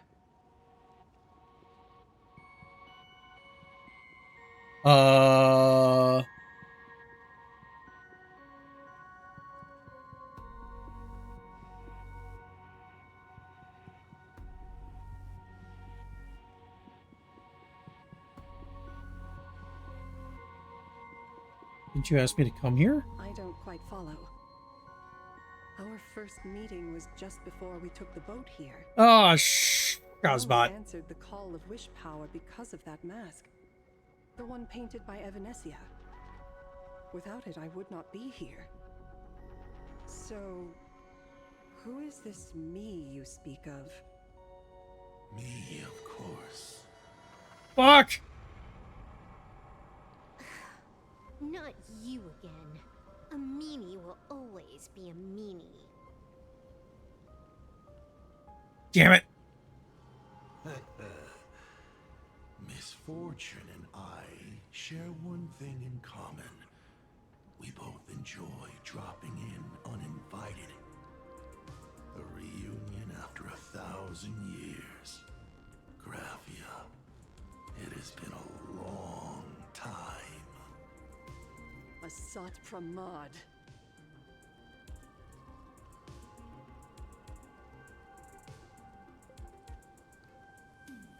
Yeah. Back at Ingford Hermitage, what you heard was only half the story. 1,000 years ago, amidst the ruins of Ahatopia, I found a baby girl on the verge of death. Her cold, lifeless body reminded me of the legend of Elation. Aha heard an infant cry and burst into laughter. Too bad I never did get the joke. So I came up with a much better one. I infused that child with the power of destruction, giving her the rebirth of a Void Ranger. I taught her to paint her monstrous beasts using the life of the veracity as pigment, all to carry out the Legion's divine will. Graphia, your name was your commission, to paint the world and carve a trace of our lasting glory just before the world meets its destruction. You were doing so well, right up until you saw that express crash. It gave you ideas, Graphia. Unrealistic, foolish ideas. Since that day, I have had nothing to do with you or your destruction. Your failure began the moment you tried to destroy the Express. All you did was turn the spirit of the Nameless into a rallying cry for rebellion. I took the power you forced upon me and used it to save the innocent. You commanded me to record the end of worlds, but instead, I created a sanctuary. So, you think putting on a human mask makes you one of the trailblazers? How amusing. Look at yourselves. That weathering curse is still eating away at you and your kin. It is the inescapable price for being a child of destruction who dares to betray her fate. World and canvas, a total disaster. Yet you still try to dress it up as a victory. Do you know why I haven't spared Ahatopia a single glance for an entire millennium? Because you bore me. But now, things have changed. Someone far more interesting than you has returned. And unlike you, she is the real deal. A genuine Nameless. That is why I have returned. Simply to tell you all this. Himeko? I've had my fill of this drama. Now, I'm dying to see how your face handles my fist. My thoughts exactly. 1,000 years. 1,000 Yeah. years I have painted them over and over again. Every innocent life you extinguished during the Sind Earth Age. Tell me, Asat Pramad, are you prepared to face their fury? I have more important things to do than linger here. But this little parting gift of yours? Why not let them have a taste instead?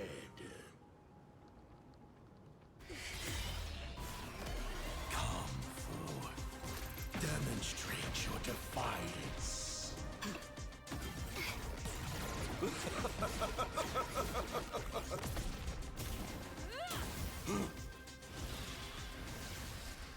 Is it over? No. Watch out! Pity.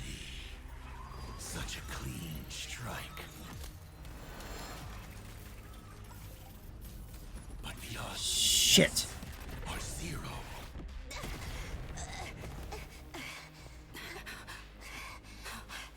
The restraint check failed? A 1 in 10,000 chance. The moment I cast the dice, the outcome is fixed. Remove the mask, protagonist. It doesn't suit you. As for you, your end is decided. Farewell. Sorry. I have failed. Fuck. Minions of destruction! I will drive you all from this world! We must force her back to her senses.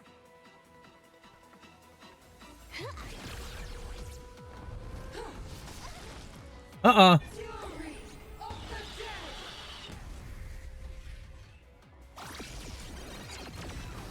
Thank you. Of course not. That is exactly what that meanie wants.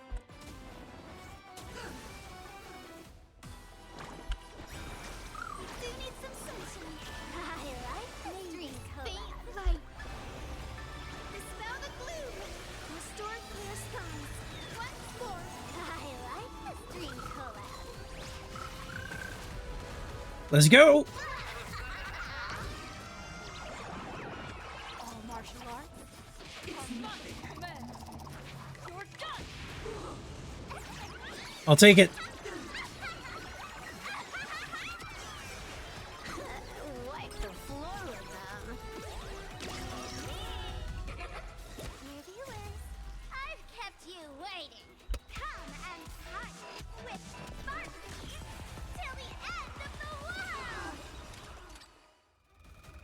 Yep. The show begins.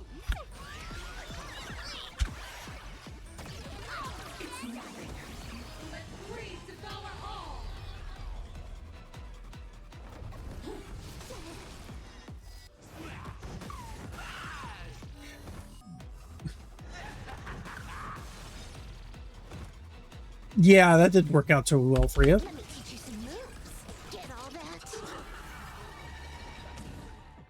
Trailblazing whirlwind.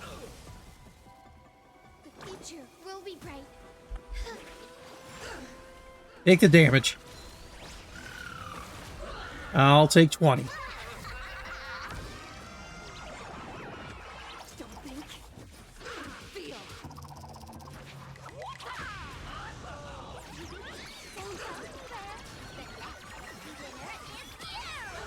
It's all about the thrill.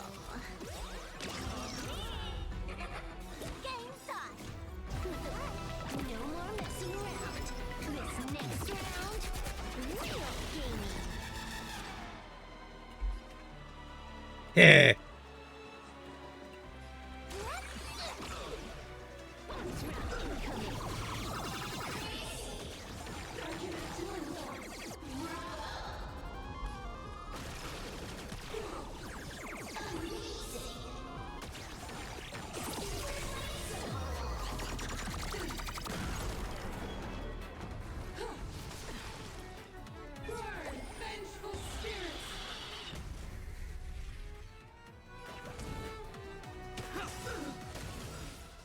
Your moment to shine. Yeah, let's go. What next? The stage is yours. Feast your eyes, Time for a real show.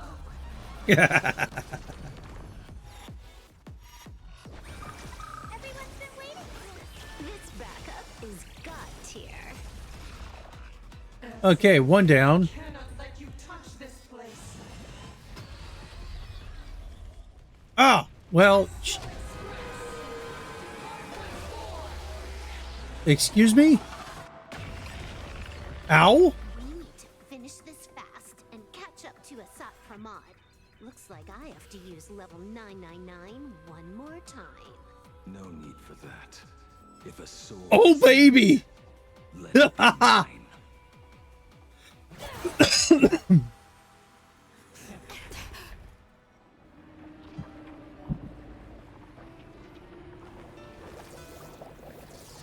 Have you thought it through? What defines a blade?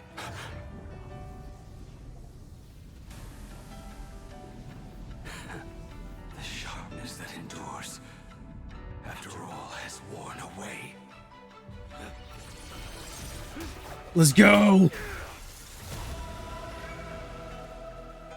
I shall take veracity as my forge, and abundance as my iron.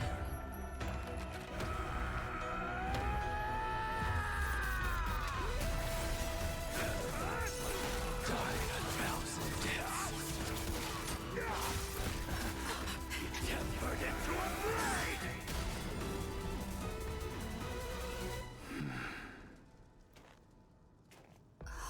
What? Not even a welcome back? Watch and learn. This is Honka.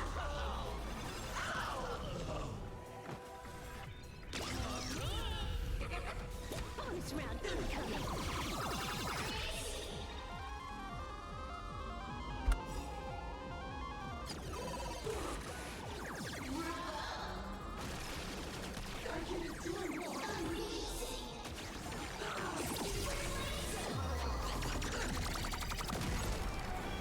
Burn this broken shell. You will serve as the temporary fire. Nice! No way! Blade! You answered my prayers. Ah, come on. Happened to her. This is Asat Pramad's handiwork. We have to bring her to her senses first. Ow?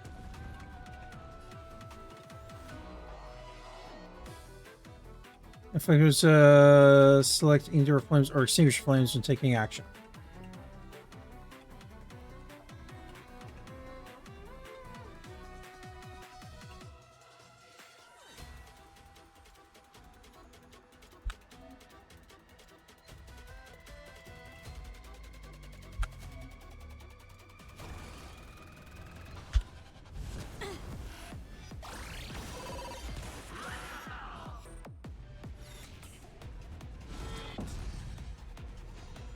Okay, that works.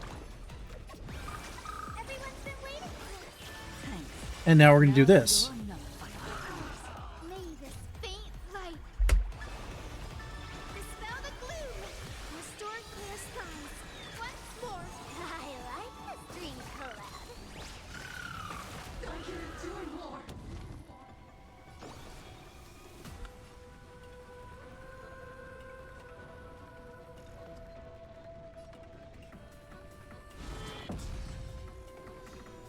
Okay. Don't think. Feel.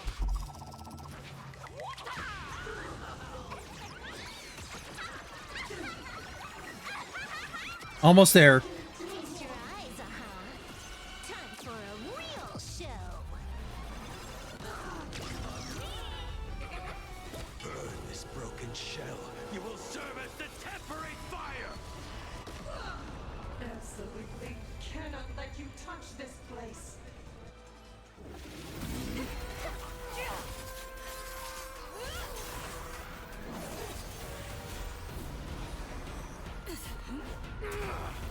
Yeah.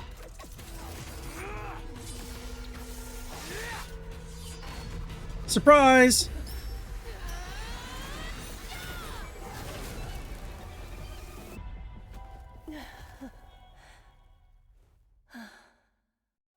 Ooh.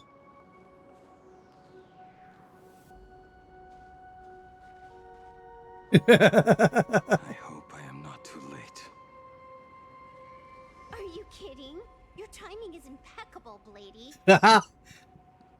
But isn't this a bit much? How did you even change outfits? What happened down there? I used the Leviathan's maw to imprison Shuho. But that doesn't matter. What matters is that you made it out alive and got the job done. Not yet. I have made a decision. This time, I will stay and become a supplicant. I am joining the Fantas Moon Games. Ooh. What? You're going to stay here and poke your nose into this world's business too? Let us settle this first. Are you okay? Thank you. All of you.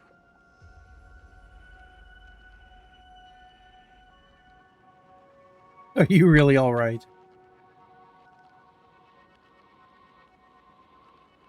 As long as the canvas remains, Asat Pramad cannot kill me. You have fulfilled what Evanesia entrusted to you. It was all me. For 1,000 years, I was the one obsessed with bearing every responsibility alone. Asat Pramad was right after all. I have been a ghost of 1,000 years past, arrogant enough to think my seal over the world and canvas was unbreakable. I really believed that accumulated wish power would be enough to strike him down when he returned. We are up against the same nightmare that survived a whole Sindearth age. The same monster that an entire era could not even overcome. Just how did he even sneak into the world in canvas? The first time I stepped into Inkford Hermitage, a strange Wispe tried to latch onto me, but it didn't succeed. Maybe that was the first step in Asat Pramad's plan to infiltrate this place. Then, he took on Graphia's form to tamper with my mask, and even taught me the way to summon the real Graphia. In the end, he got what he wanted. So, this guy has only been after one thing this whole time. To break the barrier. to awaken the husk of the veracity. We need to leave this place as soon as possible. The giant maw that swallowed me is starting to stir. But he mentioned he had something more important to do. What is that even supposed to mean? He has so much on his plate, no way he can split himself into pieces and handle everything at once, right? 1,000 years ago, the demon lord from beyond invaded Ahatopia. The power he unleashed was beyond all comprehension. He could appear in places thousands of miles apart at the exact same time, as if he possessed countless incarnations. What? He said he was meeting a genuine nameless.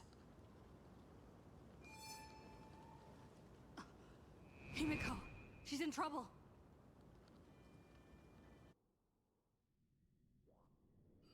The biggest problem? Do you mean me? You said that classroom was a secret place of your own creation, yet Fullwish seemed to know everything about it. You are far too familiar with the Express, yet there is no way my father could have ever set foot on it. And another thing, when we first met up earlier, you said it had been 15 years. But my father clearly left much earlier than that. Your story is riddled with holes.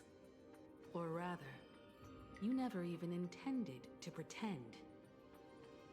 You are the only person I can never seem to lie to. And about that last point, it was just a slip of the tongue. Stop this pathetic act. You are not him.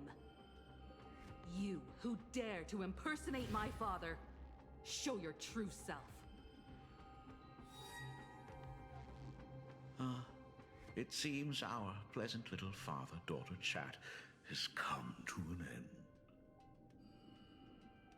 Buying time, keeping me pinned down. Oh, you played your part well along the way. If I proved to be more dangerous than anticipated, you would be right there to shield your companions. But, Navigator, you still overlooked one possibility. The most fatal one of all. Why don't you try to guess at what exact point did I take Ryusuke's place?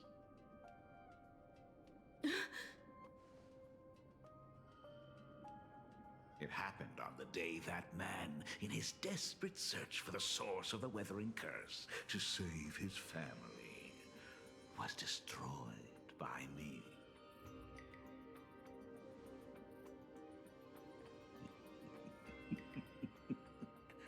That year, Himeko was 6.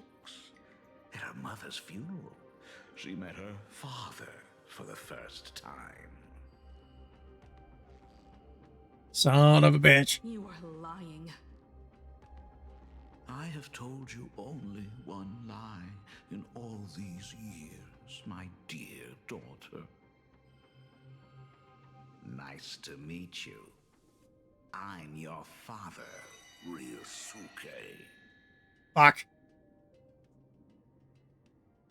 All that effort, all those years spent by my side. What are you really planning? Even I find it hard to tell what goes on in this head of mine sometimes. But now, as I look at your face, at that exquisite expression, it all makes sense. I had so much fun playing a father. And the best part, that was not even the most fun I have had today. Hey, can you hear me? Someone who looks like Asat Pramad just showed up at the tavern. We are under attack by Asat Pramad. Dan Heng and I will do everything we can to cover Yao Guang. I've played along this far, so why not make it interesting? Let us add a dash of red to our little opening act. You have proven your theory by tearing off the mask of Ryosuke.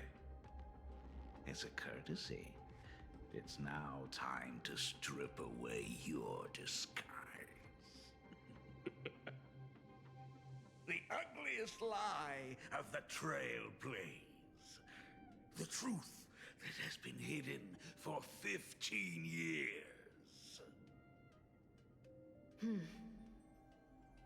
When the Phantom Moon is full again, I will be there as I have promised. I will come back with so many stories to tell you. The girl looked up at the stars, but in her heart, she was terrified of setting out. She was afraid of the universe, and even more, she was afraid of the weight of responsibility. In the end, she'd left her wishes to someone else. As for her, she chose to lie in a grave and stay in the Arcadia forever. Ryosuke's daughter, Himeko, is long dead. When she saw how vast the stars really were, she ran away. No, that's not entirely true. Just as the Trailblaze will always converge with the destruction, culminating in awe-inspiring obliteration.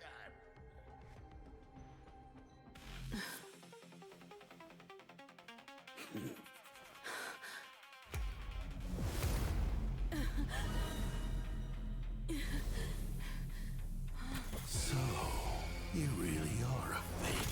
Right back at you.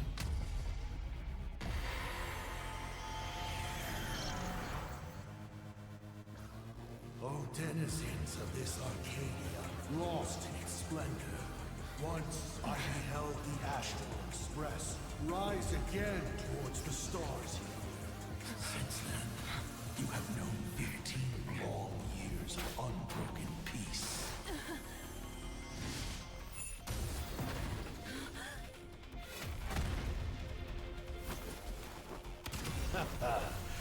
It's been a while, old friend.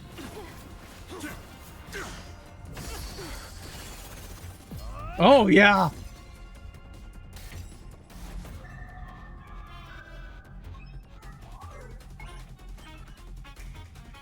What the hell just happened? For 15 years it was I, Asat Pramad, who delivered every promise of beauty to this Arcadia in advance.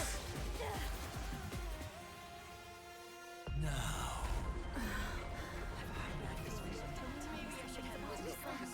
please indulge in these long overdue surprises.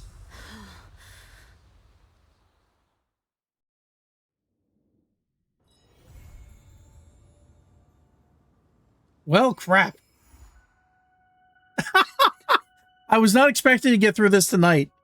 God damn. Okay.